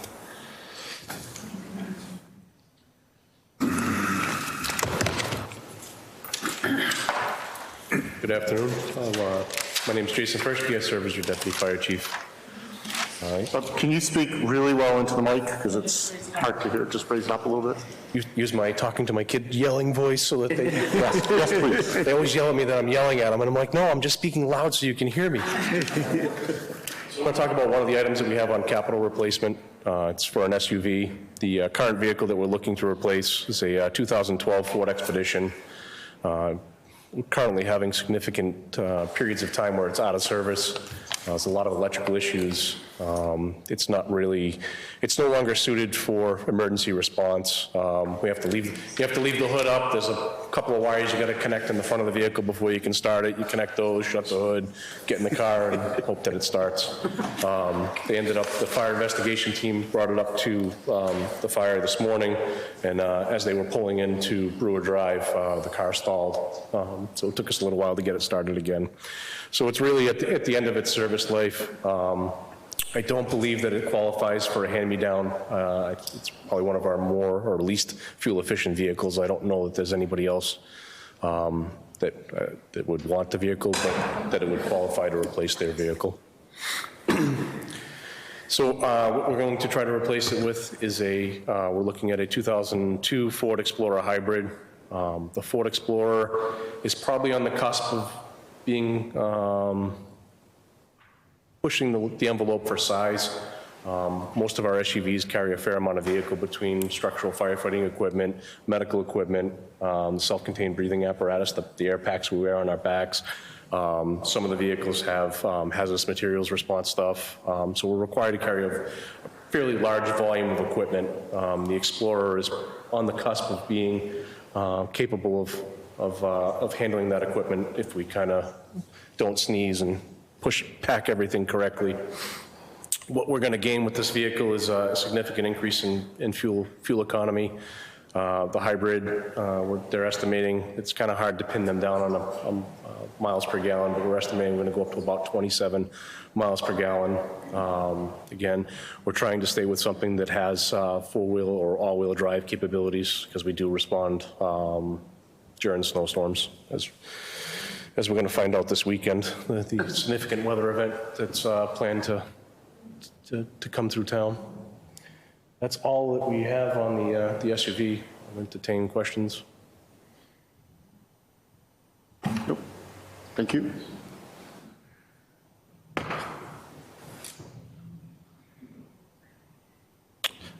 This is the big purchase. So we were on the capital plan for 2025 to replace engine 3. Engine 3 is a 2005 E1 pumper. It's got 85,806 miles on it today, 7,842 engine hours. On average, idle time contributes to mileage, to wear and tear. I think you've heard me on this spiel every single time we bought a piece of equipment. This truck has a lot of corrosion and electrical issues. It also had a significant roadway incident during a major storm a year and a half ago, where a pine tree fell down on the cab of the truck and crushed it. We had to put the insurance put $83,000 into it to repair it. The reason why we're asking to bump up from 2025 till today is we, like everybody else in the world, there's shortages of employees and parts, and we usually can order a pumper and have it delivered in 9 months. You approved a pumper for us last March. They're saying the earliest it may be here is February 2023. That is a truck that's already 26 years old. So we're trying to not get ourselves into the same position again with the next pumper that we're in now. I'm not sure on the cost escalation. I can tell you that from the time we ordered the pumper in March until today, we are ordering the exact same truck, and it has gone up significantly, almost 16% in that short amount of time. The one thing we're saving on is the engineering on the truck. That included the savings on engineering, because we're going to order the exact same truck that we have now. And it's our opinion, looking at what's going on with supply chain issues and worker shortage. I mean, I think their factory, they told us today, is down 40 people for COVID. It's probably not going to arrive much farther off from when we would have anticipated having it arrive if we ordered it in in March of 24. So we asked for it to be bumped up. Realistically, that's why. The truck, at the time we get rid of it, will be 20 years old. And opposite of what the one we're getting rid of, the engine 2 right now is 26, 27. The mileage is less on that. This one will be over 100,000 by the time we probably get rid of it. And as the call volume goes up, there's no magic number on how long a pumper lasts, because a pumper in, I'll pick a town, Hubbardston, Massachusetts, is obviously going to last longer than the city of Boston. And then we fall in the middle somewhere. I'm not really sure where, but 20 years I think is a decent life for a pumper. I'm not trying to hold on to it like we did with engine 2 for 26, 27 years. Any questions? Walter? Getting the same model, it seems like that would be advantageous in terms of training, right? I mean, the two pumpers would be Yeah, they'd be twins. Exactly the same for storage of equipment and equipment familiarization and training and operating the pump and so on and so forth. Yeah, be seamless. Okay. Any other questions? Yeah, just a question. Maybe you said it in regards to the existing pumper. Is that something that we would be able to sell off to another community? Yep. Yes. We just met this morning with the salesperson about this. We actually found 2 companies that would probably, when we're ready, we wouldn't even have to sell it. They would just buy it. So we'd have to declare it surplus, and actually, we wouldn't be able to sell it. We'd have to go out to bid. But yes, we can make that happen. Thank you. Somehow. Okay, thank you. No more questions? The only problem with that is that it's not it doesn't end up being an apples for apples. Especially the 26-year-old truck, the cost of the new truck is pales in comparison. So it's But you can get something. Yeah, just to be clear, so there's no confusion, he's spot on, like, they don't even want to talk about the 96 truck, that nobody wants to talk to us about that. If it's 15 years or, oh, this is older than that. So 10 was the... 10 would be the cutoff, I guess, but they're not going to, they do not want to talk to us about engine 2. Yeah. I think that's going to get scrapped. That's it? Probably that That's it? SUV you have too. You guys are too easy on us. All right. Thank you for your time. Thank you. Thank you. Okay.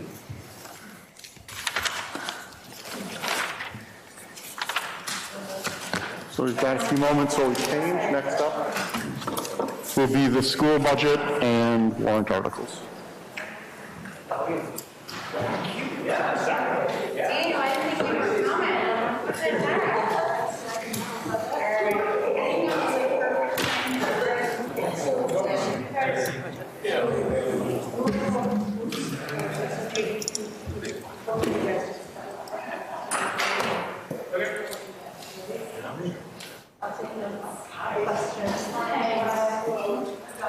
Get these guys. You guys have to take a 7th-inning stretch here. Come on, post lunch. Stand up. Put me last. Come on, stretch now, people. Great. Take a stretch. Try to avoid the food.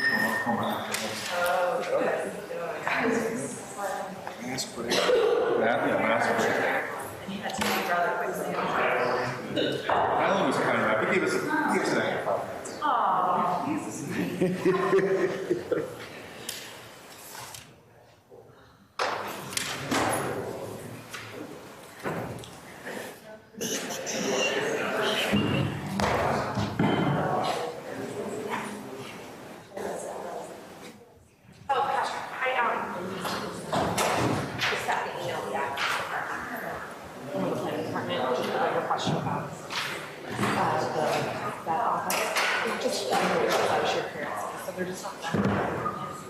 Oh, sorry. My brain's... Oh, Riz. They're just not in there. Yeah, they're special purpose. Yeah, that's what I'm like. Yeah, they're just not there. And then the thing that's in gold. I'm like, there's a spot there, and I thought it was that. Federal. But it's jump the wires to get it started, and it dies on the way. It's not my money, so that's It's fun. It's very easy, yeah. At least there's somebody else. I lived with that stuff for many years when I was a kid. That was normal. In the 60s. Hey, man, I used to carry the toolbox and spare parts in the truck. Right on top. It would be great.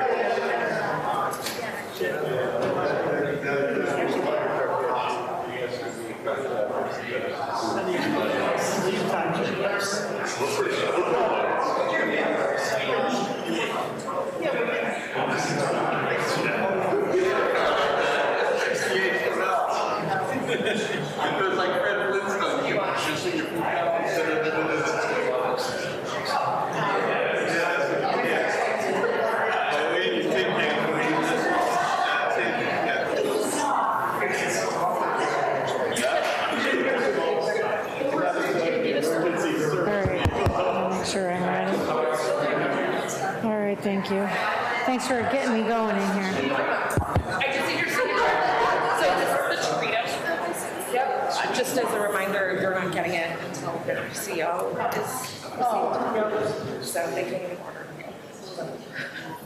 I don't know how I didn't get lunch. Thank you for lunch, that was great. Oh, Very welcome, very good. Good variety, it's awesome. okay, good.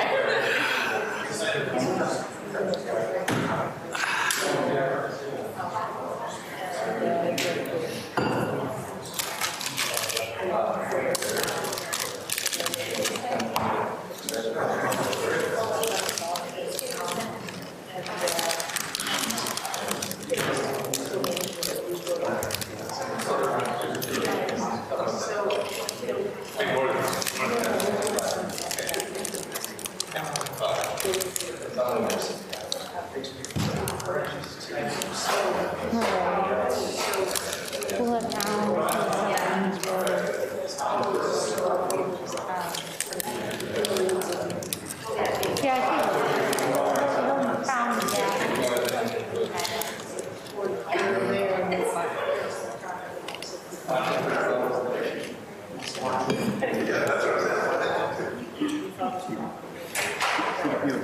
one guy who's really it's got a coal fire.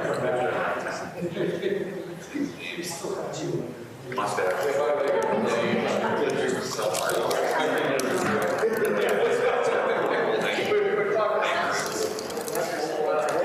gotta have a garage. You ready? Okay, let's reconvene, please. Grab your seats.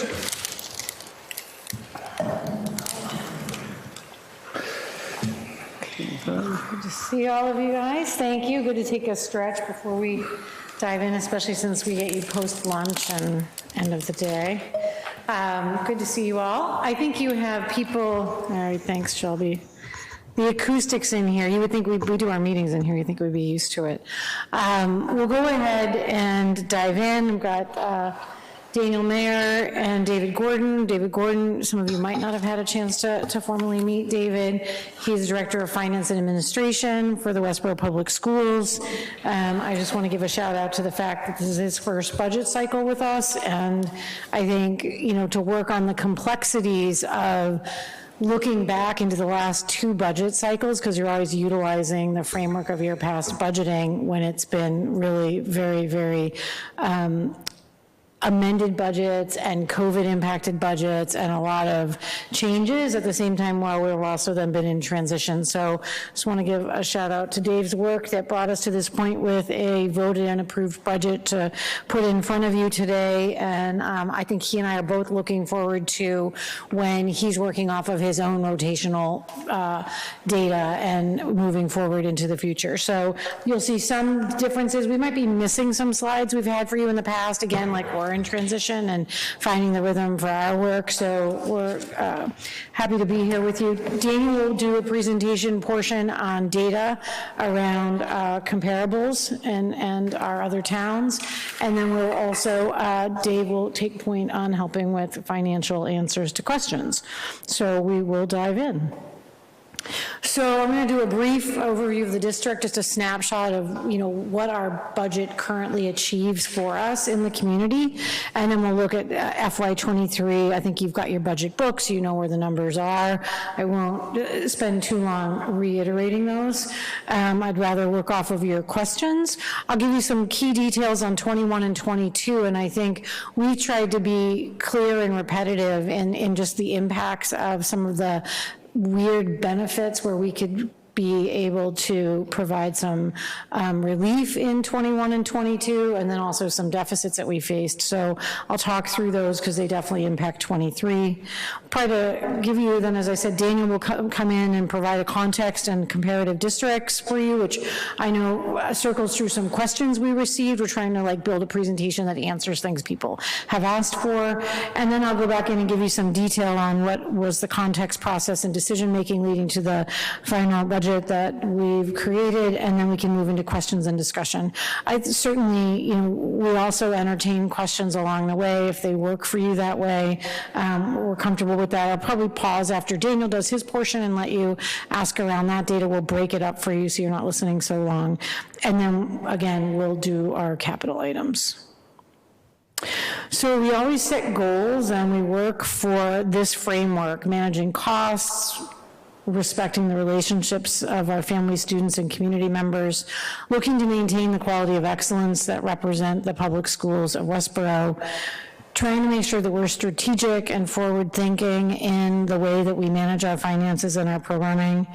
And I think this year we added 2 pieces, one in particular, which is the recovery from the financial impacts of COVID, both on the ground in terms of what it's done to our programming, our stamina, our work, and, you know, there's so much that has been derailed and so many things that have had to be put on hold. And then the impact around finances as well, I think will continue to play out through, you know, hopefully, no longer than through next year. And it's always a process, this work. You know, there's still a lot of numbers, as we know, between now and when we come to town meeting, and then even before we get to the final tax rate decisions and the true impacts of all the data being into October. So, you know, I think we're all aware that it's fluid. So I just want to give you a snapshot. I'll be on this slide for a while and you can peruse looking at it while I talk. I think that it's really important to think about what the budget provides for you as a community and in the performance of the Westborough Public Schools. And I think a brief snapshot for you of what is the current shape of the district that this money is using to provide those services. You can see in the FTE breakdown currently there are 713 713 bodies, moving across the district to provide all of the services for maintenance, cafeteria, administrative work, and teaching on the ground. That constitutes 683 FTEs. Not everybody's a 1.0. And you can see the percentage breakout there for the bell curve of, who's constituting in that total 100%. Again, 60% sits in the service delivery of our students on the ground, along with you needing to then fold in paraeducators and tutors of kind of the daily contact with students to provide what we do to educate our population. 90% of those teachers, 92.2 FTEs are SPED teachers, providing delivery to our most complex learners. That's 21% of the total of those 435 teachers. So it just gives you a picture of the mechanics of what it takes to run a district. You look at then, what is that doing for us? And the snapshot of the Westborough Public School experience for your students on the ground, you have to think about the fact that you're talking right now about 3,900, actually in 12 students as of today, but when we substituted the slides, it was 905. So it's also just really important to recognize that that also incorporates the service work and support that we provide to families. So when you think about the budget and the experience and the quality of being in Westborough, you're talking about the inclusive envelope of close to probably 2,500 to 3,000 parents and then the 3,900 students we serve. When you look at that population, it's also interesting to note, I think many of us, I can look around this room and see many of you who schooled your children all the way through from kindergarten until they left for college. You've lived in this town a long time. It's not the constitution of what the public school system is in many fronts when you think about the constant revolving evolution of service delivery. Currently, 315 students of that total are new to us this year since the start of the school year. That's 8% of the active student body is new to us at any given time.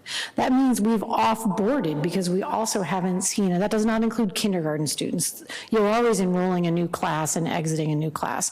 I'm talking about the additional transitional change of the evolution of what public schooling is right now, which is families continually moving and shifting during the school year, which means you're onboarding, building schedules, getting them set up into the district, welcoming them, programming for them, and providing service delivery to a rotational set of about 8% of your school population at any given time. In that mix, of course, you could have a highly complex special education child move in. You haven't budgeted for them. You might not expect to have to meet that need in your budgeting that you do right now, and you must respond to that public service need when they arrive.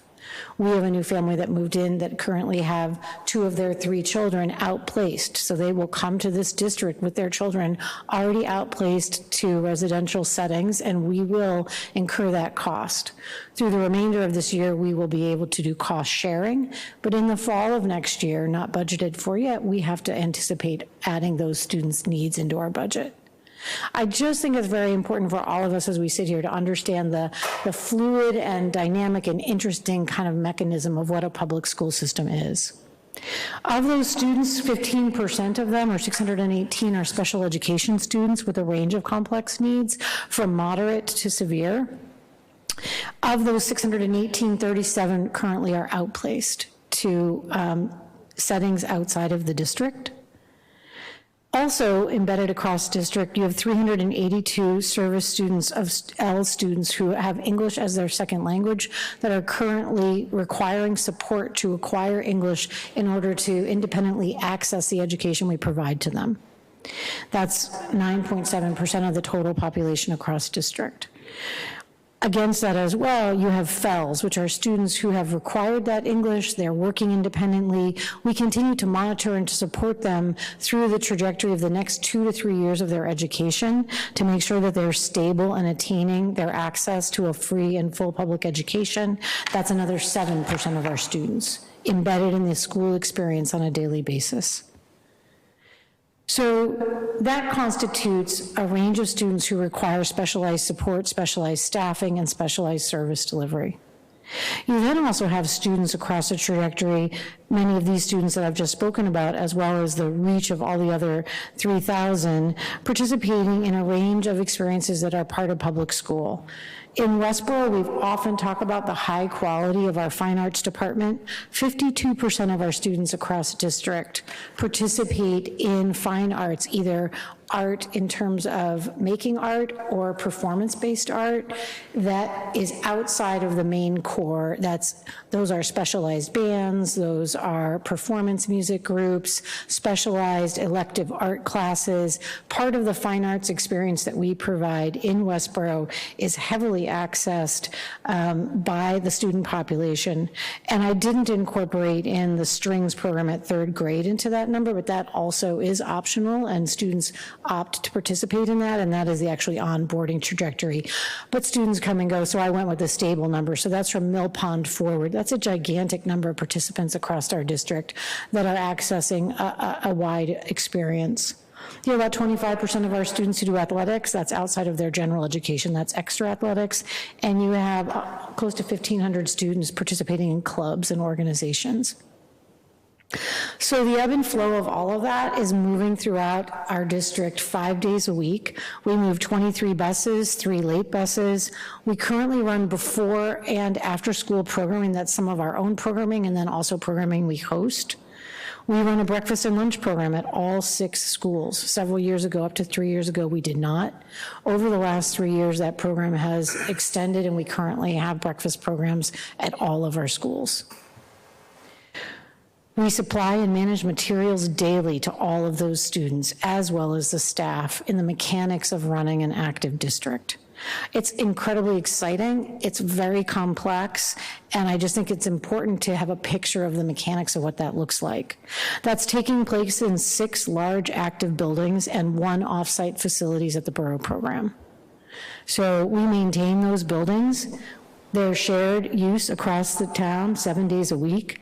1 is currently new, UC Fails, and again, we've all shared in the development, and you completed the renovation of Gibbons. So of your 6 buildings that we all manage together within this budget, 1 being new and 1 being renovated, you have the others that require maintenance and repair and ongoing updating. So there's a picture of what your budget is doing for you and the population that has sought out living in Westborough for the quality that both the town is and that we provide.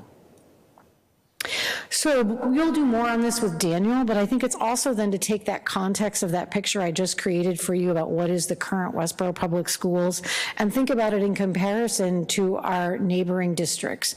This is the comparison list that we use, stabilized by Christy working with us, and we all get to look at the same data. Of our comparable towns, you can then see that Westborough in this group has one of the highest high-needs student populations of our comparative schools. So 38% complex high-needs students, and that is a combination of low-income, L, special education, into a completed number that allows them to do comparisons across districts. Now, I think it's just important to stop and think about that for a second as we remain, as you look at Daniel's data, cost-effective and high-performing. If you look at that in comparison, say, to Hopkinton, people like to do a lot of direct comparison because they're a very close neighbor. That's a 9% differential, or close to a difference of 360 students that we serve that have higher complex needs than our most direct comparison oftentimes of Hopkinton. So I think as you picture our district, you have to recognize the quality that we're able to provide against the complexity of those students. And then you look to the far end of the bell curve, and you have students who are incredibly high performing, incredibly fast pacing, and want and need also dynamic and extended programming provided to them as part of their public school experience. So on any given day, the scope of our work is incredibly wide. And that brings you to the budget that we presented to you, what it takes to maintain and run that type of a machine in a community. So I'm going to step back and I'm going to recap a bit for you about FY21 and 22. You also just have to stop and appreciate the innovation setting of our restaurant here. This is our preschool, and you see Daniel ordering some pizza. He's got a very cute waiter actively engaged in taking his order, and a second waitress making sure she's attending to his needs and explaining the menu in depth. And then, of course, the chef in the kitchen actively making sure that his pizza is going to be as ordered. Our preschool is amazingly dynamic and innovation centered. It's very much in a place that's above and beyond what many preschools provide. I welcome the opportunity to take you to see it at any time. And then you could go to the whole other end of the other spectrum and see the innovation of the Borough program, where our 18 to 22-year-old program also provides very high-end programming within the budget experience that we've put together as a community. So I think it's important to step back when I say remember 21 and 22, while we also want them to go away. I can't tell you how much I want the year to be over. And I don't even feel bad saying that. Like, we're all trying to move through the time that we've been in.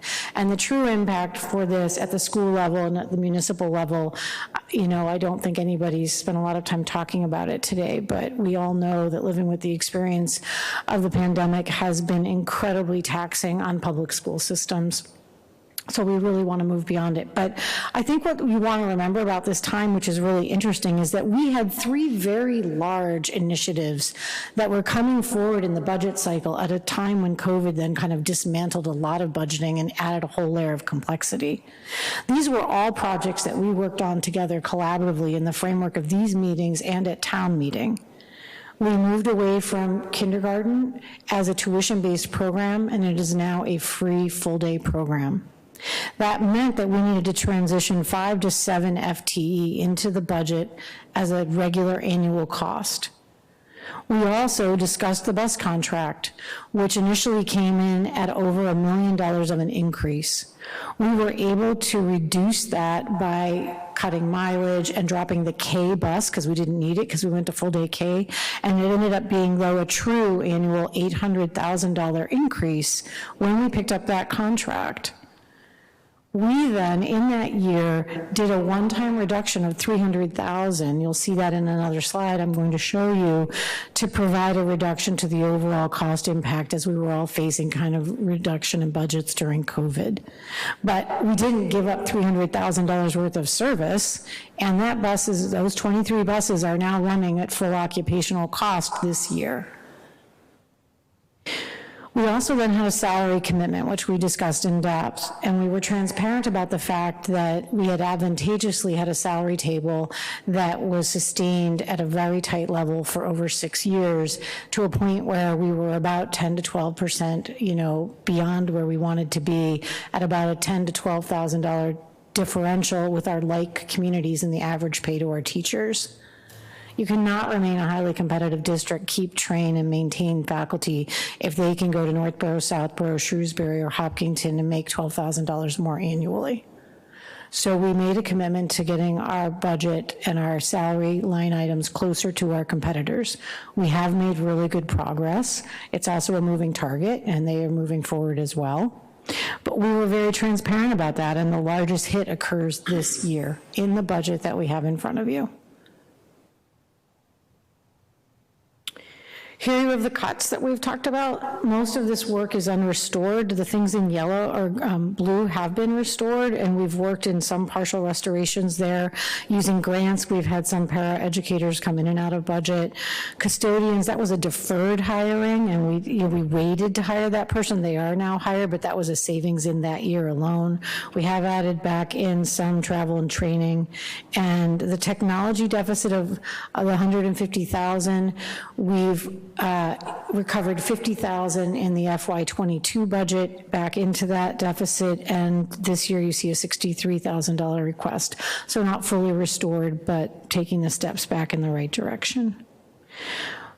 I think this was very good, innovative, creative, partner-based budgeting. I think the school committee and the town and all of us felt that this was very collaborative, and I want to thank Christy. I think we partnered very well, and Leah and the team that helped us look at what we could do to all move through the last 2 years and come out on the other side successfully as a community with strong financial capacity. Those mitigation efforts kind of fell into some core areas where there were also pieces where we leveraged those funds to, give back to the purpose of not hitting free cash. You see there the one-time offsets that were used to lower that bus cost, and we also then in FY22 leveraged a revolving account reduction of $150,000. Those again, whenever we do offsets like that, it's like when we use free cash to lower the operational budget, it doesn't change the operational budget, and you're going to see that hit later. We used savings from COVID impact when we weren't running buses and we didn't have our subs in and we were closed to pull the softball article and to do that in-house and not have that brought forward. It was an approved article through capital, voted and supported, but we pulled it and utilized savings so that it didn't hit free cash. We also then pulled the kindergarten article and used staffing that was not, we covered the part of staffing that was not covered by tuition with savings accrued from the bus contract. Those both provided opportunities where we were able to sustain not having too large chunks of money go to free cash. So that's a little of the history and the pieces that I think you're familiar with. I respect that everybody tends to hold their memory for these items, so I don't mean to drag you back through them. I think it's important for us to have that context as we continue to look at where we are today. So the other piece that we get good questions from FinCom and Select Board are around what does all of this mean in terms of our performance in comparison? Are we cost effective? And how are we maintaining services within a reasonable range of cost in our comparative districts? So I'm going to turn it over to Daniel and let him step you through some of that data.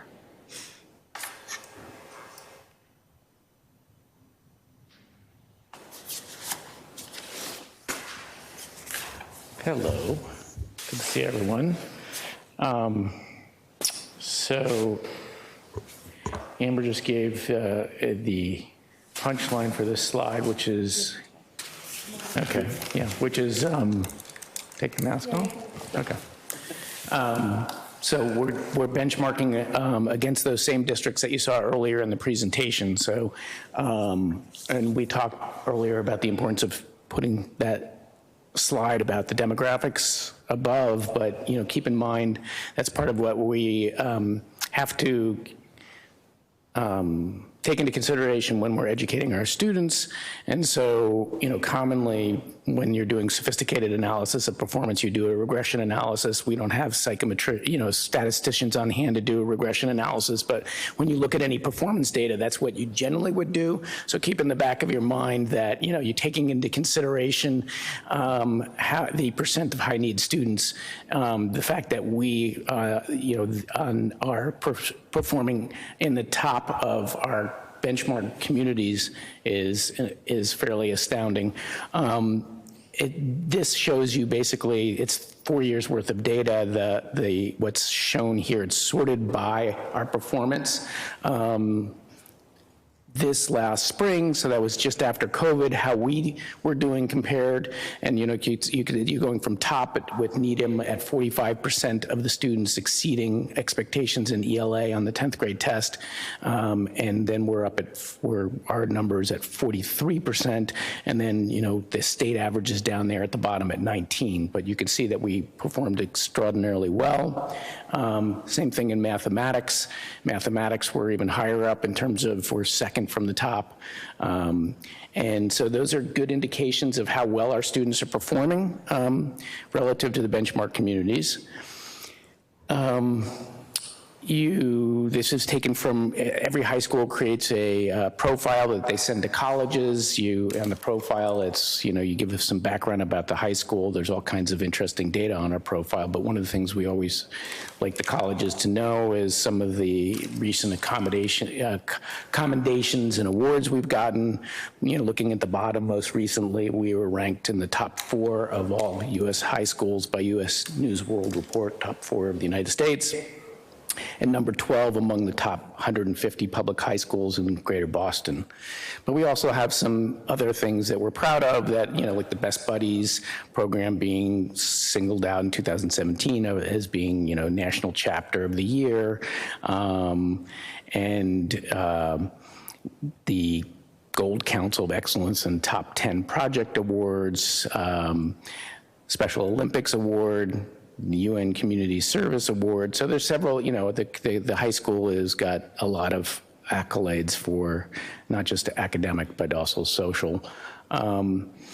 You probably know that our high school basically sends the vast majority of our students graduate and go on to a 4-year school. Tends to be in between 80 and 92% every year that go on to a 4-year school. It's much higher than the state average, which is more around 50 or 60%. And then, we wanted to give you a sense of this list of colleges. These are where our students, our freshmen college students, so last year's graduates, are actually attending, not where they were admitted. So these are a list of some of the schools. It's on 2 slides. Over the last several years, I think when we look at this list, it's actually we've gotten our students into more and more competitive schools. But I just gave you a sampling of like 30 colleges that our students are going to this year. And you can see, these top tier colleges.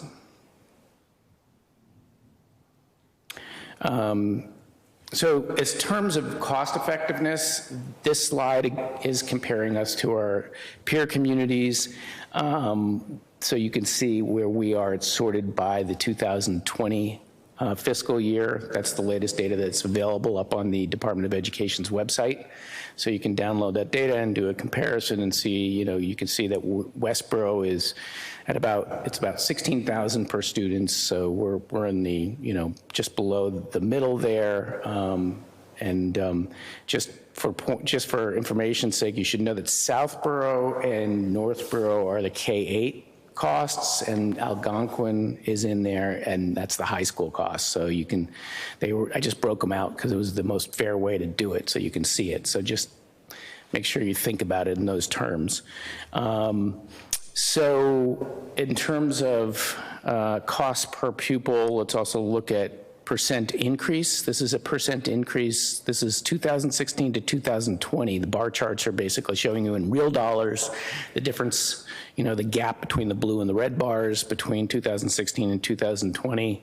And then here I just calculated the percent difference over that time. So you could see how much our budget in Westborough changed compared to our peer districts. And here we're at the low end of the spectrum. Northborough, the K-8 systems at 20%. You have Franklin and Westwood at 19%, and then we're down. Where's Hopkinton here? I did, and I updated it. But yeah. One sec. We'll swallow. Okay. This is slightly off. I think one of these slides, Hopkinton is down there at the tail too, and I think they may be at around 9%. Yeah. updated mine. When we send you a presentation, we'll drop it. Yeah, so there are 4 that are down there at the tail. So Hopkinton's around, and you can sort of see it if you look at the bars here. Hopkinton's down at the far left. Yeah. Okay, so let's see. The other thing this is research that David was doing, where I believe, Dave, you called up the school districts and asked them what their proposed budget increase will be for the coming year, right? So this is, they have not necessarily been voted on. So these are some of the benchmark districts. I don't think you were able to get them from all, but you can see where Westborough stands and Hopkinton stands relative to each other. Daniel, can you be sure to talk into the microphone? We're having trouble hearing you. Sure. Thank you. Was there something? Okay. That's better. Okay. Anyhow, so yeah, so this is as much data as we could get by calling different communities and asking what they were proposing this year. But there may be some relationship between, like I said, Hopkinton's down at the low end with us in terms of the amount of increase over the last several years. So we're now joining Hopkinton at the higher end here somewhat. Don't know, I'm not going to say it's causal. But that's the demographic data that and benchmarking data that I put together that I wanted to show you. And now I think I'm going to turn it back to you. All right. Do you have any questions about Daniel's data before we move on? Yes. All right, there you go, Daniel. You're back up. Patrick and then Mike. I was more convenient just to not ask questions. If anybody has any questions. Yeah, sure. Patrick? Yeah, so if you go back to that slide on the MCAS scores, I'm just curious. Sure.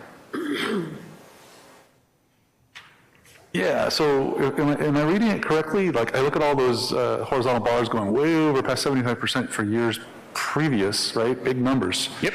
Westborough, over 75% in 2017. All the schools dropped. What was significant drop? What caused that? COVID. That's COVID. That's the result of COVID. Wow. Wow. Yep. They also remarked that.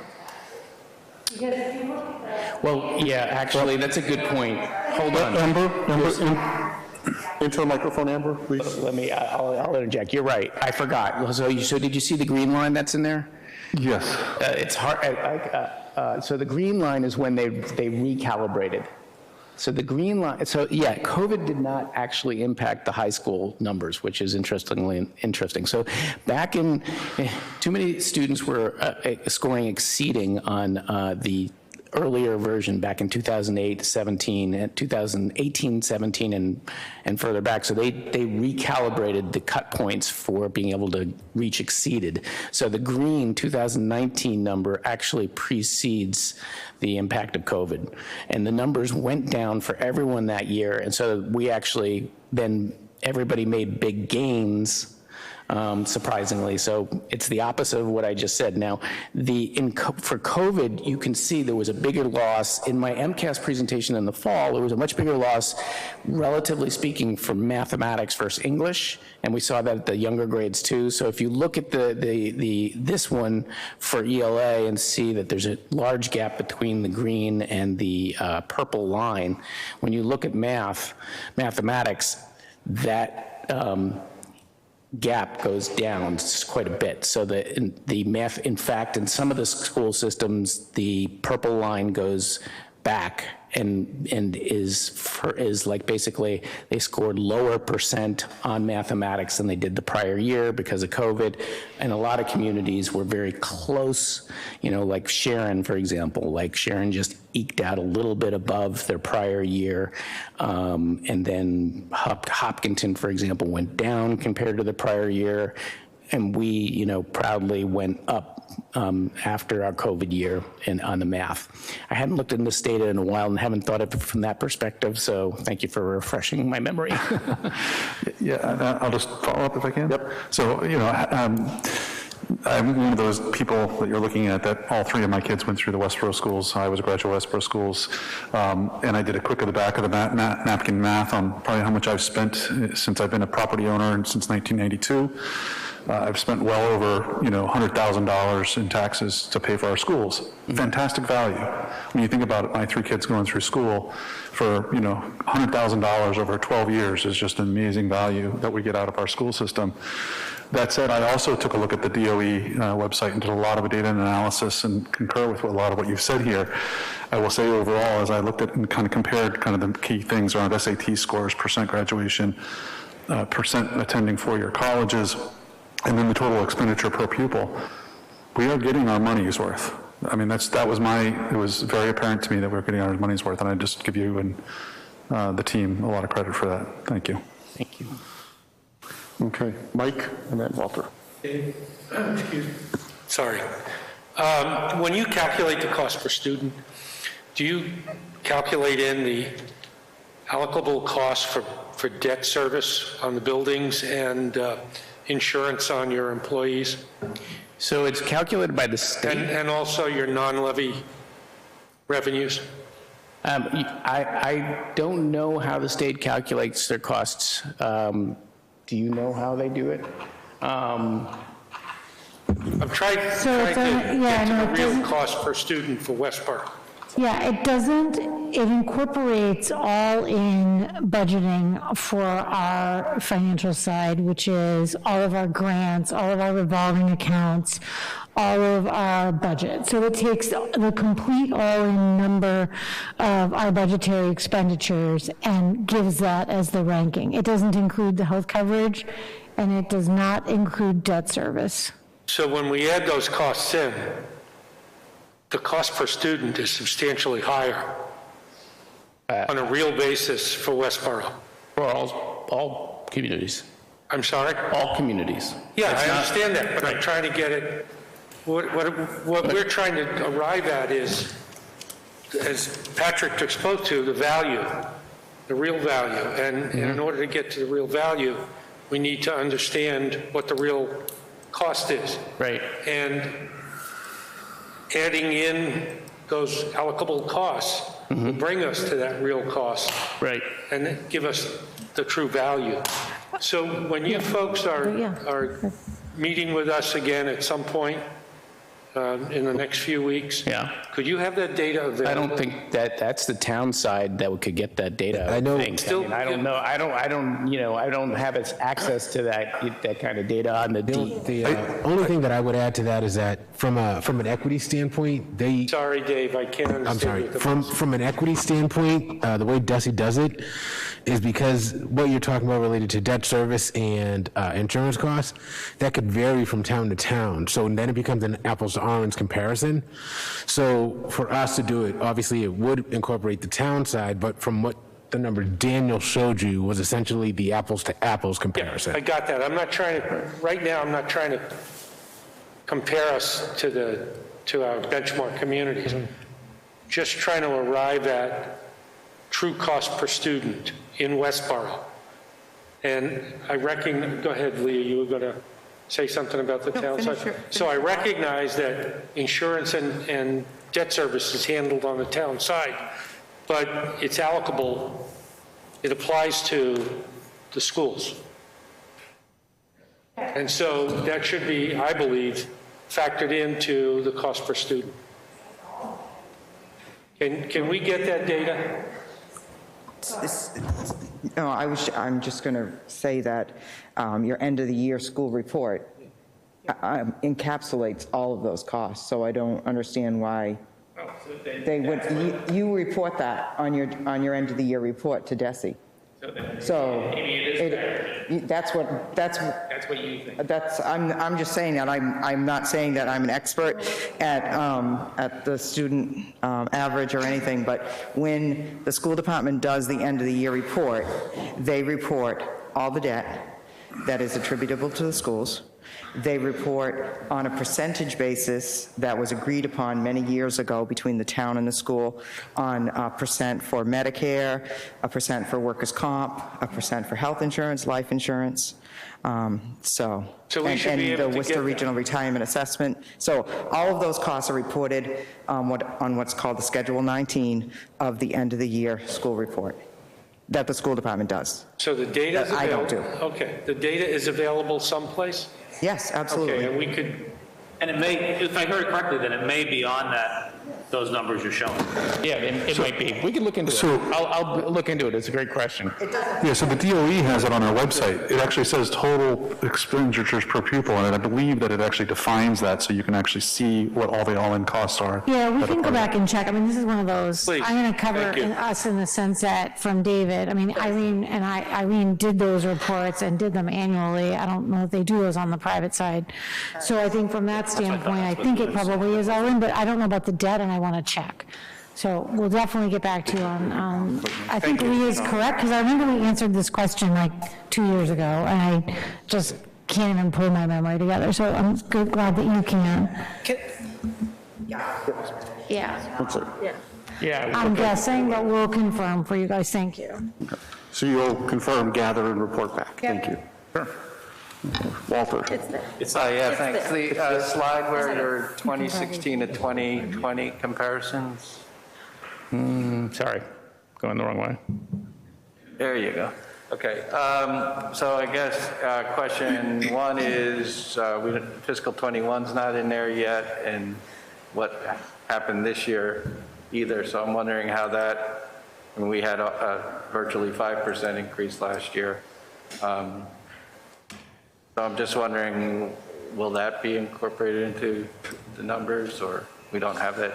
Yeah, This year's a little. It's not available yet on the Department of Education. So they take the, I guess they get our report for. We submit the end of year report in the fall, so it went in end of October. I think it's October, end of So it's the October. comparative towns, we don't have the information. No, right. I mean, it's an imperfect process in the sense that you're always in a lag time, and yet it's the best comparison in the sense that it does give you some standardization to be able to answer questions, and you can do it with, longitudinal data over time. So that's helpful.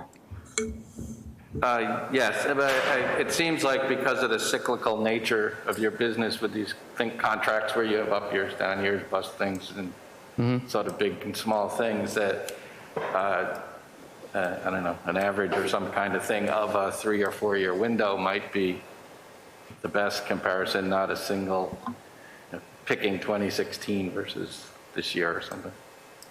Because all these other districts must have something that looks like that too, I would guess, too. Yeah, I mean, I thought about taking a time span to see what the percent increase rather than, is sort of the equivalent of doing an averaging, right, of some sort, right? Yeah. You're basically saying, what's the average increase, or what was it's the real increase over several years. Right. I mean, I don't know, That should be taking more of an average. Well, that's But if they happen to, yeah, that's fine. If you had happened to have had a big increase the year before, then in 2015, you might look better in this chart or something. Okay, that's fine. Yeah, This one is more of an average. That one's an average. This one is more real Yeah. dollars. An average of an average is going to give you, that would be sort of like an average. Wouldn't it be like an average of an average you'd be asking for? Or an average of the last 3 years is like not dollars, but it's percents. So Yeah, it's like saying, my main question was about 2021 and 22. And Well, I think that now means I that- understand why. We're happy to continue to try to provide data. It's always a moving target. I mean, Shrewsbury just had a giant override. So, they just made a major jump. So their budget, how do we even compare? So there's all sorts of, and then they also, cut their budget by like 15% the year before that and lost a bunch of staff. So, again, you can get as close as you can get. And then you also have to ask, do you want to be that? Like, these are very, very complex comparisons. And we are always happy to try to come up with whatever graph data you think helps explain a perspective around, are we providing within the norm an experience that is in these like comparisons cost similar? And the answer is yes. And whether or not we want to argue cost similar advantageously or not, I don't think that's a matter of perspective. So our job is to show you that we're performing well, that we're serving a very wide, complex array of students effectively, and keeping them also high performing statistically, and sending most of them off to college despite those complexities. And I would challenge any district to stand with us. So, I think for me, that answers the question, but that feels like an opinion. So we try to give you data that says, here are our colleges, here's our money, here's our percentage of students that are complex. And you have to then fold that into your sense of, is that overall a district doing a good job? So, you know, I'm biased, and so I recognize that bias. I live up close to it, and I see the complexity of students that I'm surprised are achieving at the level they are. And I feel a sense of pride for the instructional quality we provide in that. What is the money value to put on that? You have to decide when you go to town meeting and you vote, you know? More questions, or? Any questions on this part, or should we? Let's continue with the fiscal 23-year detail. All right, we'll swap out again here. It's a cute kindergarten picture. Over at Hastings, and they are doing some math. All right. So as we step back into 23 and we continue to get close to just kind of the numbers that evolved here and what they mean. And again, I give you credit as a group that look at your budget books and pay attention. We sustained a lot of the cuts that I showed you in those earlier discussions, other than those blue highlights where we've been able to pull some of that back in. We've continued to try to make very effective, creative, and innovative use of grants and revolving accounts, as well as leveraging the ESSER funds over the next 2 years to try to space out recovery through budgeting. We've maintained class size targets into this current year, although we did show a reduction of a tutor and a teacher in this budget, and we will look at that in the final stages of looking at the numbers. All of the building-based budgets and operational department budgets are zero-based budgeted. They did not see any increases other than these few that I'm going to point out to you. We've held out very transparently the desire to sustain putting back into budget over time the $150,000 that we cut from technology. This year you see the request of the $63,480 against the rollover of the one-to-one rotation of iPads, Chromebooks, and systems supports in terms of what it takes to keep everybody in a one-to-one across the district. You realize too, just as a remembering point for you, we haven't really talked technology in a long time. We provide a device through end of grade 9, and in grade 10, students select, purchase, and then shift to their own device. And then we cover the gap of students who might struggle with that and provide on-site technology available as needed and devices checked out to them and owned for them to manage.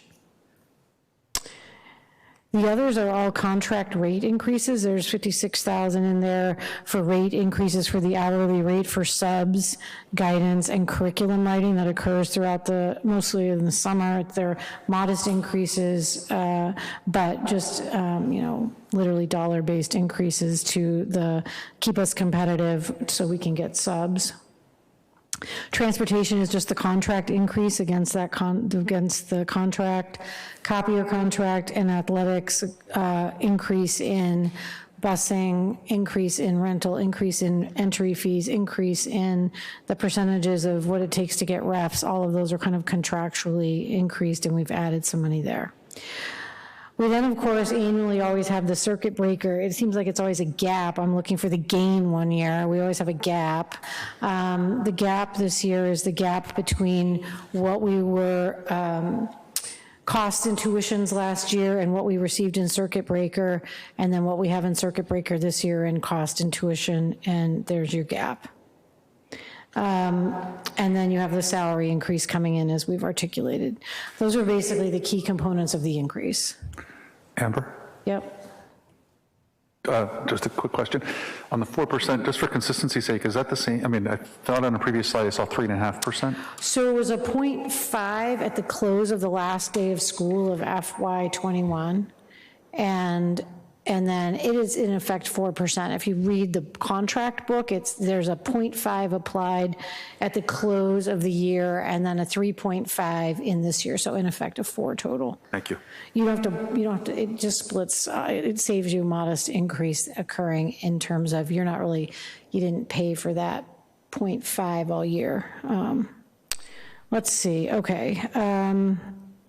So you see this in terms of cost centers. Again, you see everything else was maintained at no increases or reductions, mostly no increases, and then those that we've called out in the previous slide. There's always the gap and circuit breaker slide. You see this in your budget book. You can, Dave will address it if you want to discuss it. It just shows you the funding rotation that brings you to that gap. And then I think when we look at things we've done to try to keep 23 as manageable as possible, opportunities and impact with that, we drew 200,000 offset against community ed for electrical, custodial, time, supplies. That's basically applied across the budget impact to come in at that 200,000 less. The ESSER funds, we are leveraging. ESSER 3 has the 634,000. We're using 341 of it this year and anticipating then unanticipated costs that could occur between now and close of the year that we have to respond to, and then saving a portion of that to see impacts into 24. And then the kindergarten account we're utilizing, we were able to maintain sustaining funds in that revolving account that are allowing us to space out the roll-in of the FTE with no tuition coming into that account anymore, being able to stage those positions coming into the salary budget over 2 years, and this next year we'll use 450 of it. So when we did all of that work, the offsets, the things we could do, the zero-based budgeting around the building-based needs, we still were up over 6%.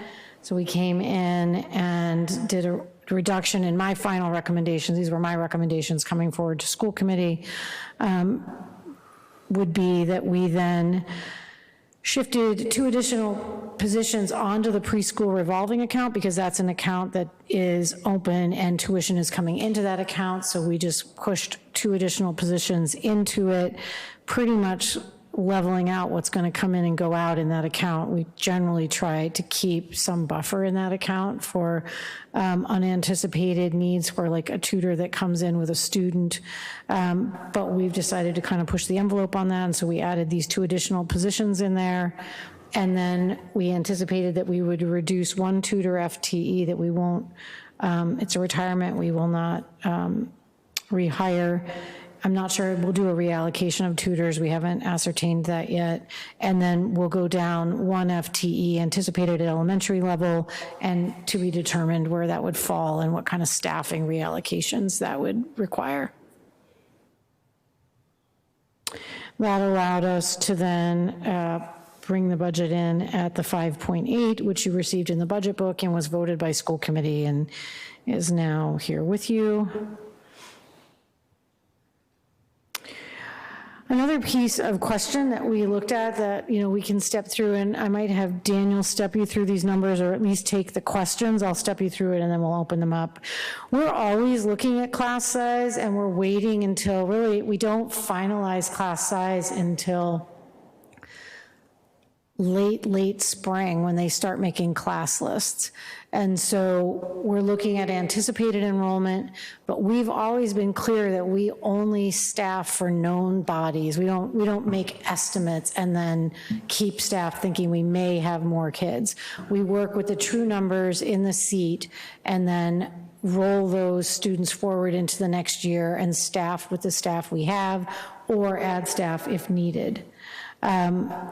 We really are clear that for several years, our class sizes, even while we were continuing, when we were in our enrollment stretch where we were growing, even with the addition of staff, ran class size numbers that were higher than average for multiple years in the experience of our teachers. In the last year before COVID hit, but this year we kept with the COVID ESSER funds, kept our class sizes smaller. they are really feeling the advantages of a return to a more average number that they experienced in past years before our growth. So, typically they were looking at classes between 17 and 20 or between 16 and 18, especially in those younger grades, and for years had ridden up closer to 21, 22, 23, and seeing now a return to those more noticeably similar class sizes from the past, really feel that they're able to do better work. You see here the trajectory of enrollment. Like I said, I think today our actual current enrollment is 3,911. So we'll see where it is at the end of the year. But again, that bell curve of those differences are kind of just spread across district and come and go with that 316 we talked about at entry. Like it's kind of a revolving number. Here are our targets, and again, I said we've ridden on the high end of these estimates, but stayed within them over the last several years. We ran our kindergarten numbers over that estimate for a while and added additional paras when we needed to during a lot of growth, but we're looking to see a return towards the advantageous end of these being on the smaller side as we look at meeting complex student needs. Here are our current numbers, and again, I anticipate if you just roll them forward and you assume no changes at all, and you use the same kindergarten number from this year and you just roll it forward, that's our true number. And again, each year we tend to open up close to the same amount, but this is where it stands currently. That leaves you with these class size averages where we hope to enter into next year.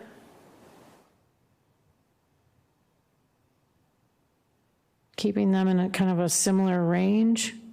Our grades 7 and 8 had ridden very high for a while, and this brings them back down to a more typical 21 to 22 class size on average. And then the high school, again, it's always better to look at them by clusters because you have such a wide array of types of classes, some that can be very high. But you can see the averages there in this kind of true schedule this year.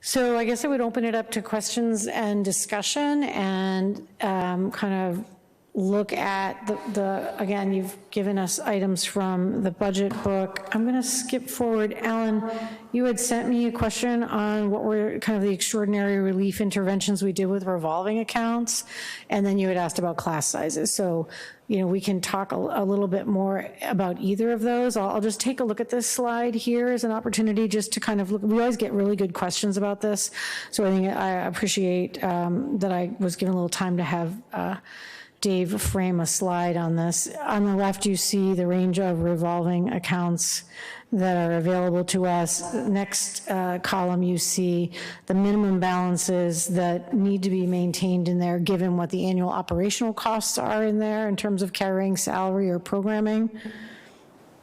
Current balances. You see the primary uses for these types of accounts, and they're delineated in the budget book for you, and this detail is in there for you. This just looks at it in one table.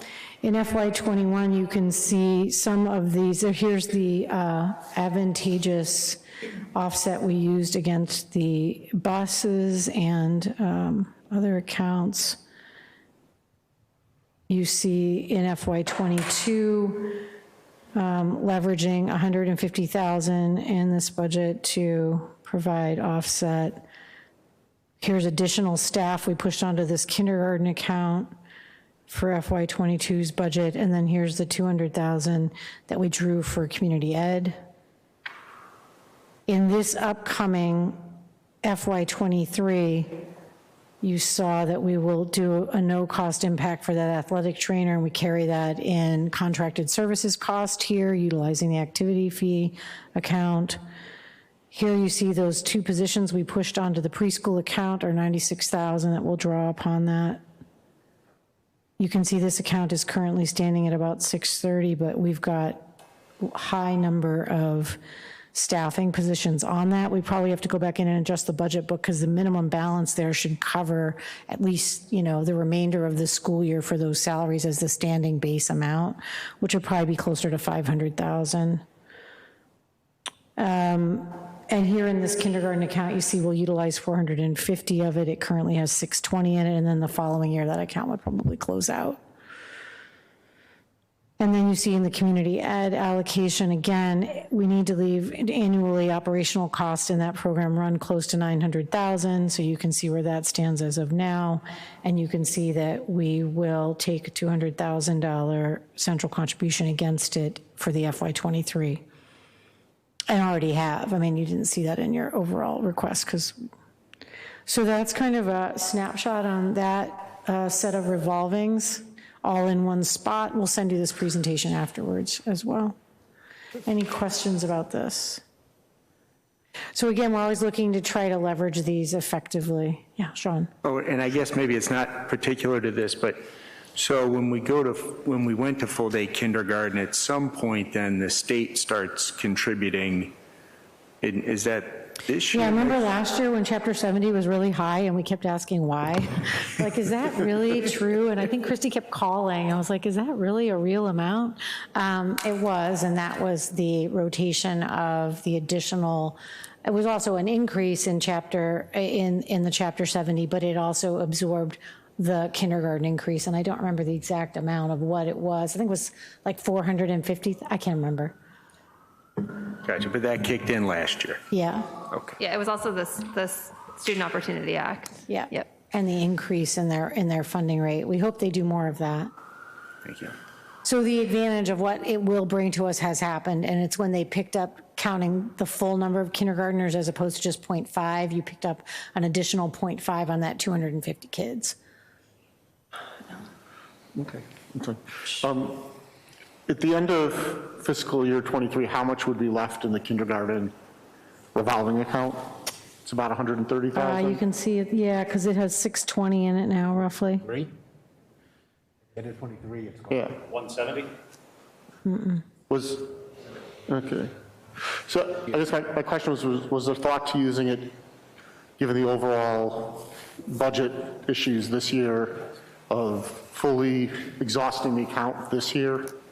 I know it sort of kicks the can down the road and you're trying to ease on the staffing to the budget over 2 years, but was there thought to closing out the account this year and bringing over that $100,000+? So Dave thinks it'll be zeroed out at the end of the year. He's looking at the 126 he added on it for FY22, but I actually think there will probably be about 100,000 left in there. Again, I think if we always try to maintain, for example, if we had to add a para or we have we would push it into that account and use that through the close of the year. But I certainly think, again, there's also, and some of it is, and again, I don't want to sound like vague, I'm concerned about and not sure what the staffing rotation is going to look like this year and next year with the ESSER funding staffed positions, and if we have to rotate those out and then bring some into budget based upon, like, I just feel like for the next year, being able to stage one more position on that kindergarten account into 24 just builds us a protection of, you know, hopefully having our increase be mitigated over 2 years, and we don't know what our new contract will look like. So again, like, I'm thinking, yeah, when you can pull a salary out and push it onto that account, it's just one of the ways we leverage bringing that percentage down.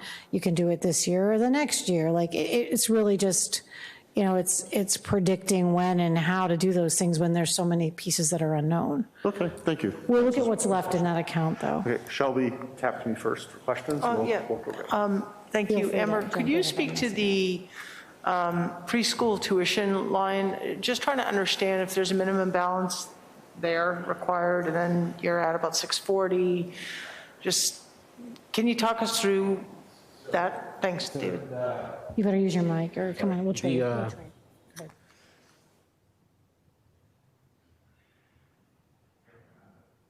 Amber briefly mentioned the minimum balance on the preschool tuition is incorrect. It should actually fund, or at least close to fully fund, the whole operation of the program. I'm not exactly sure. I don't have the history as to why it is 140. It should probably be closer to 400 when you think of teacher, staff, and operational cost.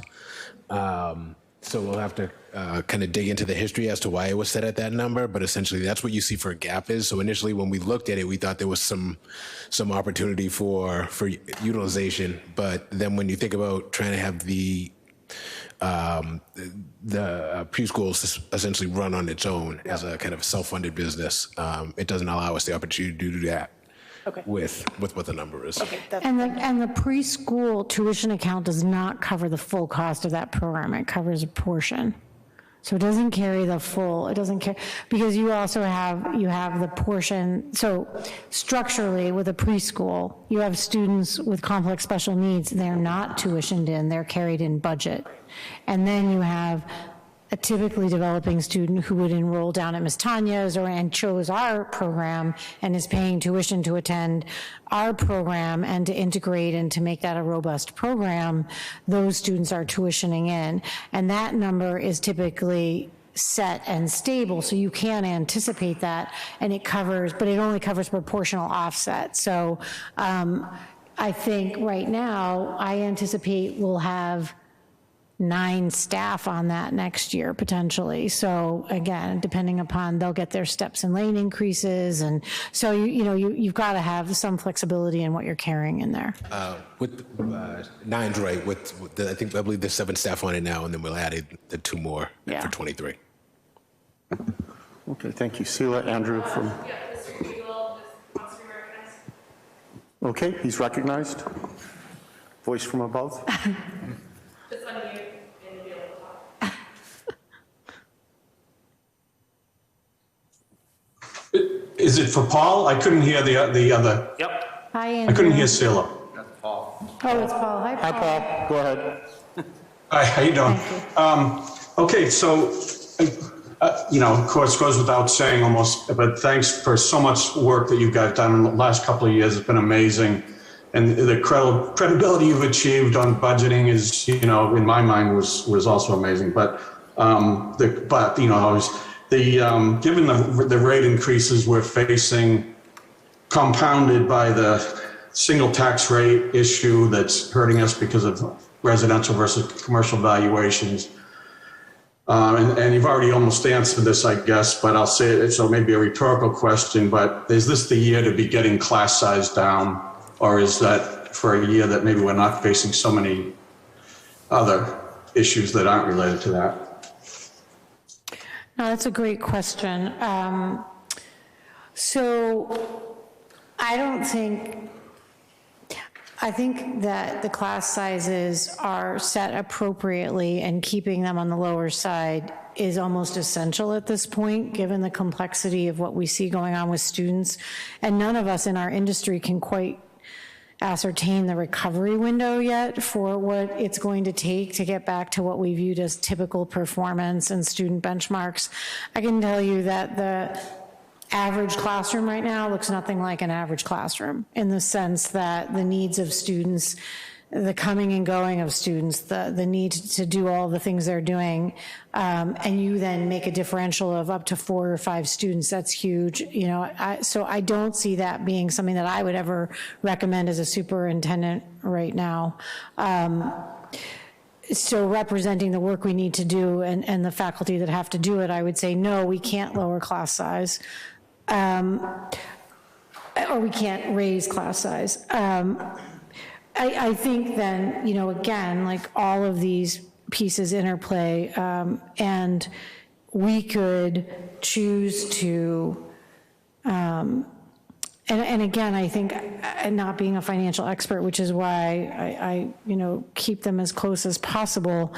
Every time I've worked as a superintendent, as a manager, of working with you to try to do things to lower the percentage of our budget whenever possible. But if it's just taking an account and lowering the budget, it's just moving us backwards. So, I think when we look at, could I use the remainder of that K account And could we, it maybe be 100,000, you know, you'd be able to leverage that. We've done that in terms of the way we've utilized these revolving accounts and the grants and the different things. At the same time, my financial expert explains to me how much that has hurt us, that, you know, if I just threw $300,000 of unattained cuts, but kept all the same services like we did last year with the busing and lowered that while we're now running that at the same cost with an increase of 132,000, I'm not being fiscally responsible. So, you know, I think all of this for me is a discussion that I think you guys understand, and I think it's an open and shared conversation. But right now, maintaining the staffing we have, we've put no new staff in here, but I think it's where we need to be for the next year to 2 years. Thank you. Yeah, just to be clear, I wasn't focusing on any one-time cuts. I was focusing on operational cuts, but class size. Thank you. Yeah, we are going to go down a position. So we are going to go down one, Paul. I don't, you know, again, and then I think the following year, it's going to be the larger discussion of tapering out those ESSER positions, which aren't in budget at all, but are numbers on the ground. And you're going to see us have a different set of conversation in FY24. Thank you. All set, Paul? Thank you, yeah. Okay, great. Thank you, Mike.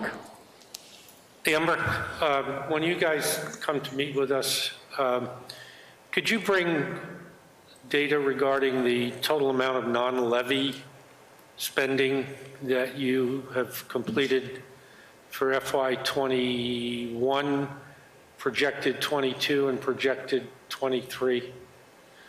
We're just trying to get, again, to total cost issues. And you don't have to include circuit breaker because I think that's statutorily impeded. Yeah. Right? Okay, yep. And I have a question on the transportation budget. Yep. Or are you going to cover that? You can ask and I'll tell you what we know. What's the cost basis for the transportation budget? Is it number of riders? No, it's number of buses. Number of buses. Which is also ascertained on average by your average ridership. But it also is, a part of the formula is also how large your town is and how far you have to reach to pick up students. So, and how you have to do that within a time window in order to bring them to school. So there's 3 pieces of a formula that decide how many buses you're running, how quickly you have to get them there, and how big your town is, and then how many students are riding. And then that creates a formula by which they figure out how many buses you need to meet that goal. We run a very tight bus structure in that we use the same buses for all 3 tiers, and it confines us in all sorts of ways, but it's the most fiscally sound.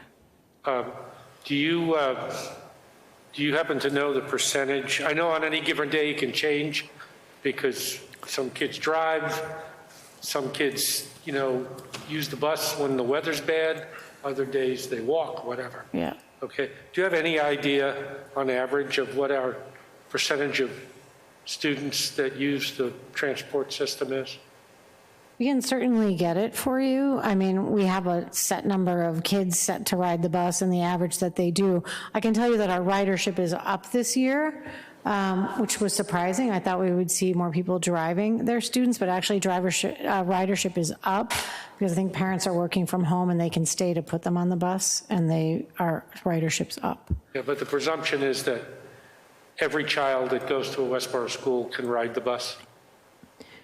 That is a presumption. If that happened, we would be in trouble. I was going to say, yeah. You know, there's a formula of averages that they use. And then if your ridership grows past your number of seats, you would have to add a bus.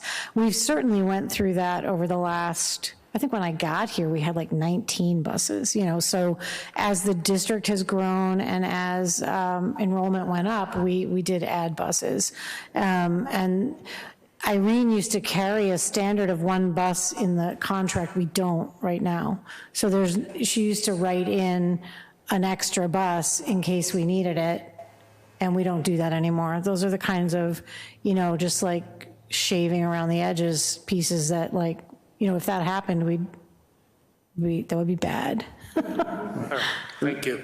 And just as a quick follow-up, and then, a question, but there are also guidelines, like particularly in the younger grades, kindergarten and maybe in K through 3, about the amount of time kids can be on the bus.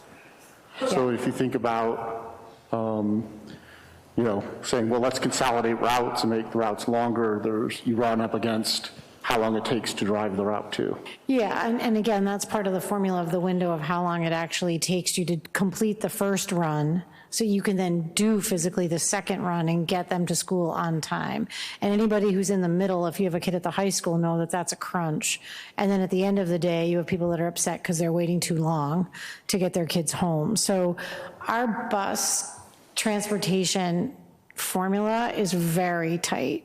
And, any one thing kind of tips it to complaints or problems, Thank you. Ian?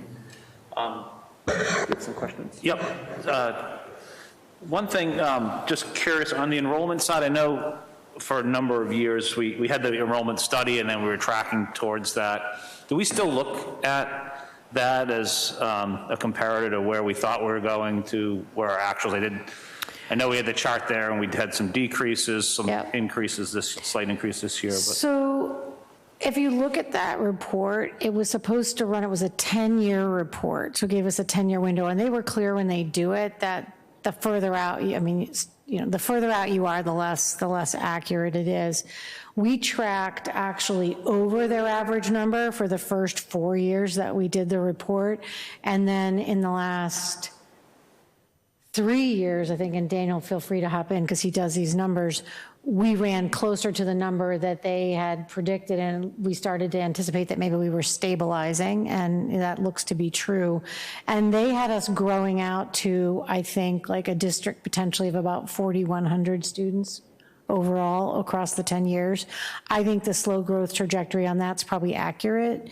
I think that if you look at the Mount Pleasant development and a couple other changes that could happen, you'd see slower growth over time, but you'd end up about 41, 4,200, yeah.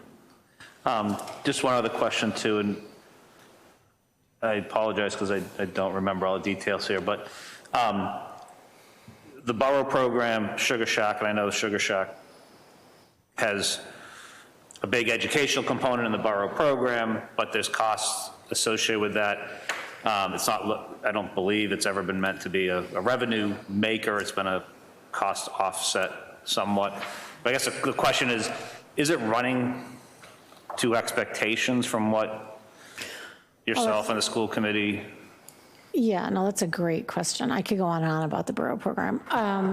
So fabulous program. I think it is more than we could have hoped in terms of the trajectory over the time that we've had the program. I think it's beginning to really show the fruits of the effort, the candy of the effort. The work of the borough is fulfilling the programming needs currently for 9 students, 10 on some days, and potentially with a couple transitions this year could be at 13 at the close of the year potentially. So it's programming the right number of students cost-wise, and again, it's standardly, you can say it's programming for 9 students right now. And we long-term had hoped, and I think we will get there, that we could potentially tuition in some students that would give us the leverage to offset the rental cost. I think right now, I've asked them to draw back from anticipating trying to achieve that for next year and to wait 1 more year, just because their own program growth has moved quickly over the last 2 years, and they've got some really complex kids coming in the pipeline that we already own that are ours, and I'm afraid of outgrowing the spacing of the program, not the actual physical space, but the program capacity to grow appropriately against the complex needs of those students. I do think in our future you'll see tuition to offset. We're actually in conversations with a district. We are running visits to that program constantly. People want to replicate it. I think we'll have some of those people probably come back and instead want a tuition, because I don't think replicating it's easy. We really had a very, not many people have Sherry Stevens, so you just can't, there's some things you can't replicate, and she's one of those people. And her program capacity to get that done was pretty spectacular. So, and not everybody has a Westborough that would support this kind of work and see the advantages of it. So I think the program will have those benefits over time. I think we will tuition in students. And I think right now, the program offsets, you figure 9 students, if we outplaced those 9 students, it would more than have paid for itself, program-wise. I'd be happy to prep the numbers on that, and share them in terms of rough numbers, but you figure if all of those students were outplaced to other settings, it would be more expensive than the program costs currently. The store currently is moving into a place where its profitability pays for all of its ordering and that rotation, which is pretty exciting. The original seed money that we used, we did a GoFundMe and used $10,000 for the seed money to purchase the first product.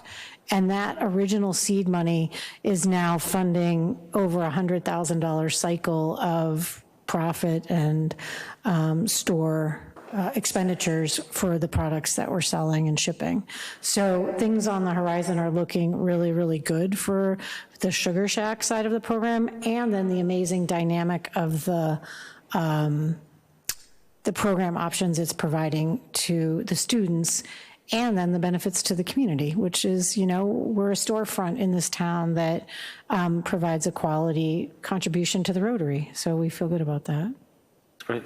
Just to follow on that, so is it that revenue or profit, if it gets it, is that then help offset the rent? Or, so does it funnel back into the program? Is that how it's intended? So right now, currently,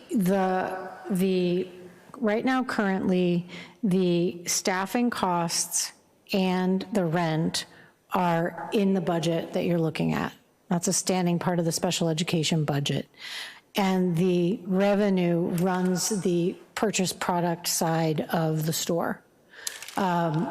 If it were to grow to a place where we could utilize it for offset of additional costs, we would.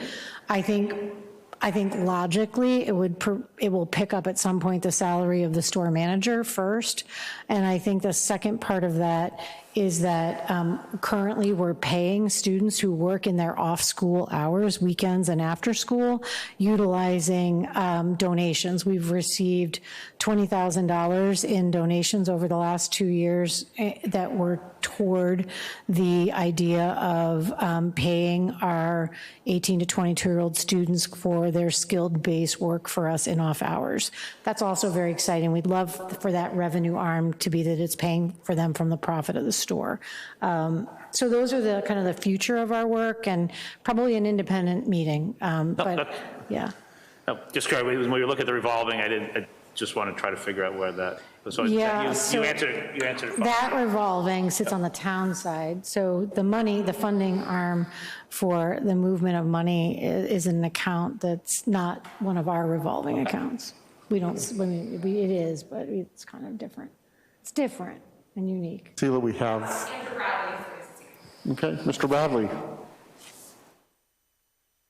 Thank you. I'll start by saying I caught the reference you made to the candies of their efforts, and to which I have to say, sweet. I really like that reference. But I also want to call out and identify. I wanted to identify a new chart that I'd seen that I think is one of the most important ones that we can track, not being on the school board, and looking at the details. And that's the new chart you showed with the FTEs and the number of bodies. And as a request, I wanted to suggest that as we start tucking into that, there's 2 other dimensions to that, and it won't fit all on one page, but this notion about administration versus teaching and how much the money is being spent on both, I think is critical to us, again, stepping aside from the school board to being able to say that we're monitoring the quality of education in the school. And it's a rough estimate, but I would say that being able to see those numbers over time is really helpful. Right now you have a snapshot as a point in time, but the way you presented the difference between each of those groups is super helpful. and understanding how those numbers compare to our measured districts or our comparative districts around. Because, it's going to come down to, as we're splitting between, the teaching versus administration, how much is that buying for the quality compared to what other people are doing? So more an observation and a request for future information than any actual question. Thank you. Yep. Doable, yep. Other questions, Shelby? Thank you. So at some point, can we get a little more detail, if it's in our budget books, I missed it, on the borough program?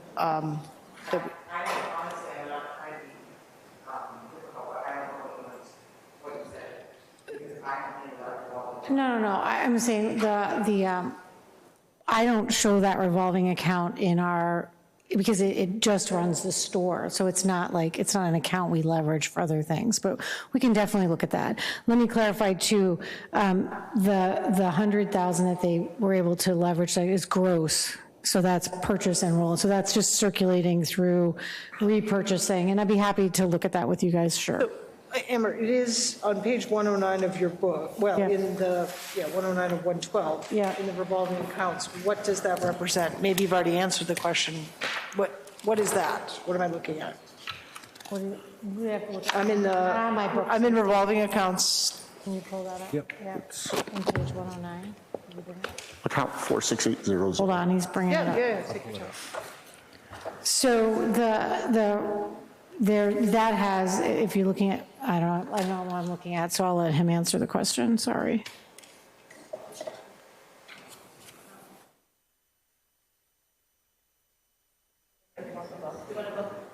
Yeah, thank you. I'm like, Dave, I thought, all right, here we go, Dave, you can borrow our book. Thank you, sir. Yeah, you don't have to explain the numbers, at least to me, but Yeah. I want to understand what I'm looking at, because I feel like it answers my question. Looks like, yeah. Right. And I hadn't seen it until I got to this page.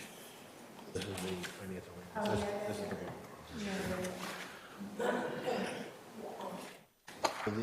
this is a revolving account, but it's That is the revolving. Yeah. So that's operational revolving materials and supplies that you're looking at there? Okay. But yeah, so I'm sorry, that is the borough revolving. In the list of revolvings that we used or utilized in that diagram, we used some of the, what we consider some of the larger ones that were more, more effective to actually offset some of the general fund budget. And there was certain, I guess, methodologies as to why we would keep certain things off of it, like student activity accounts, you can't.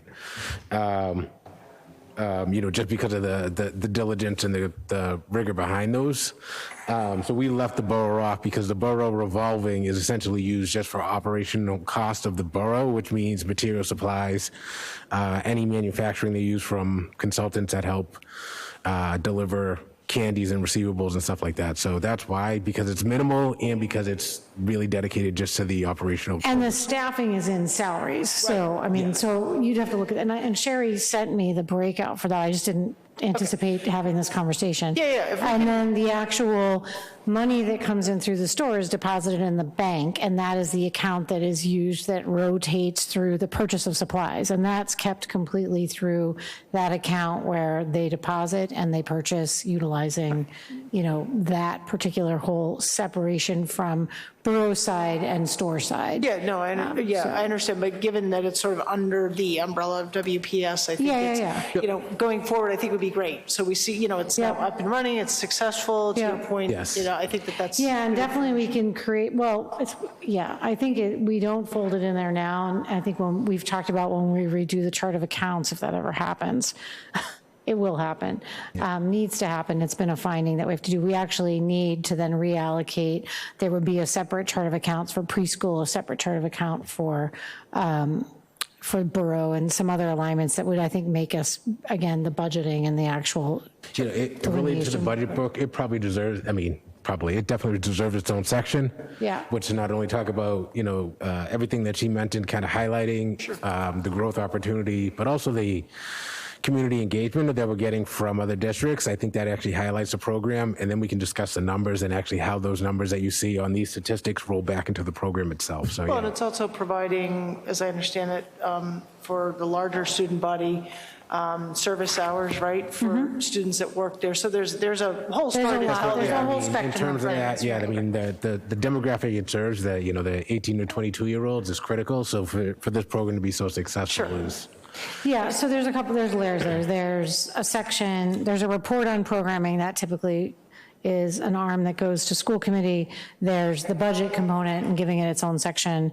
And then there's the store, that has the funding for the purchase of product that also can be folded in there. So we can definitely look at that. Can I ask another question? Yes. Okay. I believe I know the answer, but I just want to hear it. So the almost 31% increase in student services and tuitions, I mean, maybe go back to that kind of main slide where you provided the overview of kind of. Next one. Yeah. And then actually the slide before, because we have that in our book, but the slide before, I'm going all the way back. It was like one of the first slides you showed us. I'm like, where am I Sorry. going? Way back. I think it was your opening slide, sorry. I don't know, I'm going, sorry, I apologize. okay. I've looked at this thing so many I know, times, you would think I would be able to pull it right. I would like to sort of understand. Is this one you mean? Nope, it was a chart, the one that Andrew was just referring to. Keep going. Oh, I apologize. Okay, there, sorry. District overview, sorry, I couldn't. That was a lot of work. Sorry. So you guys did a great job of walking us through and telling us the narrative here, which I can tie sort of intuitively to a 31% increase, but can you go a level deeper to speak to why we're seeing that kind of increase? Well, that increase is the gap in circuit breaker, really, in terms of that driving number. Let me just go back to the number then. Wrong slide. So it's not driven by new positions, it's not driven by new programming, it's driven by the differential in tuitions and an out-of-district placement gap. Right. So we build programs. Our goal is to have every child who lives in the community be able to attend the public schools in their community, and when possible, we provide that. And in some cases, out of 4,000 students, we have 37 where the programming is so individual or so different or unique to their needs that we're not able to program for them. And so they are attending out-of-district placements. Those are escalation costs in those placements is unbelievable. And unmonitored, I might say. And so, we simply get the letter that tells us the percent they're increasing, and we have no choice. So you have 37 students currently that make up that tuition-based number. And this year, there's a $631,000 gap between the cost and what we carried in the budget last year. So there's no new programming attached to it. Thank you. Okay, anything else, Shelby? No, thank you. Patrick? Yeah, a couple questions. Just going back to the class sizes for a moment. Fair to say that class sizes are, or I'll say performance is a derivative of class sizes? Yes, I'd say that's accurate. So is there any data that you have or you could share in the future in regards to our comparison communities and their class sizes, so we have an idea of, how, is there other than obviously the sanity of the teacher, if the class sizes gets too big, obviously there's other benefits. So I'm just curious as to how our performance relates to class sizes and then how that compares to other communities. I mean, those are great questions. I mean, those are very complex questions where, there's both data that's hard to ascertain, that's somewhat, invisible, and then there's, concrete in terms of that's if you have 4 less students in your class, you know, if you think about time and intensity of instruction, you're going to run 1 more instructional group. You're going to have touch time for conversation with students at an increased rate. You're going to actually spend, and our teachers are very good at being articulate about this, you know, probably half an hour to 40 minutes less grading when you're carrying that fewer number of students, or touch that you have to put on product and organization to get your books boxes ready, to pull the selective groups, to do the assessments. So there's a you know, a value attached to, in terms of workload and time and intensity, having another set of parents. So that's 6 more parents you're not interacting with. That's less. There's a percentage that lifts off of your work and allows you to then better direct that with more high quality interaction to those other students. We often talk about the average child. Everyone wants us to do a great job for the average child, and we'll often say, like, we have lots of specialized service for students who demonstrate complex needs, and we're providing services for them. But if you send Jonathan to school and you feel like he doesn't require a range of extra services other than great teaching from a really strong teacher during their trajectory through school, what you want for them is as much contact and quality interaction from that teacher as possible. And when you look at the differences in class size numbers, that's where you see an impact that's true, in the sense that those students, those are the ones who get more attention. And so, you know, yes, you see better growth and progress in their development. Now, the flip side of that is when you looked at the comparison of 360 more complex learners in our district than somewhere like Hopkinton, if we just take that, you know, standard. I feel like I have to call Carol after this presentation until I talked about her the whole time. But if you compare Carol's district and our district, you know, she's got fewer complex students stratified across those numbers. So let's say her class size numbers are the same, percentage-wise, the impact of workload is still that much higher in some of our classrooms, and requires all those FLEPs who come out of dual language learning, who are now working independently with just a monitor, still require, as second language learners moving through English all day, a lot of prompting and support to be able to access their performance. Sure. So those are the things that are hard to kind of like give you data on. Yeah, you kind of have to weigh it, right, with all the other, so that makes sense. I appreciate that. 2 other questions, they're completely separate from each other in topic. Just to be upfront and honest with, you know, I asked the DPW director earlier today, and I realized I don't think you were in the room at the time. Do you see any efficiencies that could be gained in regards to combining the building and grounds support between the DPW and the school maintenance of the grounds? I mean, that's a big question. So, I mean, I'm not going to go down that rabbit hole. I mean, I don't know. It could be yes and it could be no. It depends on what we find when we study it. I mean, currently, you're looking at then adding 6 large buildings to a crew, and, you know, how I would want to understand all sorts of questions. And Christy and I have talked about this because she wants to do a study. So I would say let's let the study answer that question. Okay. But, you know, we have 32 custodial team across the district that are managing those 6 buildings, boiler systems, HVAC systems, rooftops, clearing snow. Sure. I mean, they're not sitting around. So the question is, if we think the savings would be in eliminating some of them, I would say I don't think that's advantageous. So we would want to see where the cost savings would be, and the autonomy over managing our buildings and making sure that who mixes with our students is pretty, you know, essential to a control mechanism for us. So there's lots of pieces there to figure out. Sure. I can, yeah, I look forward to hearing about a study on that in the future.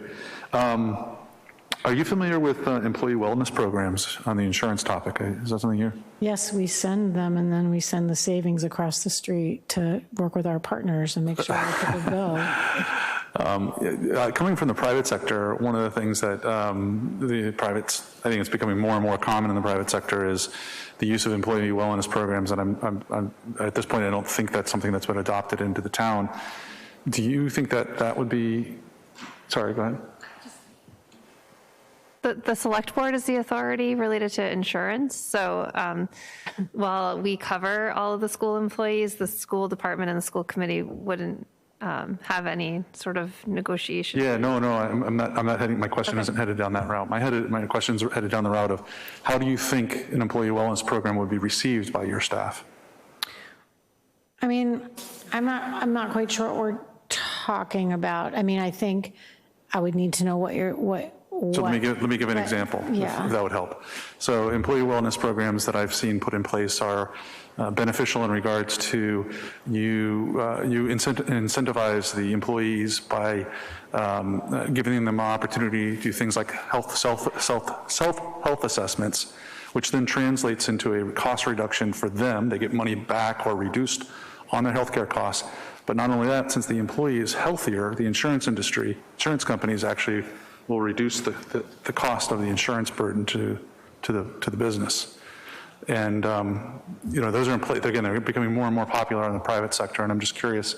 So that would be, to Christy's point, a collaboration we would share as a joint entity where the insurance flows from the town side, and we have members who participate in it. So I think when I said, like, do we attend things, they offer employee training things and wellness opportunities that give us benefit bonus points for reduction in insurance cost, and we actively make sure that we circulate those, and we do have staff who are good about attending, and we're good about the record keeping, because we recognize that any type of cost savings like that's part of the creativity that, is part of how we work all the time. And municipalities generally are always trying to find ways to kind of manage costs. Always, yeah.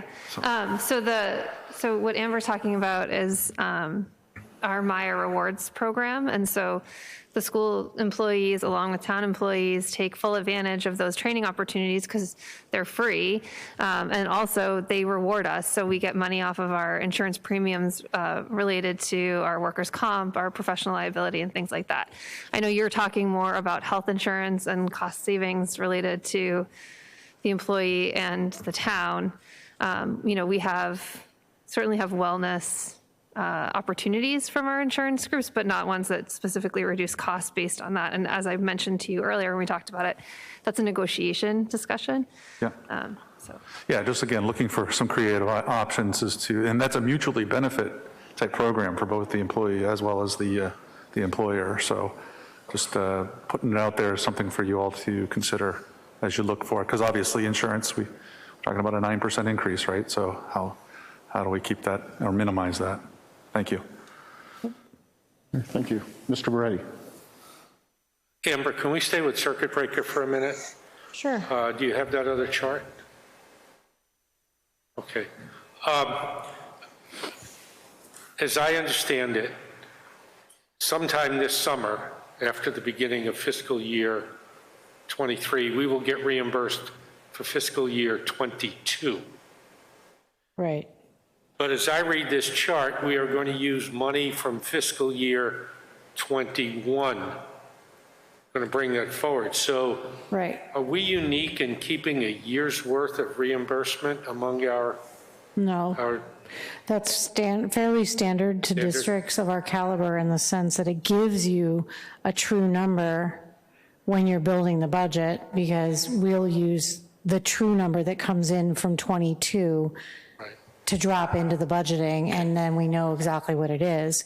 Otherwise, we'd be doing what we do with many other areas where we're waiting for the number to come in and we're guessing, and that's not, and every year is a gap. Sometimes we guess and we do better by the time we get to town meeting and the rates are looking better. I can tell you right now, circuit breaker has never helped us move in the right direction. So that would make us even less popular to show up at town meeting and then have a big gap that we suddenly had to talk about. So structure of districts, that work. And we did research on this, I think my second year here. I think of our comparables, they all roll it except for two, like Franklin and, a couple others, they can't afford it and it doesn't work for them. So once you do that, you're in the hole all the time. Thank you. Yep. Okay. This is a workout. Any final questions for school department on the operating budget? Okay, and then if we can move on to warrant articles, capital. All right. right. So, okay, let's put on our warrant capital project hat. So currently, I think we've got a capital project and process set up that's feeling really good. I think the structure that Kim has built with that committee, it continues to have kind of an advantageous approach to helping us all see, because these are always big numbers. It's like when Chris comes and a fire truck comes, and these are big numbers when we're looking at projects. So having a longer window on that planning and working collaboratively on it, I just want to give a shout out to the fact that while there's pieces we're all trying to figure out how to live within, kind of how the articles all work and how it comes forward, I feel very good about. We forwarded 4 items to capital for consideration in a rotation of a multitudinous of articles for the 6 buildings that are pressed out over 3 to 5 years in a plan that we've submitted to capital. And each year we rotate them and look at them in comparison to urgency and whether or not they had been carried one year or deferred to the next. So it's a nice evolutionary process. So this year, for example, the chiller system had been forwarded, the high school chiller system had been forwarded for last year, and they pushed it out to FY23. We brought it forward again, and this year it's received approval to move forward. So that's just a little on process. Our 4 items, the Armstrong Playground, the Armstrong Freezer, the high school chiller system, and the Hastings roof were the 4 that were up for FY23 when we came to discuss them with capital. The Hastings roof project was deferred and pushed to 24. I think it's very reasonable, given that we also are hoping that so much of the construction and bid process is feeling, inflated and then problematic around bid structures. Even if they can get people to do the projects, it feels like smart planning to see we can get something more advantageous in a number-wise, because we would refresh that number coming into the capital process in 24 and hopefully see a responsiveness that it comes down, we would hope. That happened when we did the sprinkler article, where by the time we went out to bid, it bounced back, to a more advantageous number. So currently, there's the 3 that are approved to move forward, and we'll prepare with, slides and information on the article for town meeting. And I'll talk through each of them a little bit. The one that I think merits a discussion is the Hastings gap funding for the HVAC system, and it's currently in the queue for the ARPA, and I know that I saw a lot of good discussion about that when the other departments were here. So I'll kind of go back and forth between these. So the Armstrong Playground was an article that we brought forward to you in FY18 and 19.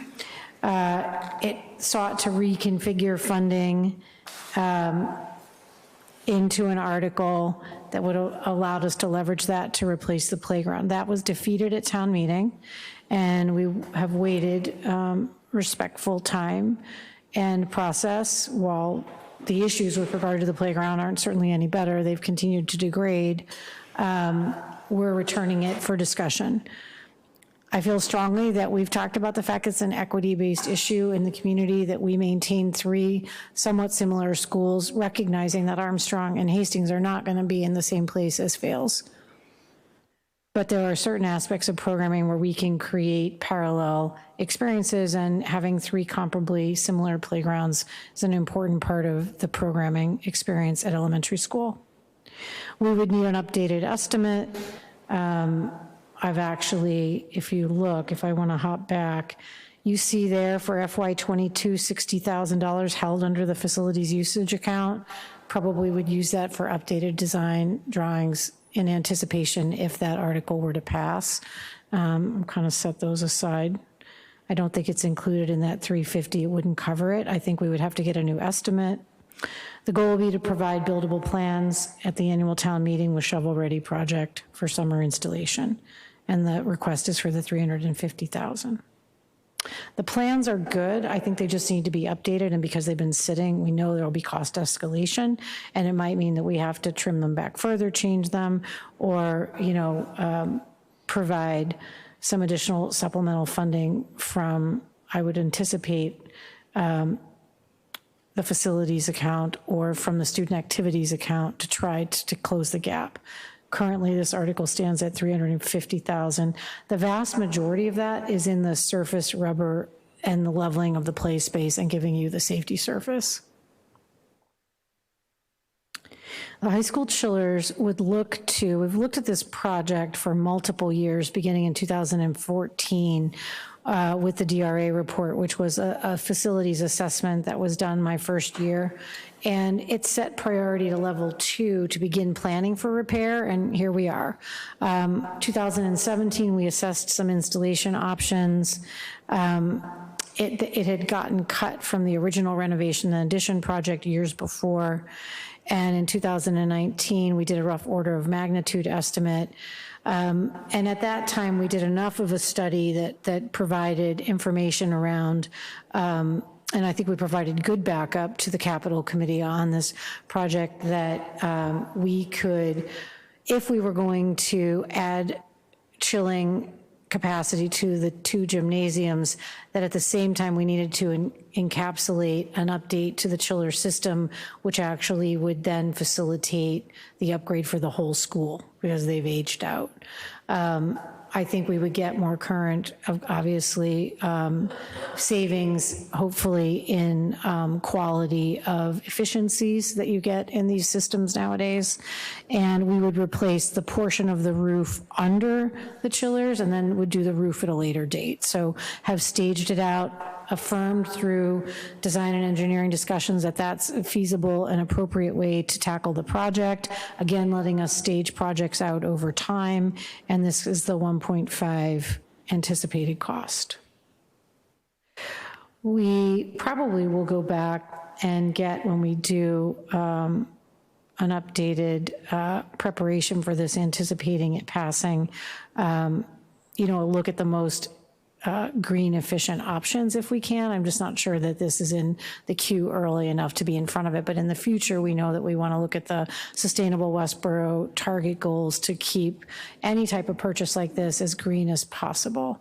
But this project is not going to be fully in alignment for that, but I just want to mention it as a piece that we certainly are starting to think about. The other thing is this then has been submitted for ARPA funding. I think it's a very I think it's a really advantageous project for funding and I think should be accepted. It's very much kind of the type of HVAC system improvement infrastructure work that seems to be getting approved, but again, we'll have to wait and see that. And so the article would hold until we see if the ARPA funding came through and vote it with approval to move forward if it didn't. And Christy worked on refining the language that it could carry either action. The other is a standard replacement. The freezer is beginning to take continual repair and I think has aged out a while ago. And we started talking about this one in the original 2014 DRA assessment. We'd really like to see a summer replacement on this. It really doesn't let us have any other cooling options. It's one freezer in the school and there's just nothing to do to run program if it goes down on us. So the cost offsets of continuing to repair it doesn't make sense, and that estimate is pretty firm at the $40,000. So those are our known warrant articles that have come through capital with approval as a yes. The other one is a discussion that I've had with Christy and Kim and Dave and the board about the HVAC system funding gap. We have voted money already set aside to do the repair of the HVAC system at Hastings, and when we went out to bid, the cost came in at a large gap.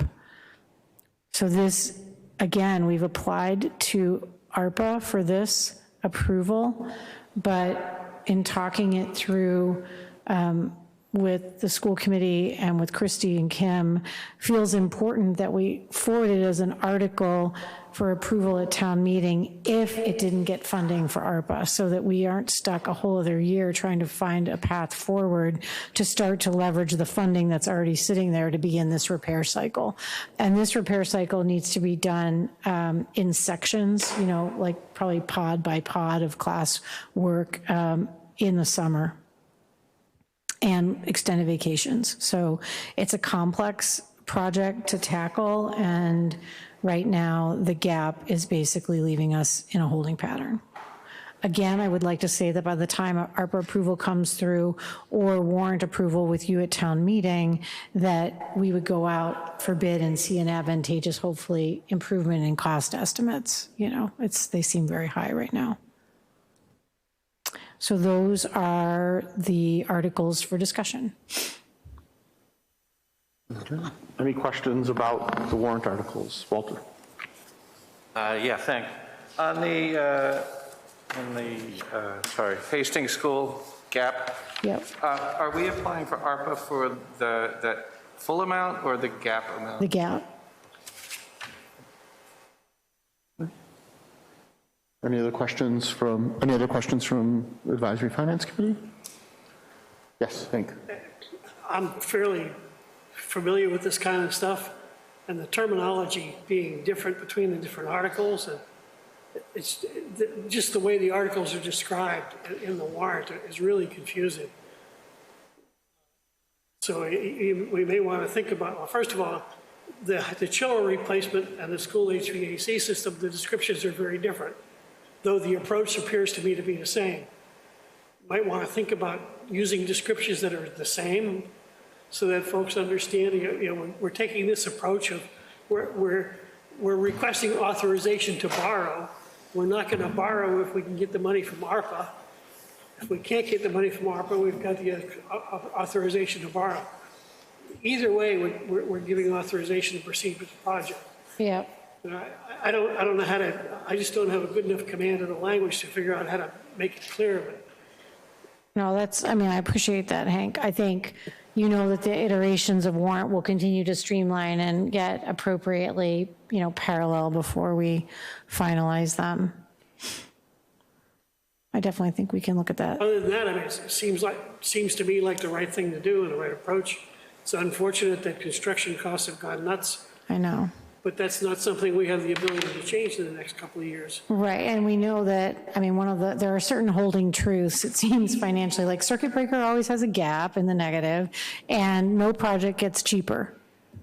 You know, so I'm sure like we had a really firm, strong, appropriate cost on that Armstrong playground.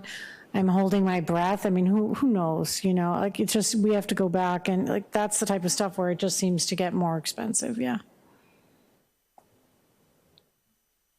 Okay, thank you. Okay. From the select board side, Patrick. Yeah, on the high school AC system, you mentioned efficiency and you mentioned being green and all of that. I was just curious, knowing, you know, Sustainable Westboroughs and our commitment to green communities, what is the fuel, what is fueling that? Is that going to be electric or is that going to be gas? Do you have any idea what that system will be? It is electric. It is electric, good, okay. That's good to hear, thank you. Sets us up nicely I'm like, for solar. my engineering skills have really gotten better with this job. And I'm hoping that's accurate. I think it is. You sounded confident with it. And then I scared myself. I started out confident on the borough program. I just put a big note here and texted Sherry like, ooh, I just dug a big hole. You need to send me your data. So she just sent the data to Daniel. I go, send Daniel that spreadsheet right away. So, I mean, I know that like, I know when I'm floundering. So, you know. I don't mean to ever confuse you, but I always need time to prepare, especially when we're in, you know, the rotation of complex financial work, so. Okay. Any other stuff? Yeah. Just one comment on, make sure everyone heard it, because we spent a lot of time on this in capital expenditures and appreciate the work the school did to answer the questions, get to the right answer, which was because of replacing those chillers and the units on the roof, and then subsequently coming back and replacing the roof, we had a lot of discussion about, can you do that? Does it make sense? How do you stage it? And they went back at the answer, yes, what you do is exactly what Amber said, is you replace that portion of roof where those new units are. It can be done, it works. They have the technology, so you don't have seams where you do the new one, but it was probably one of the biggest discussions and things we did at the capital expenditures level to bring this forward, and I think we got to the right answer, and thank you to the school for spending the time to do the research on that too. Great. All right, so any other questions? So we covered a lot. I just want to say thank you. I appreciate the quality of the conversation. I do think that, you know, we will answer the all-in. I think it is all-in inclusive of health and debt on a percentage. Maybe that percentage needs to be adjusted over time. We'll get back to you. I think the answer on that is it's all-in, and we'll follow up. We have a couple of requests that we've noted that we'll follow up with emails and make sure we're in alignment before we come back to other meetings. And I'll pull together a composite of some information on the borough to share with people as we move forward. And I think adding a section in our budget book that's more robust would be a future piece to look towards. Michael, I just wanted to let you know, I had an opportunity to reach out to some people, and it sounds like initially it does include health insurance, but not debt service. But I also did write to two people at DESI, Rob O'Donnell and Jay Sullivan, to find out actually clear and concise is which of the two it includes, if not both. Thank you. Yep. All right. All right. Thank you very much. Thank you very much. All right. A lot of work, a lot of effort. So as we transition to the next section of the agenda, which are additional department presentations related to warrant articles, we'll take a 5-minute break so we can stretch. And remember, the mics are live.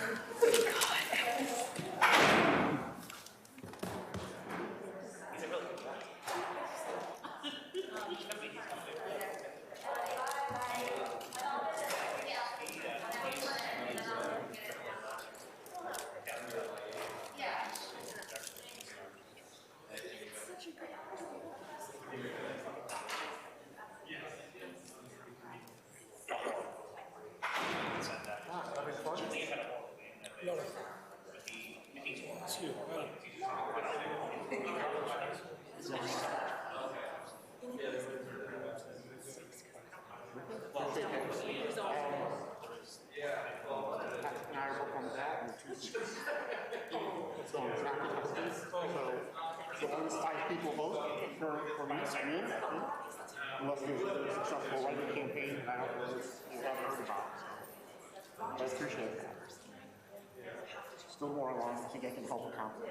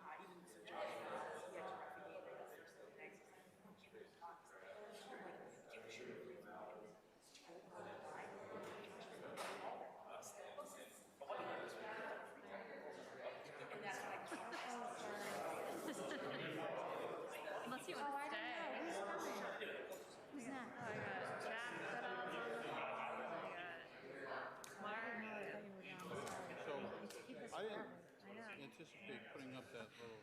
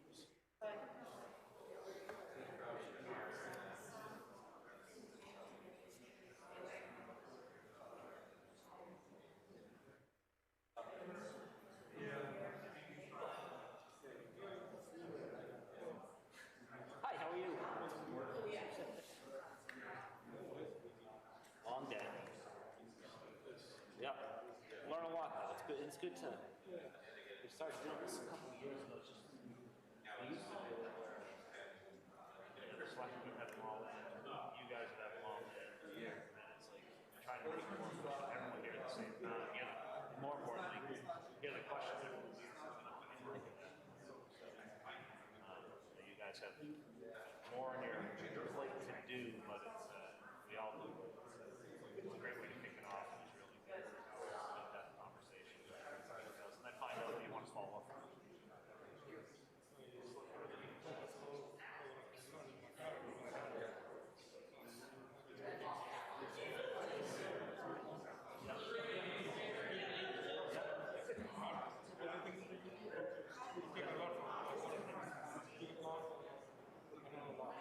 That's good.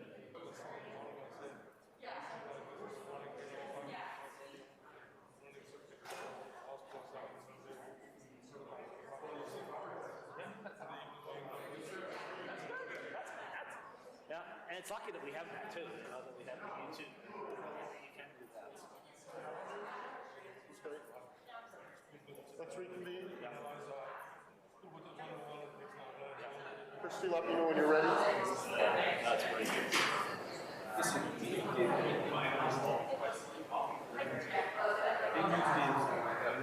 What is it now? It's just the glass.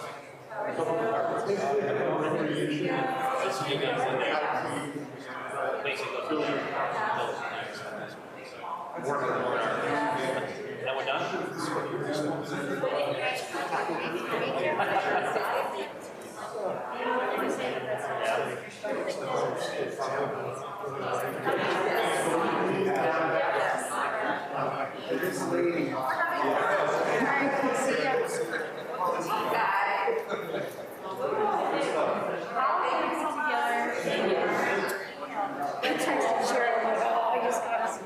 I'm sorry, I should. No, it's okay.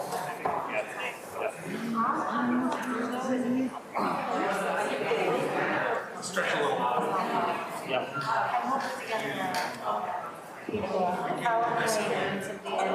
I mean, your answer was great. Really what it is 5 or 6 years, maybe longer. Because it's some people thought, oh, the store is supposed to pay for programs. I was the chair. Store has educational benefits. I've seen but the hope was exactly that when we're ready, it's not a place to help us and cost. And then if the store is successful,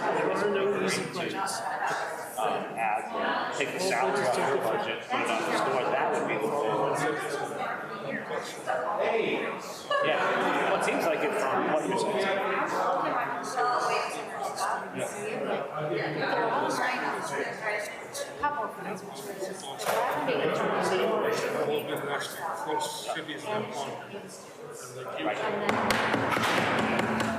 We need to be careful. Just lost time. A lot of these statistics. Yes, exactly, that's the education. Take the gavel in the window. Yeah. Managers and student payments should all. Yep. And then other stuff is budget. Gotta look at the Carl comparable scope. I got it. Are we ready? I think so, we're going to reconvene. Okay. Nothing personal, but Right on. No, and we have department heads waiting. yeah, I did. So this item on the agenda is warrant discussion, and we just have a few one-off warrant articles that we were just going to bring before you, and I know that it's getting late and we've been sitting here a long time, so we'll try to be quick. The first one that we wanted to bring was the wastewater treatment plant intermunicipal agreement amendment. The select board had asked for a presentation, so we do have Jack Goodall on the phone. Is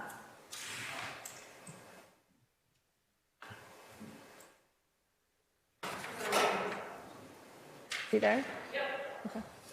Hi, Chrissy. Sorry, did you want me to begin? Yes, sorry, no. Okay. I do have just, I don't know if you can see no it, but I problem. have the article up on the screen for the boards. Is it version 5? Yes, I do. Okay. I see it. Thank you. And thank you for taking the time today. I have a slight cold, so if I stop talking, it's because I have to cough. But the treatment plant board has been debating, basically, the call for this. Let me start at the beginning. The contract was signed in 1979, it says in the article. We have 5 amendments, 3 that were done in the 80s, and late 79, after the agreement was signed. 2 were created around 2005, 2006 timeframe. All those you had to go town meeting, as was a custom at that time. The custom now, if you want to create or to amend an IMA, intermunicipal agreement, is basically the boards of selectmen, select boards can do it themselves under the Chapter 40, Section 4A, the general laws. Sorry. Section 4 actually makes it the town meeting, but then 4A says that, amongst other things that says the boards of selectmen can do it.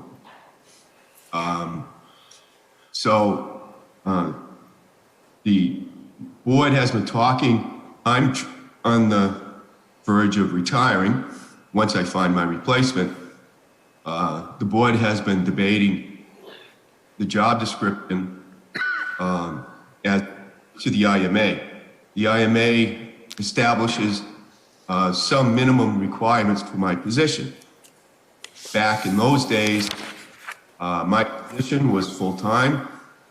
I oversaw the staff, not me, but the person there, oversaw the staff and all of that.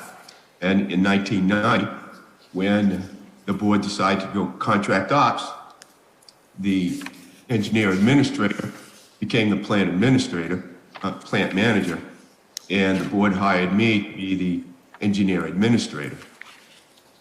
At the time, I filled the requirements, but it's hard to find an engineer who also is able to manage the budgets and stuff like that. At this time, there is nothing on the board's agenda for revising the agreement. However, every time the board discussed changing a couple of things, I would say the IMA requires this. So they would drop it. They wouldn't really pursue it, even though they probably want to. One of the issues was recently, we reached out, the board reached out to the DPW directors of both towns to see if anybody in their departments would be interested in taking my position. And at the time, they said no. Interested and experienced, I guess would be the other word. They said no. One thing, Shrewsbury is considering, they're trying to find a position for the engineering staff, and they are considering combining my position with that position. The IMA says that my position, if I'm an employee of the board, that I'm to be an employee of the town of Westborough. So town of Shrewsbury could not do what they want to do. They have not formally approached the board with any request. My knowledge is still in the discussion stages, but there are a couple of other items in my job description that I think if we have a hard time replacing me, might make sense to maybe ease up a little bit.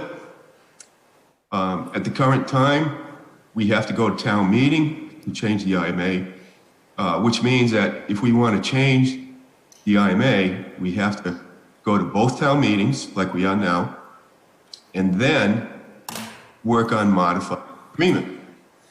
And so I brought it up. The board has always been a little nervous about going to town meeting to revise the IMA. And so I brought it up. I figured if they get mad at me, I'm on my way out anyway. So they can, so I brought it up and they said, well, see what the two town managers think. So I reached out to both Kevin and Christie, and they both said that seems like a good idea. And basically, it's just to have the amendment itself that we're asking for would be just to update the IMA into today's world. And that is to do it per Mass General Law, per that specific section of Mass General Law, which allows the selectmen and select boards to do it themselves and not go to town meeting. I just thought it was a practical thing. Yep. The board did too, and so that's why we're in front of you. So this is similar to other IMAs that we have related to animal control, backup inspection services, other things. The select board already approves those, also approves our participation in the Regional Veterans District. So it did make sense to be able to be, more nimble with this agreement. And so, simply, this is just so that the select board can approve IMA amendments, and it, as Jack said, it's also going to be on the Shrewsbury town meeting. So, does anyone have any questions for Jack? No? I think you covered it. That makes sense. Thank you very much. Seems to be a practical solution. More efficient. Okay. Yep. Okay. Thank you, Jack. Thank you, Jack. Okay, thank you. Mark? Great. So we have Mark Stockman, our IT director, has 2 articles on the capital plan. Got my mouse. And a new- on the and a IT new- director. And new equipment for Christie now? Yeah. All right. Oops.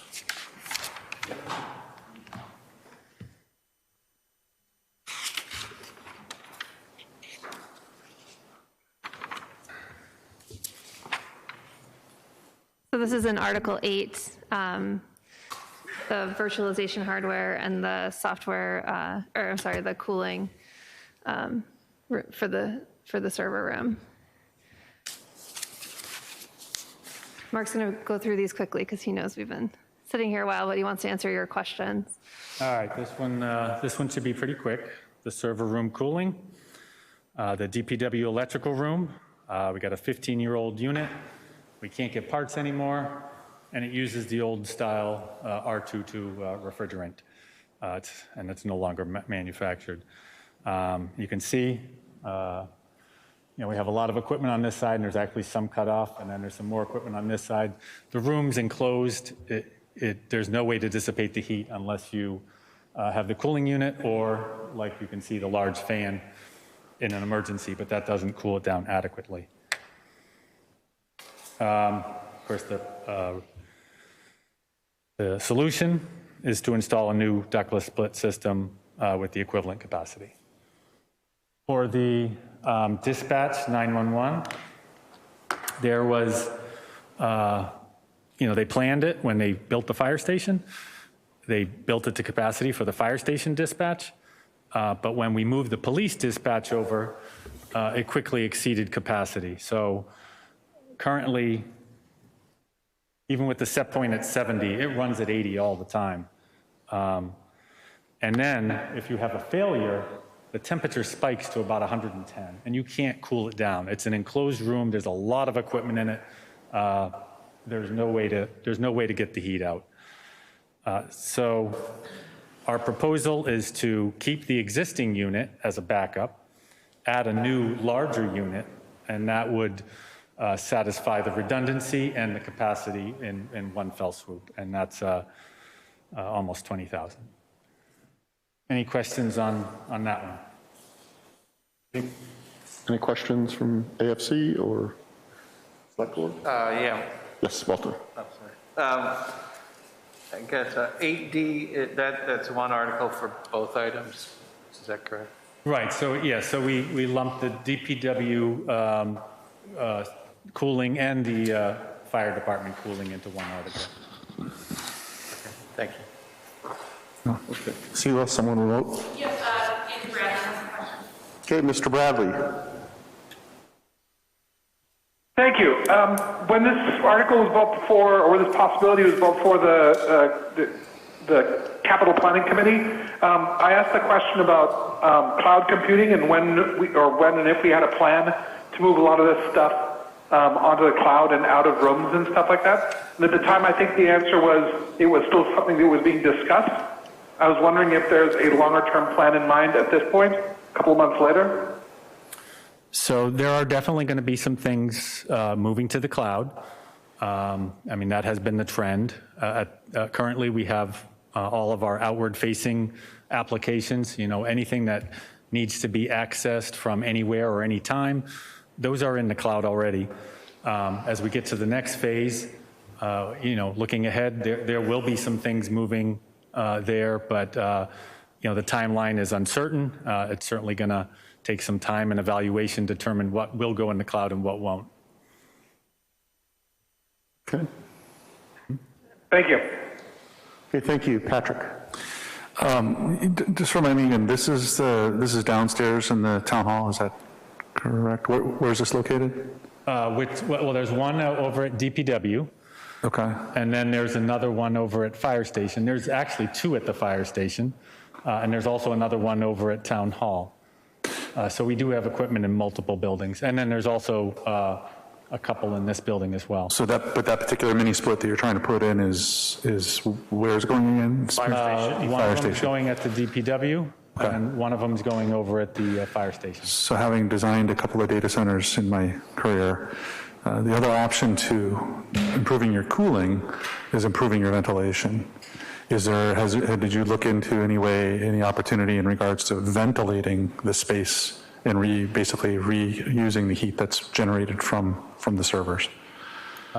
We did not. We had an engineer come in to give us, their professional opinion on, what our next step should be, and essentially it was beyond capacity, and the best approach was to build in the redundancy and also increase capacity. It's a closed-in room. I guess there must be a way to do that, but that wasn't looked at.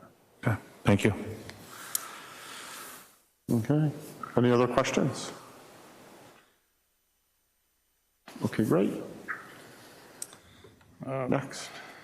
I lost my extension here.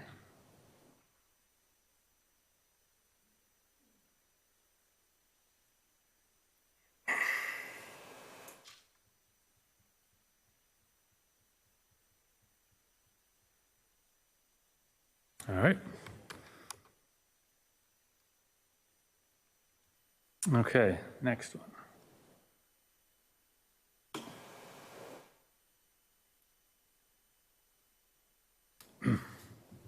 All right, I lost it again. Oh, here we go. No, it's coming.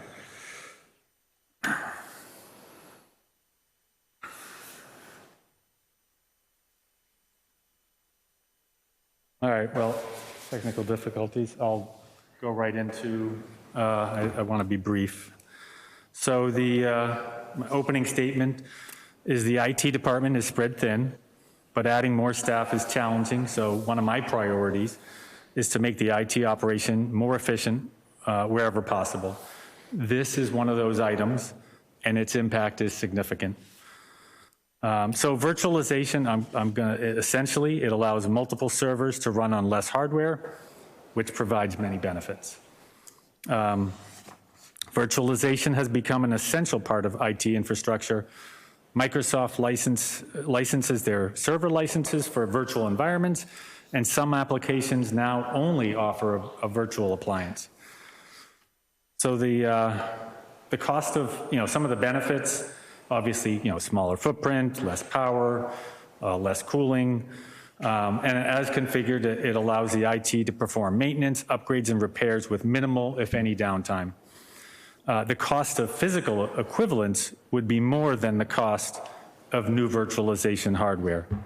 In the last 10 years, the line item for physical servers has only increased by about $3,000. It would have increased by a significantly larger amount if we would have just stayed in with physical servers. So, you know, how did we get here? It was 2011, we started going down the road of virtualization. We started off with only 3 virtual servers. Today, we have 12 virtual servers. And I mean, some of the ones that are, now virtualized, we have voicemail, file servers, license managers, content management systems, domain controllers, print servers, management servers, Windows update servers, application servers, for example, like the DPW Fuel Master system, the phone system manager, the building management system. I mean, so we have all these different servers in our virtual environment.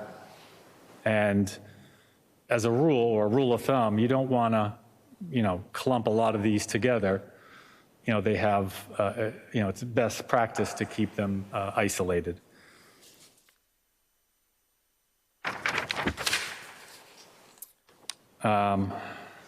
So why are we doing this now? We had some problems recently with, and we had a bunch of support requests where we had to get things fixed with Dell EMC Engineering. And one of the recommendations from one of the engineers was to upgrade our platform. This platform that we're on now is going to be end of life this year. And so Dell recommended the solution that we have here now, which is approximately $40,000. Essentially, it's also a lower overall risk to migrate this sooner rather than later. Questions? Okay. Any questions from members of the AFC? Yes, Walter. What about redundancy and the fact that if you're going to just like one server that's going to effectively all these servers on it, so that kind of equipment goes down, isn't everything down? Or no, so there's a lot of redundancy built in. Yep, no, it's a good question. So the configuration that we have is with 2 Dell PowerEdge servers and a storage unit. And we have high availability turned on so that if a server goes down, it spins it up on the other server, and the people using those applications don't even know it was ever down. And that is sort of one of the benefits for maintenance. We can do this during the day. We don't have to shut everybody down. We just move, we shut down the ones that can be, move the other ones over to the other server, update, fix, repair, whatever we need to do, and then we move them back over and work on the other one. It helps our operation out tremendously. What would normally take us much more time takes less. Okay. Any questions from our remote participants or members of the Select Board? Okay, great. Thank you very much. Thank you. Appreciate the presentation and the information.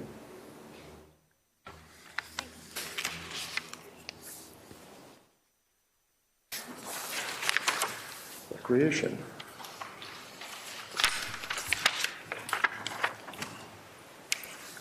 Our Recreation Director, Jen Kirkland, is going to just briefly talk about the capital article for the greens mower. So is this not working, do we think?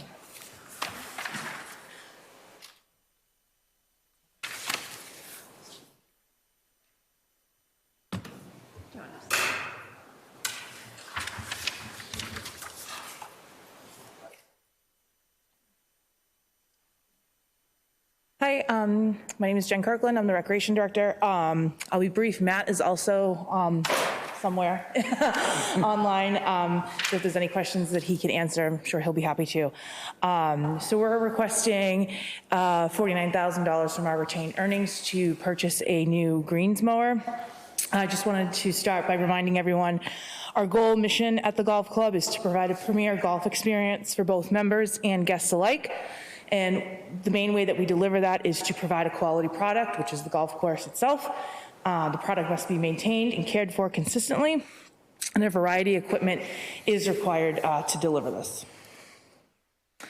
I just like to keep this graphic up here just in case there are some people in the room that are not fluent in golf. I wasn't as of a year ago. So this is just kind of an illustration of the different parts of a golf course. So like I said, we're asking for $49,000 to purchase a greens mower. The current mower, the mower that we'd be replacing, is 12 years old and has just over 3,600 hours on it. At replacement, it'll be 13 years old with about 4,000 hours. Mowers like these are just essential to maintaining the golf course. If you have a golf course that's brown, not green, not playable, people just won't come, which results in a loss of revenue. So that's it in a nutshell. I'm happy to answer questions. Walter. Yeah, I have a question.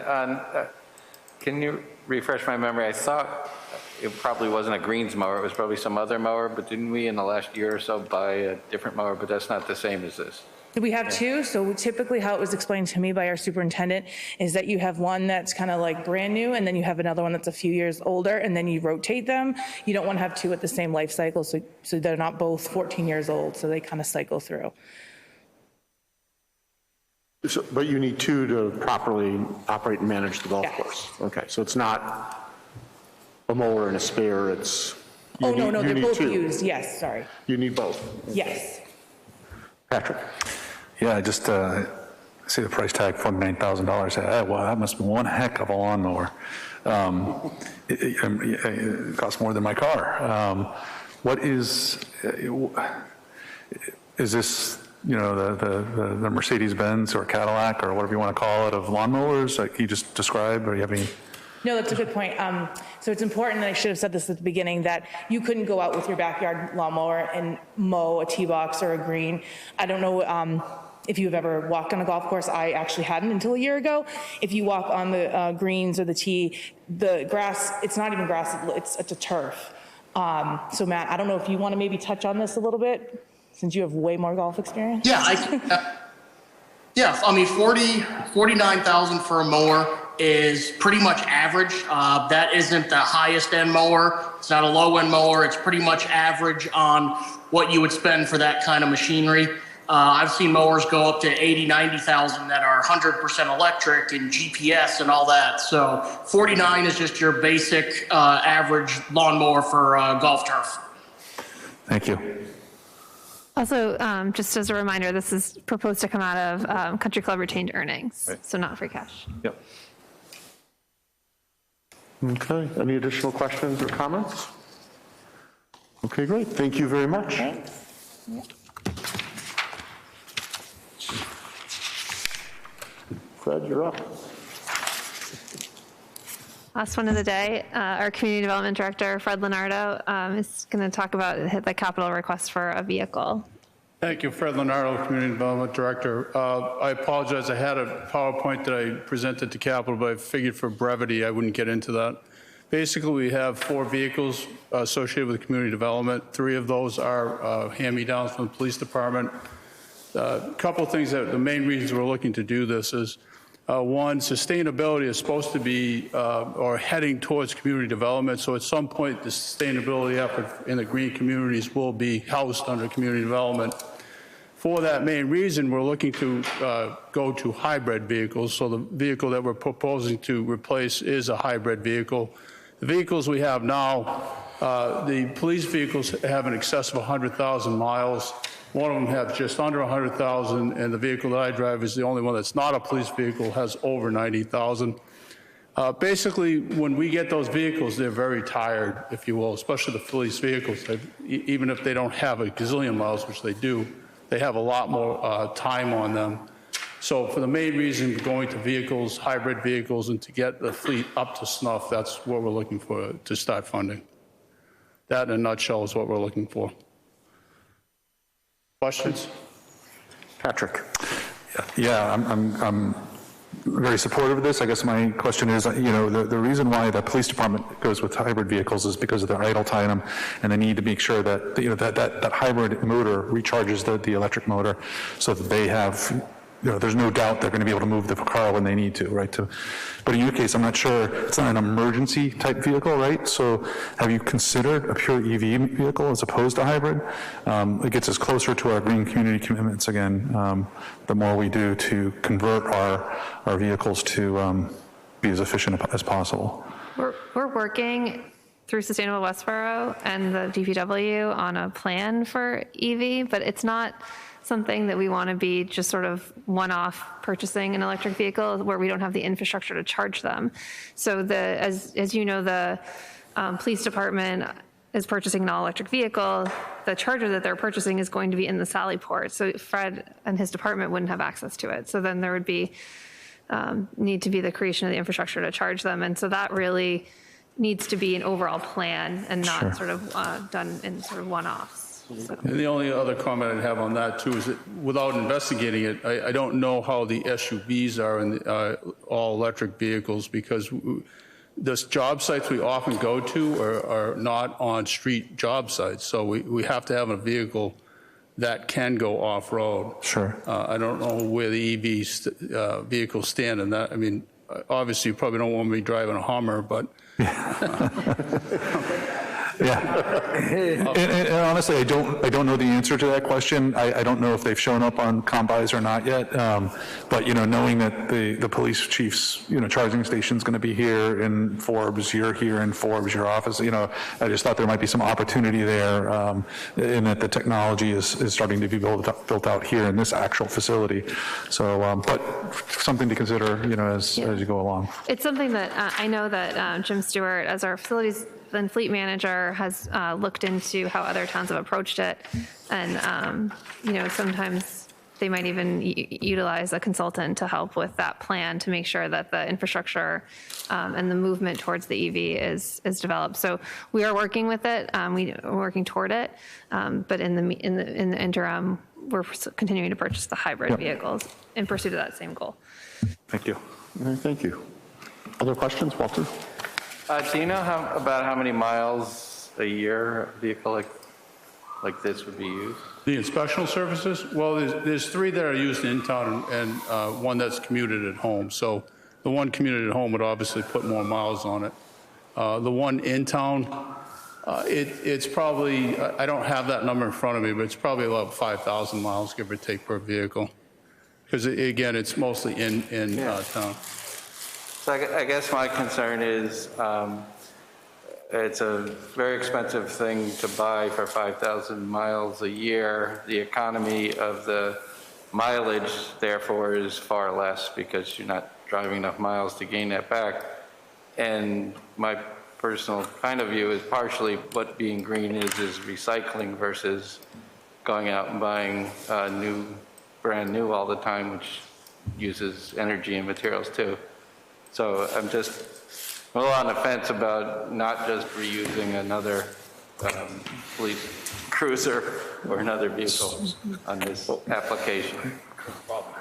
So as mentioned earlier, though, one of the issues is if a police cruiser is handed down to another department, that used police cruiser needs to have better gas mileage and better efficiency than the vehicle it's replacing. Actually, all vehicles, according to our green community commitments, we actually have, we really don't have a choice. We have to improve every vehicle that we recycle out and its fuel efficiency. Okay. Yeah, we also, the other factor, in speaking with the deputy chief this week, because of the situation that was explained with the vehicles right now, because of the lag time and their receipt of vehicles that they have ordered, anything that could be available for hand-me-down, it would be likely a year out.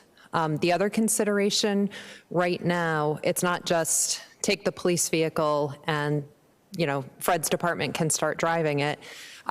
They don't have rear seats. Those have to be put back in, so there are costs. They basically have to decommission it. And we're looking at going forward, trying to maintain some of the things that come out when they make it a police vehicle so that this is an option. The third point is right now, we don't have a vehicle to pass down that would be more fuel efficient. So we did. We've been keeping our eye on that just to make sure something hasn't come up. Hey, to be honest with you, one of the vehicles we're driving now, and I drove it the other day and almost killed myself, it's a Crown Vic. And, you know, the weather we've had, it's actually dangerous to be driving on the road, so. I mean, it's yes, well, yes, that would be the first vehicle to replace, that is correct. Just, I mean, it goes pretty good, but it also goes off the road pretty good, so. Snow tires. Thanks.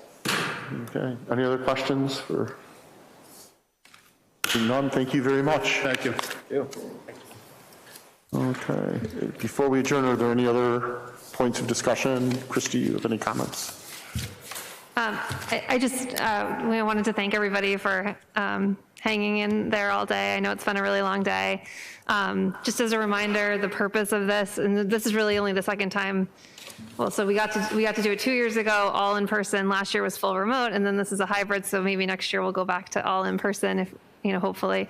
But the purpose of this, which we're still refining, is really so that the select board and the advisory finance committee can hear each other's comments and have good discussion, and so that department heads can sort of one-stop shop in terms of their, spend the time with both boards at the same time, and hopefully provide enough information that they don't have to follow up at a subsequent meeting. So I think we had good discussion. So again, thanks. Okay, thank you. I will entertain a motion to Move to adjourn. I'll second. Moved and seconded. All in favor of adjournment? Okay, it passes unanimously. Thank you, everyone. Thank you, Chris. And thank you, Westborough TV, for the extended coverage. Kim, Leah, Sheila. Lunch was good. Very good.